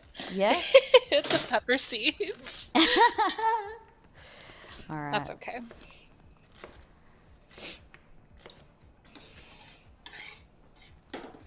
Okay. So, Antomina's saying never heard it called a capsicum until it started watching us. Yes. Yeah, It's a fun and interesting word, isn't it, to say? I've had some Australian friends in the past as well. Yeah. And it broke my brain. I was like, I didn't know how to react to that. Yeah. All right. I was like, what is that? He's like, yeah, I'm like snacking on a capsicum. And I'm like, oh, what? Oh, what? Yeah, like, you know this? And I'm like, what? No idea. And Okay, so the green vegetable, kind of like a cucumber, what would you call that? Zucchini. Yeah. And then the purple vegetable that people use for like an emoji that's like a little bit inappropriate. What do you call that? An eggplant, not an aubergine. Yeah, so some people call it an aubergine, but we call it an eggplant. So you're going to go ahead and put that into your saucepan or your fry pan as well, the chopped up bell pepper. Beautiful. And we're going to soften that and sweat it down, and it'll become a lot sweeter with flavor. And that lends to the pork, the sausage that we're using, the Italian flavors, fennel with the sweetness of the capsicum, the tomato, the pepper. It's just going to add, there's going to be a lot of flavors going on. Ooh. A little bit of hint of chili in there as well. Just making sure. You got 2 cans of crushed tomatoes. I have one really large can, and Fabulous. I That'll think be it ended up perfect. being exactly the amount that we needed. Fabulous. You and Michael will be many? eating this for a while. It makes a little bit of food. Oh yeah, we'll be good. Okay. We like So some put your leftovers. heat back on to medium. Okay. Medium heat back onto your fry pan. Just How making much sure. is this? 800 grams, which is 28 ounces. Perfect. This is 28 ounces, so we got Fabulous. it. Okay. So we've added the tomato paste, and we're just, I keep pressing the wrong button. I don't know why. We're just gonna caramelize the sugars in the tomato just for like 1 or 2 minutes, and to add some depth of flavor. And then we're gonna go ahead and add some white wine. If you didn't want to use white wine, you could use chicken stock or vegetable stock. Just add some flavor, and we're gonna cook off that alcohol content by bringing it to the boil. Perfect. Okay. No foot pedal today because I am changing everything with the Stream Deck. All right. Oh, that's right. I forgot that you can have the foot pedals. Ooh. Bit fancy. Yes, I love nice. them. I What- sit cross-legged, so I Yeah. don't use it. I was going to ask, what some type of stream equipment that you love and live by, or something that you would My recommend green to everyone? screen. Yep. My green screen. Thought you would say that. Because, Yep. yes. You guys like yours too, though, right? Oh, it is fantastic. There's sometimes where it's the bane of my Yeah. existence, but Yep. it allows you to do so much, doesn't it? It really does. And honestly, like, I've done things where Michael's my boyfriend, for those of you who don't know. Where he calls me the kindergarten teacher of Twitch. So, like, I love doing things, especially around, like, the holidays. I'll, like, Yep. dress up as Santa. I'll wear, like, a full green screen suit. And I'm, like, a floating, like, oh my god, the leprechaun. Oh my god, wait. Oh my God, yes. Do our moderators have the link to the clip so Exceed can play it for us, maybe? Oh my gosh. So you can see the tiny hand clip, maybe? That was, see, maybe we already have that. I have one moment. Maybe. Exceed the last clip.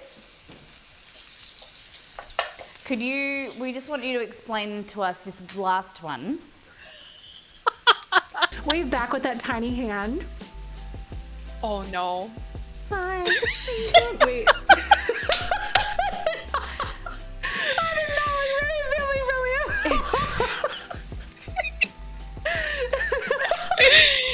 I hate it here.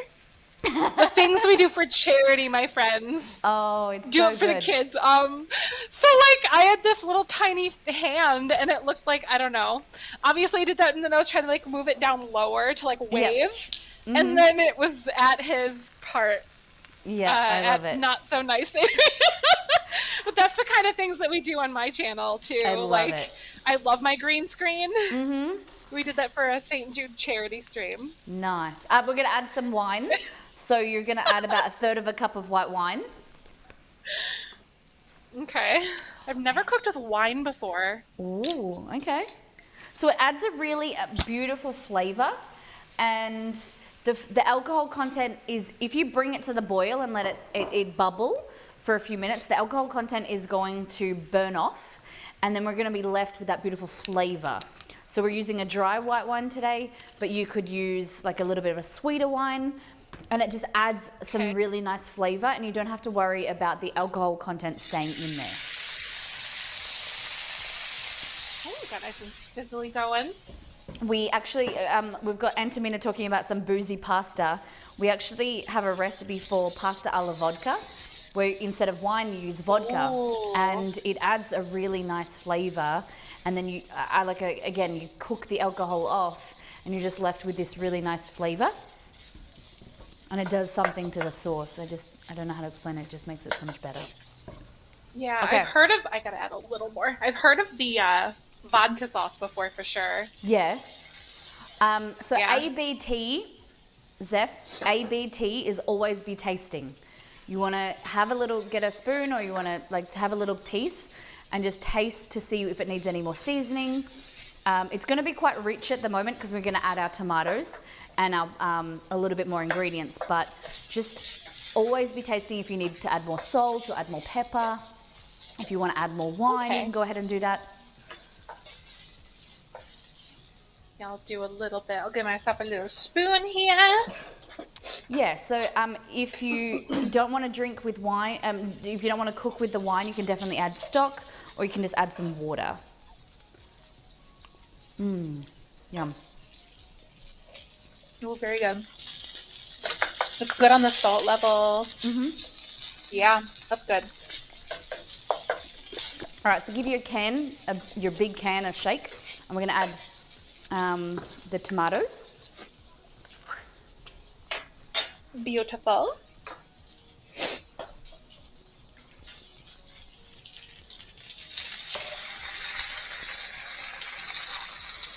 Fabulous. And then I've got this second can. So this recipe that we're using, both of them are on our website.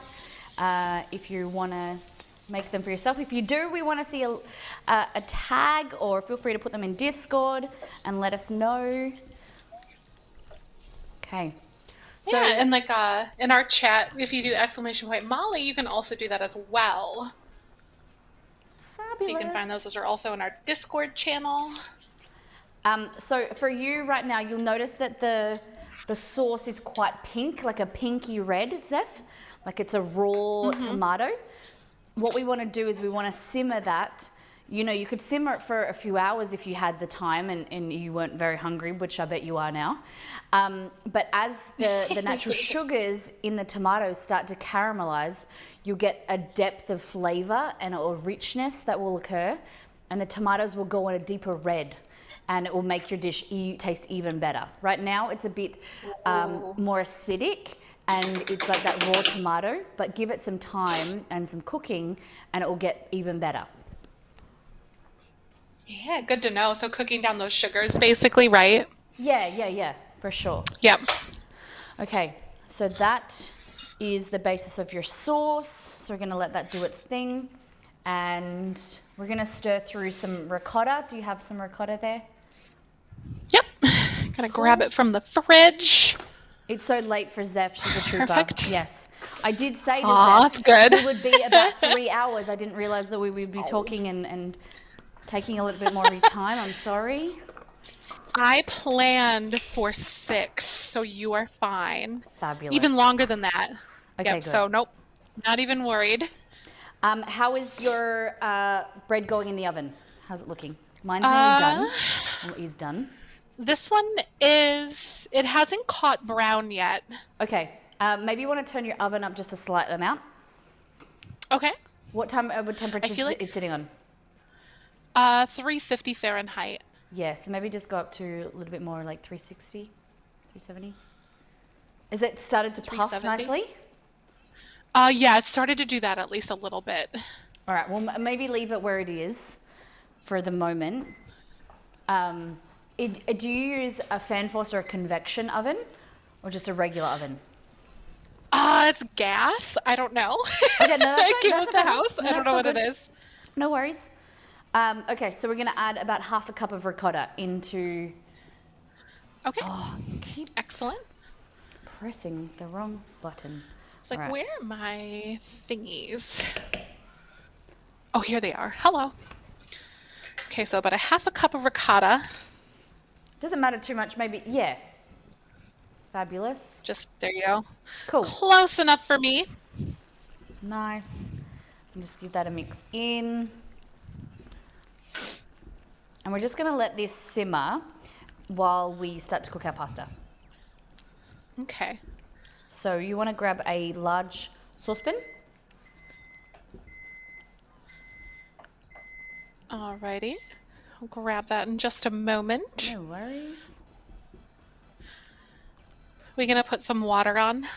Yes, ma'am. Okay. And we're going to salt the water quite well. So we're probably going to get like a nice little bit of handful of the salt. It's just going to add flavor to the pasta, but it's not going to be absorbed too much into the pasta. You won't have much time, so you want to make it saltier so that it has a chance to absorb some salt, if that makes sense. Whereas if you're cooking potatoes, the potatoes have a long period of cooking time in the salty water, so you use less because it has a longer time to absorb the salt. But I know being conscious of salt, you know, you can choose to add, some people will add a whole handful into the pasta water and make it salty like the sea, but it's all personal preference. I'm not going to tell you if you don't want to add that much, you don't have to. Right? And that really honestly brings like a whole new like perspective to the whole phrase, take it with a grain of salt. Yeah. Because it's really your opinion. Let's see. And what you're that's right. used to and what you like. Yeah, exactly. All right, so I have that my is our pasta saucepan. sauce. Fabulous. All right, so you want to half fill it with water. Okay. Just going to have a taste of the sauce. One day, I will have one of those spigot thingies that... Over the Yeah, pot. right? Yeah, the pot filler. I'd never seen them until Really? I think I started watching, was it Dream House Makeover or something on Netflix, like the Studio McGee, or American kind of a TV show where they had this pot filler, where basically it's your stove over, a tap comes out over the stove and you fill up your pot. It's amazing. It's incredible. And one day I will have something along those lines. One day. I don't know when that day is. So I just added a little bit more fennel, and I'm going to add some more black pepper to my sauce. Okay. Fennel and black pepper, you said? Yes. Okay, I'll probably hit it with a little black pepper on my end as well. Nice.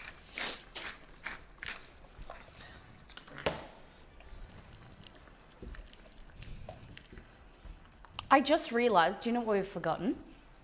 We forgot What's that? the garlic. Oh How no, did we did, didn't we? I just realized because How did we forget? Because I was just remembering that we did the garlic for the other dish. No, yes. That's okay. How could we forget I have the garlic? the minced stuff in the fridge, so I can do that really quickly. Yeah, add that if you Just want. want to get it in there. I'll do that. I'm gonna add garlic powder instead. My new little shame. I know. Getting shamed in the chat. How I forgot I've the taught garlic. you wrong. I've taught you wrong, Zef. Oh no! What a failure of a stream. Because we forgot the garlic. Yes. All right. Bum, ba, ba, ba, bum. Gonna fill up my saucepan. All right. Just do this. Gonna taste it. Oh my god, I'm so excited.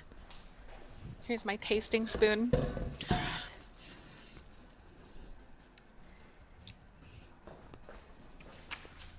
Absolutely good.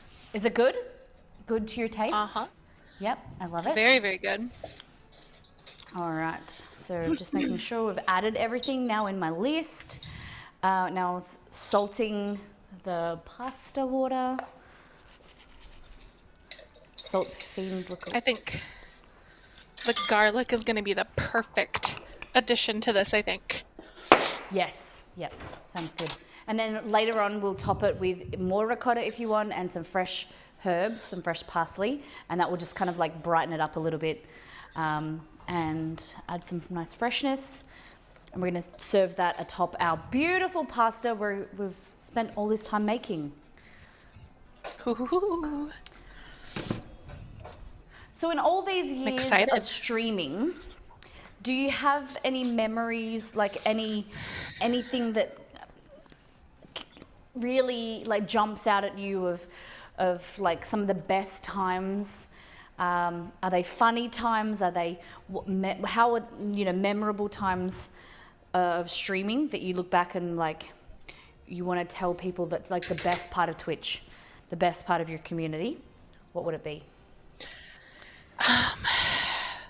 Definitely, like in my opinion, raising money for charity, and in addition to that, like I kind of live by this motive. I think we talked a little bit about it earlier, about come as you are. You know, it doesn't matter, like you're a mess, you're in a good mood, you're in a bad mood, whatever. Just come as you are. You want to hang out, just be there.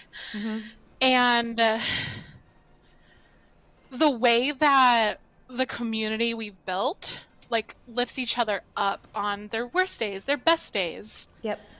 Everything is like the best experience, I think, because and like watching people who come in as strangers and just kind of like build these friendships and these relationships with people. Yeah. And having people say like, I don't think there's a moment, it's just the feeling, you know, Yep. that it gets. Like people saying or messaging and saying things like, I never felt so comfortable in a space before. Oh, isn't it? Or yeah. Isn't that lovely? That people go Stuff to the like that. effort to let you know little things like that, how you've impacted them. That means the most, doesn't it? Yep. And It so really, really, really does. With your charity streams, have you done a lot through St. Jude, you were saying, and you've done quite a few different charities? Yeah, we've done the Trevor Project. We've actually done Ocean Cleanup Project. Wow. What else have we done?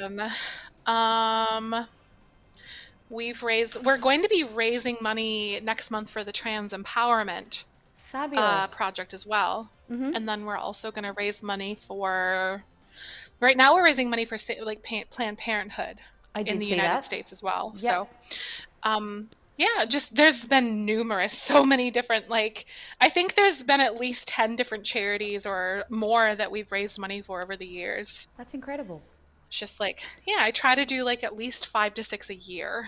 Yeah, wow, you guys should be so Different proud of charity yourselves. That's incredible. Things. Yeah. Amazing. It's awesome. When kind of things, you know, if you're looking for charities, you know, you're saying about 6 a year, do you go looking or the opportunities, ideas through the community?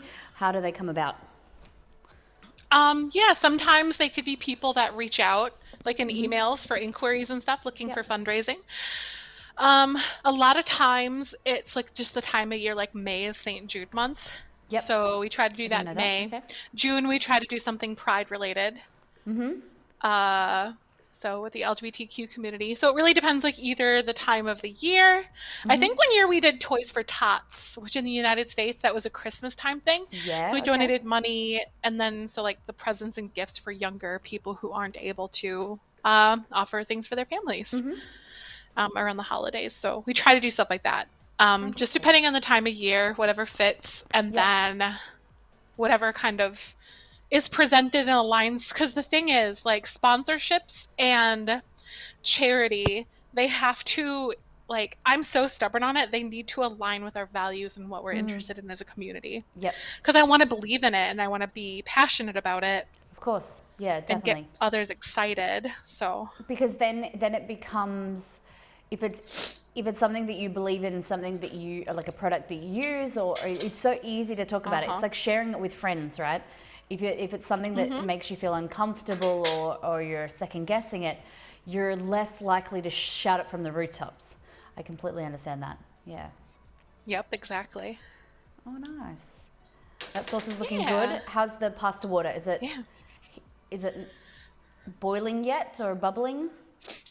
It's kind of starting to like gain some bubbles on the bottom, but not a heck of a lot yet. All right, sounds good. We'll just give it some time. I'm just checking. All right, so I just got my pasta, and I've just given it like a little bit of, because sometimes as it starts to sit, it will start to stick to itself. It'll absorb some of the flour that we've put on it. So I'm just making sure. If you don't want to cook all of this now, Zeph, and you want to like keep it for later and another meal, just dust it with some flour and then put it in a Ziploc bag, pop it in the freezer, and you have a meal ready to go. Like all you need to do is pop it into boiling water, and then you have fresh pasta whenever you need. So this makes about 4 to 6 portions, depending on the size of what you want.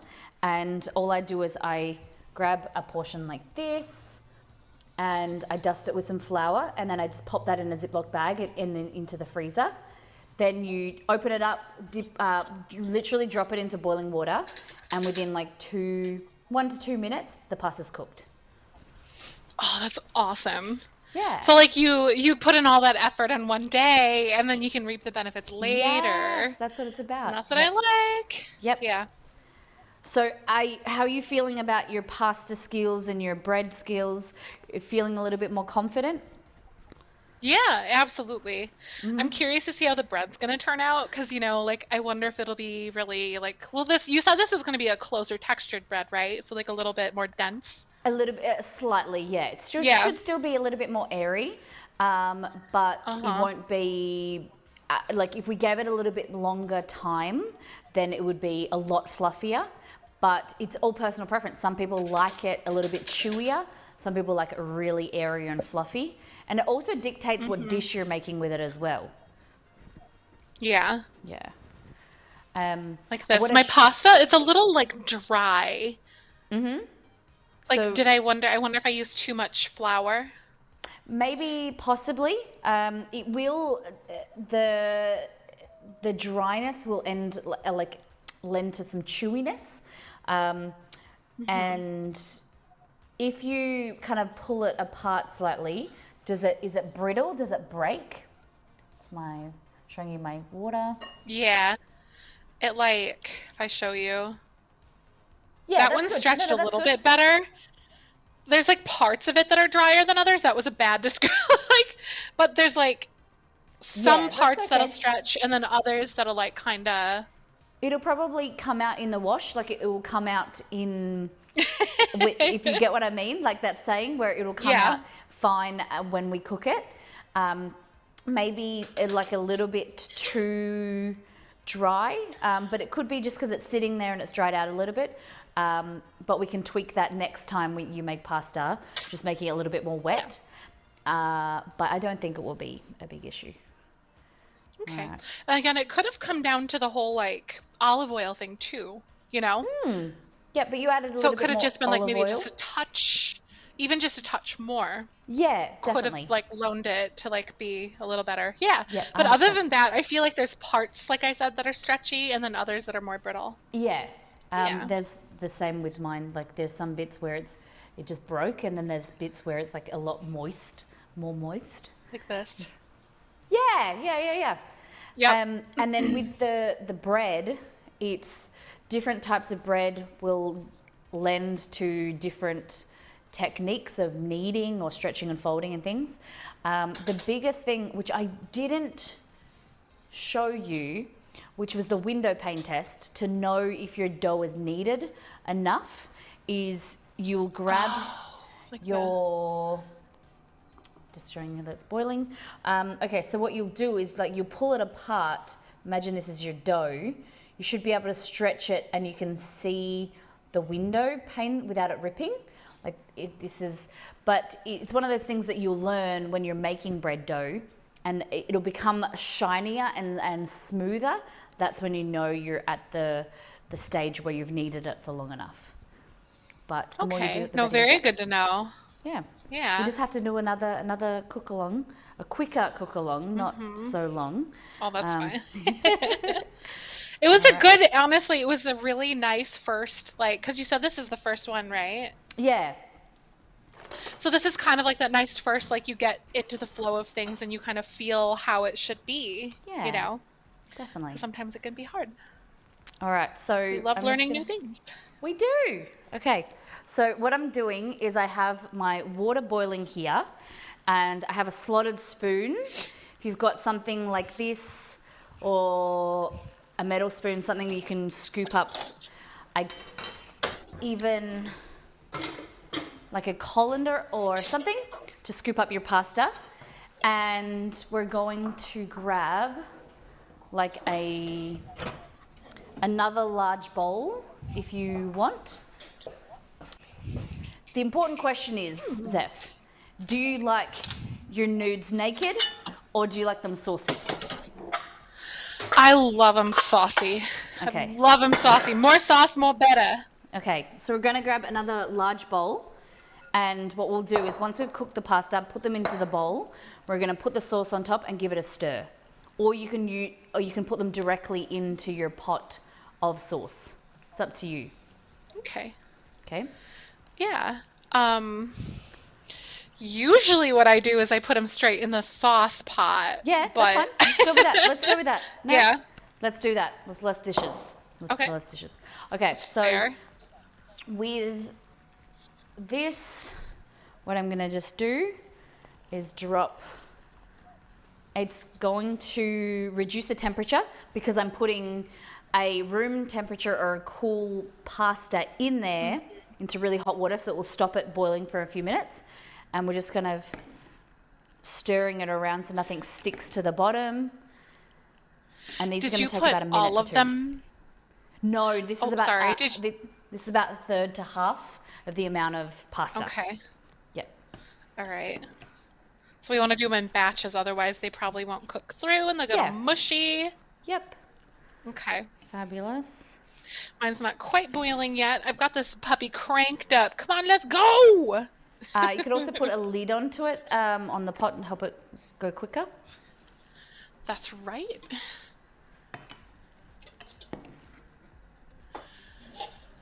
All right. I think I can get my pot lid. We don't have organization down for this yet, so it's like a serious pain in the butt. Do you store your lids away from your pot? Because I do that. Because I never use pot lids. Yeah. We are gonna get like little command hooks. Oh, that's eventually, a smart idea. and like hang them up like in the pantry area because I don't use them often. Yeah. But you know, sometimes it does when call you for it, need like them, you said. yeah. Exactly. All right. So, I'm just going to take a noodle out, and what you want to do is cook them to your preference. So, some people like them chewier. Exceed likes a chewier noodle than I do. No, need longer.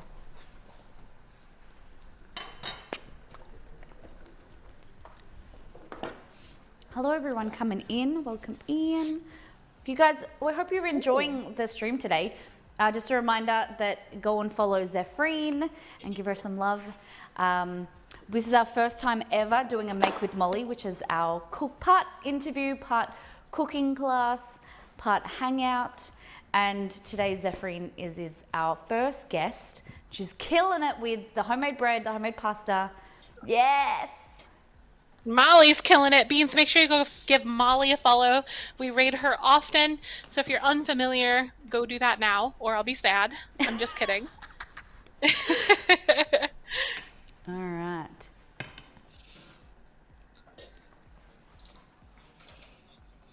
How is the bread going as well? We'll just get a bread check. Yep, I just peeked at it. It's looking pretty good, kind of catching a little bit of brown on the edges. Nothing too crazy though. All right. All right, so we have a pretty decent boil going right now. So I'm gonna go ahead Fabulous. and drop some of these bad Stick a boys noodle out. right in there. My noodles in my basket. We have people coming in saying that they found our stream through you, Zeph, which we're really grateful for. It got to the love stage that. where we were like, "Oh my God, we're getting so much beanie weenie love that we're taking it from the rest of Twitch." We're so grateful. It happens so often. Yeah. It's always lovely. It is always like a nice, because your community is so great with the raid messages and getting involved in our chat and our stream. We do really love it. Yeah, and they're so wonderful though. So they're very well behaved. They are. Love them so much. Or they'd get in trouble from the Zeph. Right. All right, so I'm gonna strain this out. This pasta. Oh no, we don't have to. We're literally just gonna go here to here. Put it on Oh, top. that's right. Like straight up in there. Oh yeah, that's it.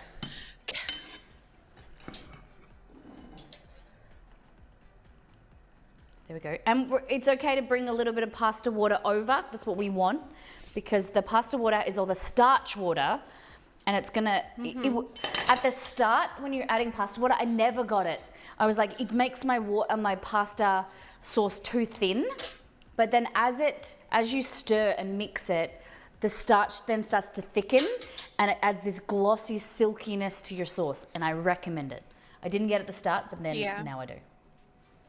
Oh, that's amazing. Alrighty. So what is your ultimate comfort food, Zeph? Something that when you're feeling a little bit poorly, a little bit down, feeling a little bit ill, what's something that kind of always perks you up? Chicken noodle soup with egg noodles. I love it. Really thick, really like lots of veggies. Yep. Maybe add a little bit of hot sauce to it. Yeah. Okay. It's really good. Vegetables? I like it. Yeah, chicken noodle soup. Yep, lots of vegetables like peas, carrots, corn, onions, garlic. Like it's definitely. Yeah, I add lots of marjoram, lots of basil.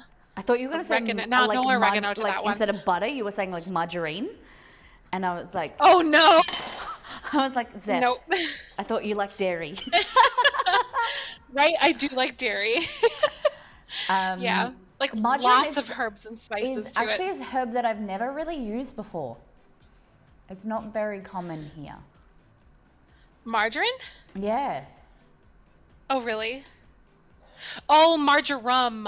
Yeah. Okay, I thought you said margarine, like the butter. no, marjoram. Yeah. I love adding it to chicken pot pie, and I love adding it to the chicken noodle soup. Yeah, the chicken noodle soup. That's it. And so marjoram is your key to good soup, maybe. But bay leaf is your key to venison, right? Yeah, bay leaf is going to carry you so far with that. Yep. See? Just a bay leaf, just right in there, cut the gaminess. Yeah. Yep. I love that. All right, I'm making sure my pasta doesn't boil over. Alrighty, look at that. Looks good. Looking so good. I'm gonna try a bit of the noodle. It's pretty al dente right now, but it's cooking really nicely. Yep, okay. Fabulous. I am going to bring out my, I think my oven is just very fast. So I'm going to bring out my bread. I have an electric oven and I think it's just like on some type of, love drug or something. Oh my gosh. Ready? Ooh, beautiful. And mine is starting to catch more color. Oh, that's looking so amazing. Nice. I gotta say, holy shnikes. So then you should be able to, when we're ready, you should just be able to pull it apart like that. And then it has some cheesiness Oh, inside. But yeah, I'm that not looks gonna, amazing. I'm not gonna do that until we get yours out of the oven. So I'll pop it back. Ugh. At Oven's least turned she's off. being nice to us, everyone. Oh,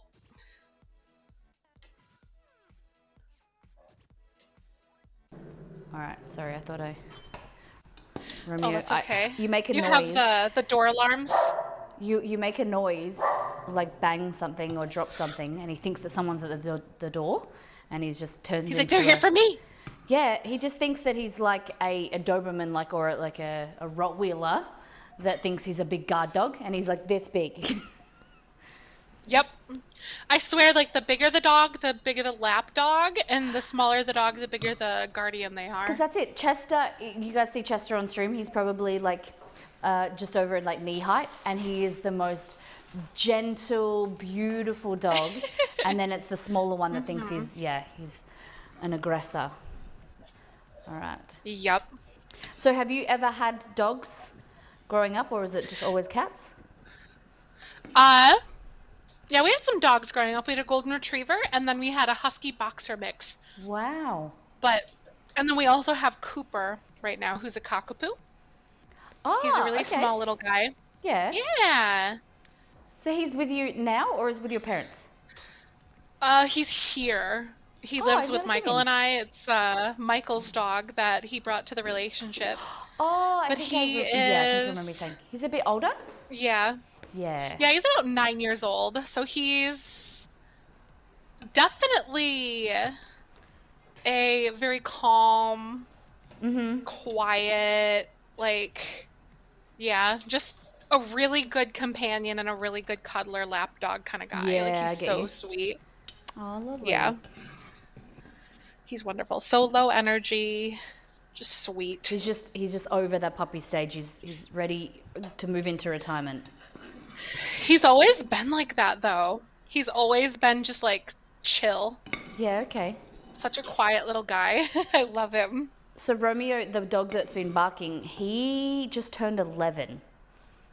And I don't think he is going to quite... Like, he has, to a lot of... Like, to a big degree, he's calmed down and he's a lot more chill.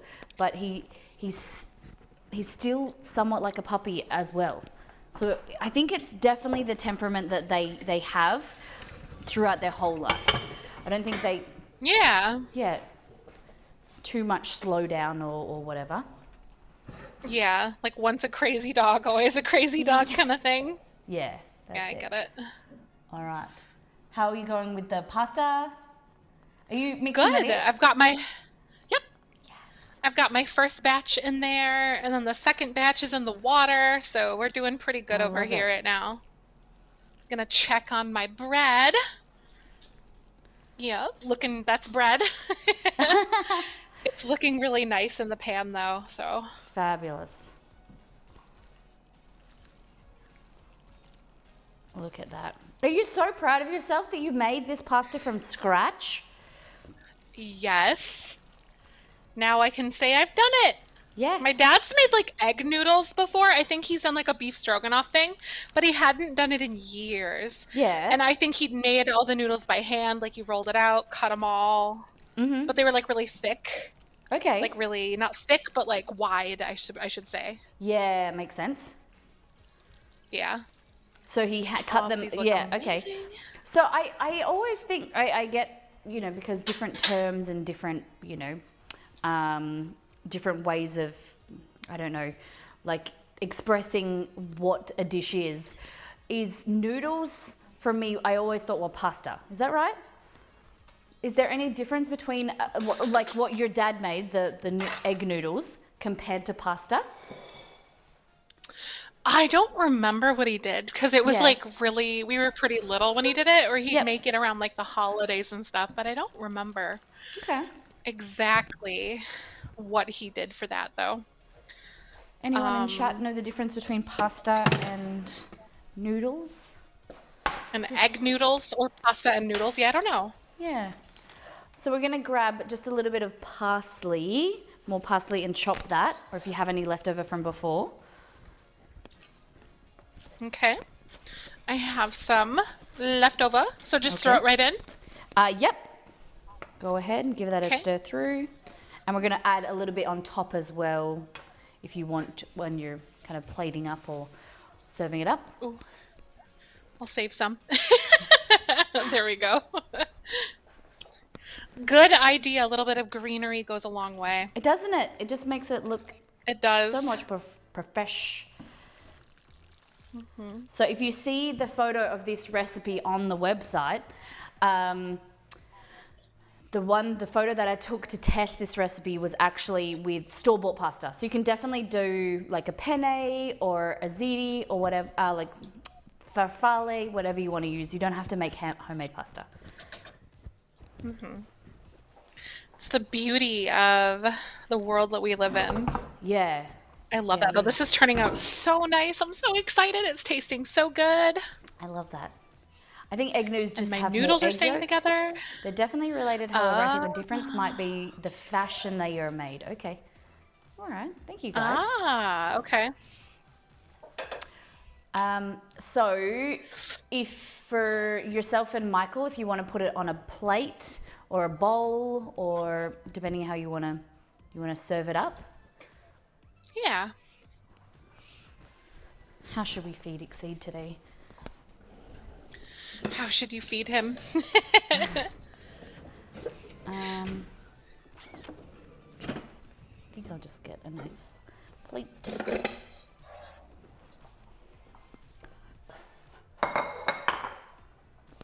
That's your second lot of pasta going in. Looks good. Yep, I'm pulling it out right now. Fabulous. And then just use So I'll like be on my maybe third one. like a little bit of the pasta water and just put it into your sauce to thin it out a little bit. Okay.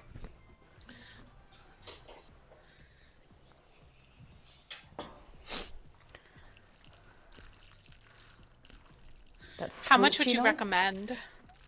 Maybe like a quarter to a third of a cup. Okay, perfect. I will take a third of a cup, or yeah, a third of a cup, and I will go ahead and put that right in. Good job. Here we go, and I'll get my third and last round of pasta in there. I wonder in chat if you're inspired by Zefrine and the amazing job she's doing.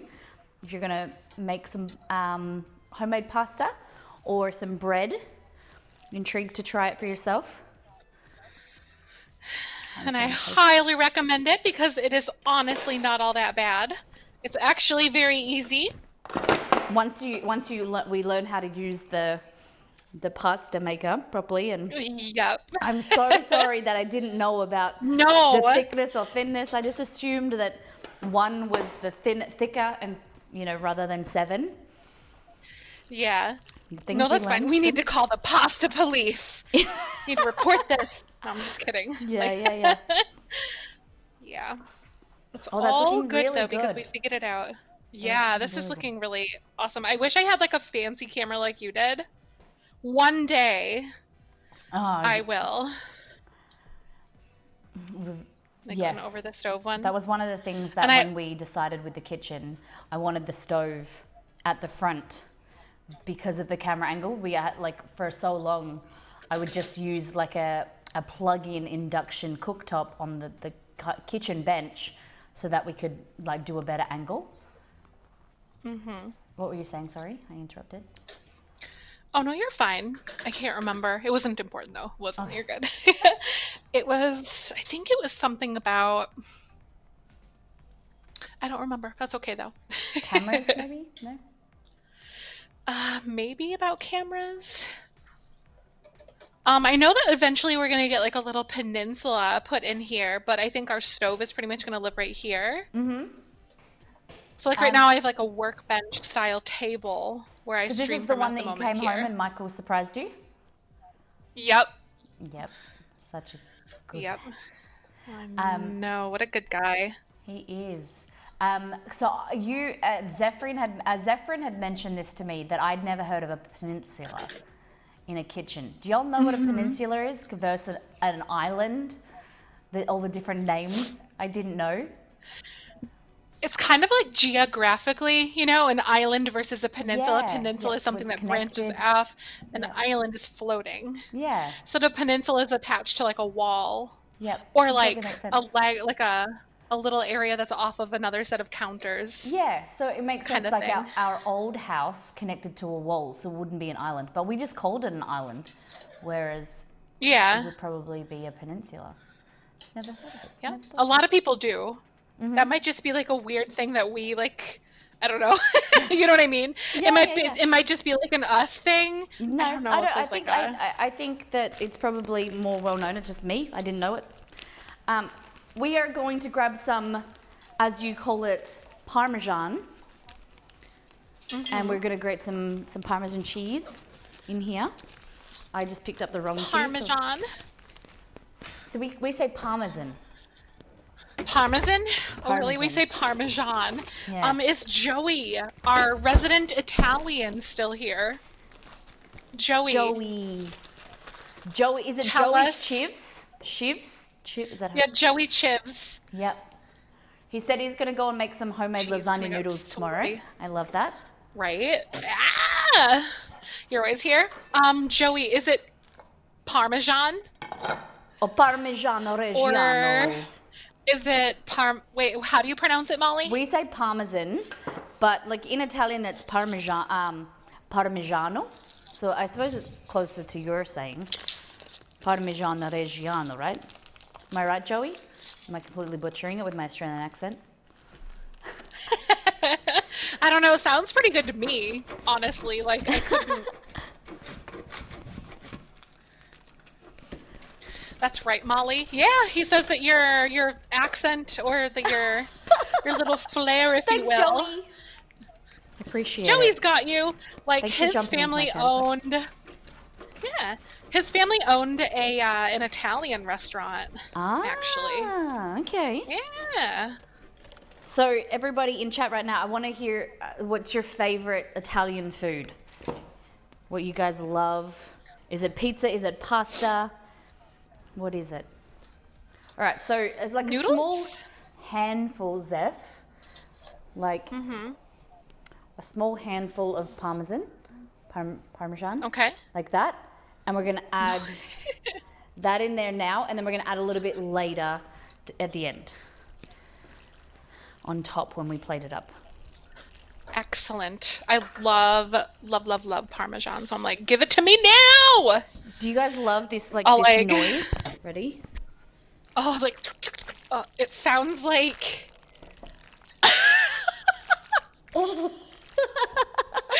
Without context on my It's- screen, because they can't see anything you're doing, it's like. Yeah.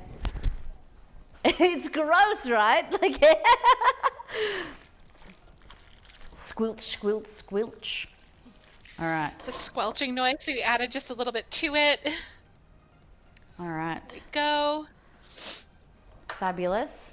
I was gonna put it in a Sounds big, wet. like a big salad bowl, but I won't do that now. I'm gonna sloshing through mud, like with your Wellington boots, wellies. Okay. Oh my god, I'm so excited. I love pasta. That looks so good from here. Nice and saucy. It does. All right, so it's nice I and love combined. sauce, so I'm like, just about. I've got like some patches here that I gotta kind of Fabulous. incorporate. I need a deeper pan. This is a reason, so I can make more pasta. Yeah, that's it. Chat, we need to get her a Yep. deeper pan. Yep. Do you have a PO box that your community can send you things, or like a wish list? Yeah, or I something? do. I do. More pasta streams. More More. cooking I would streams. love that. All right. So when you're ready, we're gonna plate up. You just need some. Do you use tongs very often? Occasionally, yeah. Yeah? Sometimes. So tongs Not can a work heck of for a this lot. because it will help you pick it up. Yeah. But however you want to do it.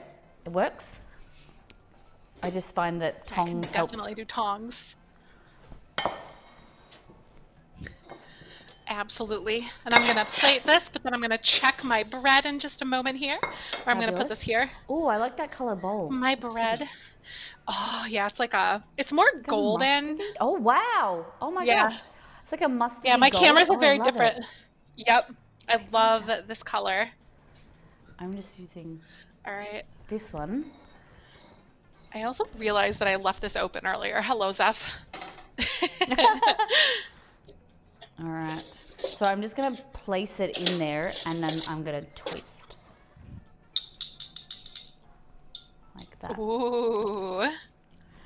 Look at So- that. Look at that. Listen to that noise. I'm sorry, guys. That's okay. You're fine. And then I just like to pick up some pieces of like the sausage and the tomato and the sauce, and then kind of like place them on top or beside. So you have some nice chunks of the Italian sausage and the bell pepper and everything in there. What do we think, guys? Can we get some ums in the chat? Hey, look at that! Oh my goodness! Oh my gosh. Are you proud of yourself? You should. I am so impressed. I am Guys, so proud. Give her some love. Let's get some hype for Yeah. Zeph. See, y'all, this is the first time. I'm not like the most experienced in the kitchen. I'm constantly learning new things too. So like, do it. Get out Get of your in comfort it. zone, guys. It's Try something new. Fun. It is. Look at that. Look at the pasta, and you could add a little bit of like ricotta in there, or that fresh mozzarella that you've got. Like there's heaps of different stuff, different toppings. All right, this one's for Exceed. It's like, where did I put my phone? I'm like disorganized. Do you find yourself being like really disorganized, or have you gotten better about placing things in spots? So Zeph, we joke around and say out of all of the stream time, 60% of it is me trying to find things in the kitchen, and 20% is me fumbling or dropping things, and there's like maybe 10% cooking. Like there's like 20% in there maybe of me talking, and then there's like the rest of it is completely just me finally getting to cooking. I lose things all the time. I feel the same way too. It's I'm hard, like, 'cause you what put am I something doing? in the or like you put it in a spot where you're like, I know where this is, and then you move it, and or having multiple people in the house, they use it or they move it. I'm not blaming anyone, but yeah, stuff gets just put in different places. Michael does that too. He does that too. All right, look at that, and then we'll add a little bit Oh, of. I should get Michael. This bread. Bit of Parmesan. How's the bread going? A little bit slower? Yeah, it's a little slow. I might put it up just a little. It's starting to finally catch some color. Okay. Maybe. Oh, geez. How do you feel about that, Molly? Oh, that looks good. Yeah. Okay. That looks good. Yeah, thank you for the raid, Co. Welcome on in. Alrighty. What do we think, guys? Yes! Welcome in, everybody! Woo! Hello. Welcome We are in. streaming with the Miss Molly Makes. Thank you so much for coming on by.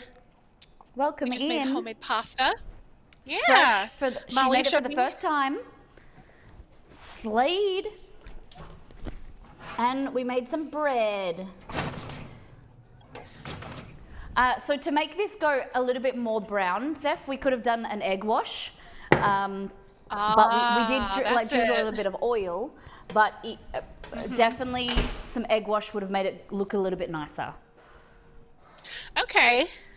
Yeah, because I was looking for that like rich brown color, but like in Yeah. actuality, look at that. That looks good. Not too bad. That looks really great. Yeah. So if you've got a plate, you can invert it onto a plate if you want. Okay. Fresh out of the oven right now. Yes. Does it smell nice? Okay. Yes, it does. So Smells cheesy amazing. jalapeno pull apart bread. So just gonna grab this and we can do this. Ooh, invert it. Oh yes! Ooh. Damn. All right, I think I'm gonna. I've flip never it done over. this before. Oh, hot. Ooh, it's okay. Ooh, trial by Yes. fire beans. I love it. Okay, it kind of fell apart a little bit, but That's we okay. kind of. You can keep it like There that, we or you can go. flip it up the other way. It's up to you, whichever way you like. You can put some more cheese or like a drizzle of oil on top if you want. Looks so good. I wonder how we can like.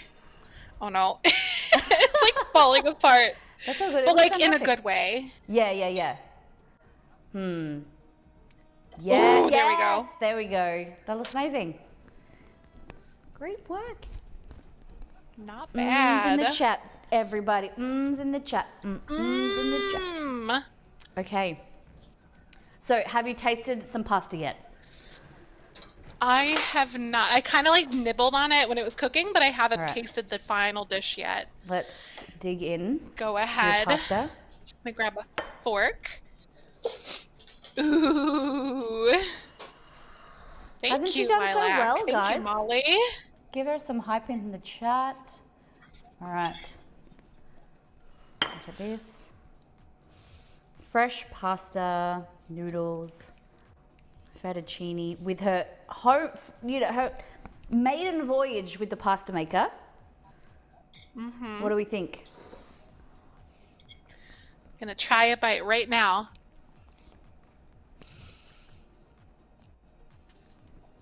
That's some really good stuff, you guys. You like it? If you haven't figured out how to make homemade pasta, definitely do it. I've had it, but I've never made it. And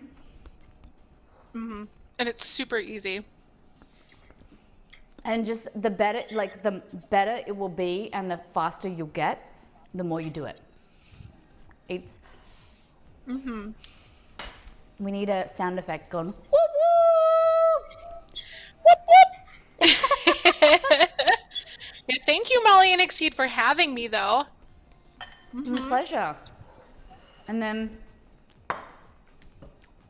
the bread, the garlic bread, and we're gonna cheers each other again. You got any more drink left? A little bit. There we go. Cheers. Congratulations to you.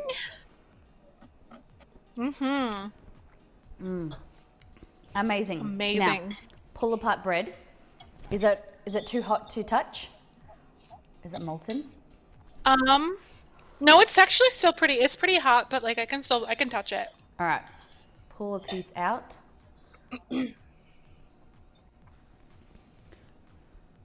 That one was the easiest one to like bring apart there. Look at that. And so, Ooh. still nice and soft and fluffy. You got your cheese mixture that's kind of pulled apart and like popped out the side. Look how good that looks. Oh my goodness. I know. Thank you. right, Like have a it's bite. actually, guys, this is good.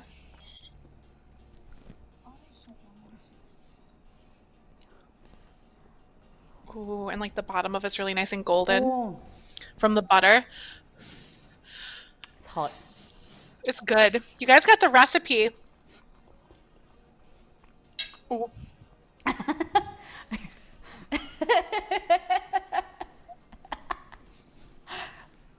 It's very warm, but really good. You like it? Dang! Yeah, that's delicious. If you guys want the recipes, they're right there in chat for you. Highly recommend. Molly put these together. I brought my dreams to her, and she brought it all to life. I hope that I did you proud. You definitely did. I hope I did you proud. You did. With like the first episode, I'd say it went really well. Oh, thank you very much. Guys, I hope you enjoyed it. Again, please give some love. Go and give Zefrine a follow. Exceed said you should be so happy with what she's made. We think you've hit it out of the park. Kills it.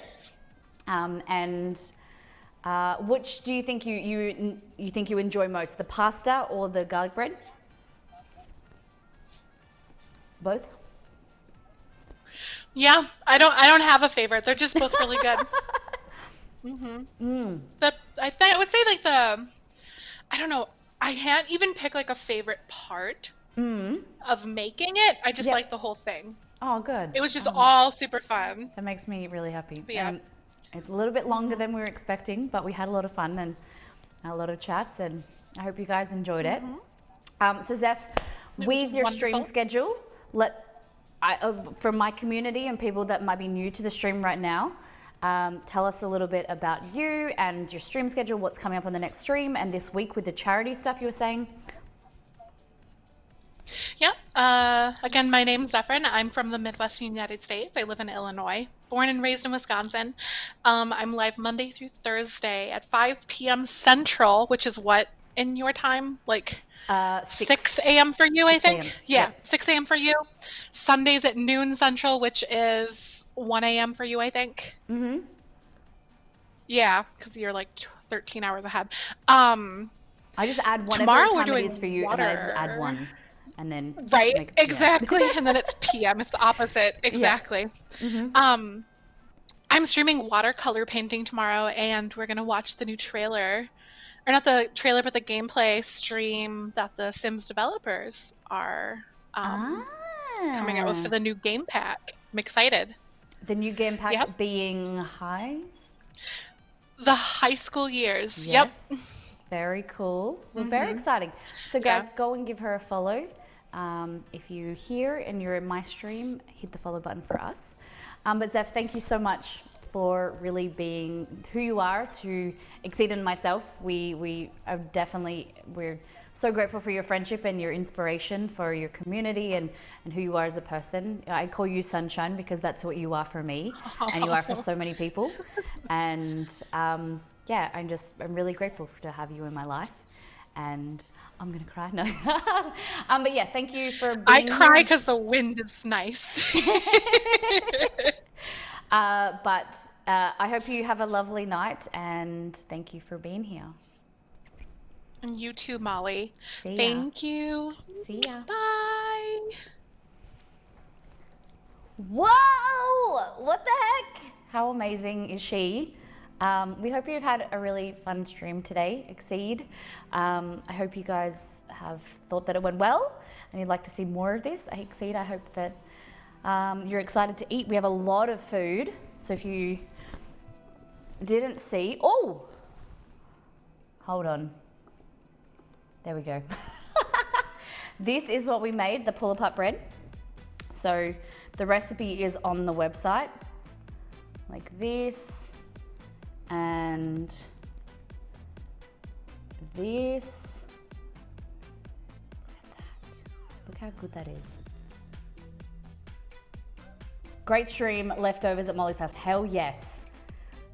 So cheesy, garlicky, jalapeno pull-apart bread. You could add more jalapenos in there. You could, garlicky, whatever you want. This is the way we made it with the monkey bread style is a little bit different to how I wrote it. There was more like a stacked bread, but this is just as good. And then this pasta, seriously, is so good. Whether you want to do it with homemade fresh pasta or you want to use store-bought, it is really, really tasty. Italian sausage, tomato, bell pepper or capsicum, a lot of cheese. What do you think you guys like the best? Do you like cheesy pull-apart bread? Do you like the fresh pasta? Do you like the stream? Did you like the process, seeing how it's been made? Seeing how I stepped Zeph through it? Look at that. What is your dish of the day? Dish of the day. Do do do do do. Mmm. Bread best, yeah. I want the bread. Bread, bread, bread. Thank you everyone for hanging out. Thank you for being in both of our streams. Mmm. Yum. Okie dokie.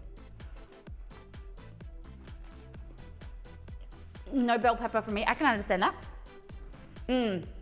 Carbs on carbs on carbs, right? I also want homemade pasta. I'm not big on tomato-based sauce, but the pasta itself is great. Yes, Liz. Well, the recipe is there. It's also in First Things First if you want to make homemade pasta to try it out. I'm always here to give any assistance I can. Alrighty.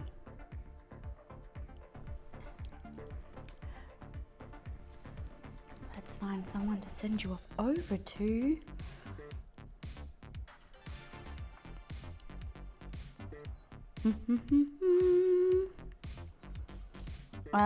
Let's send. I don't know how long Zeph's staying on for, so I think it's late for her. Send you off over to.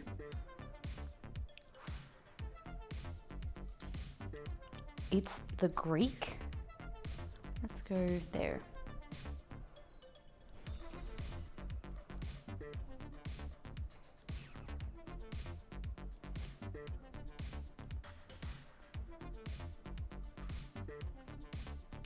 ITZ.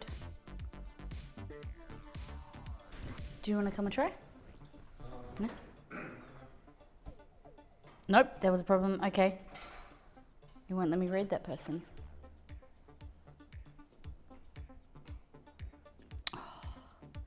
I went and had a look at her channel from her side, through her follow. She's lovely. She is fantastic. Okay.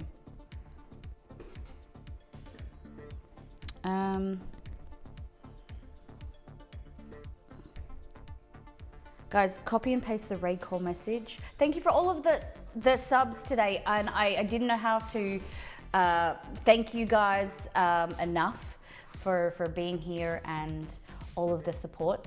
And I wanted to keep the conversation going with her.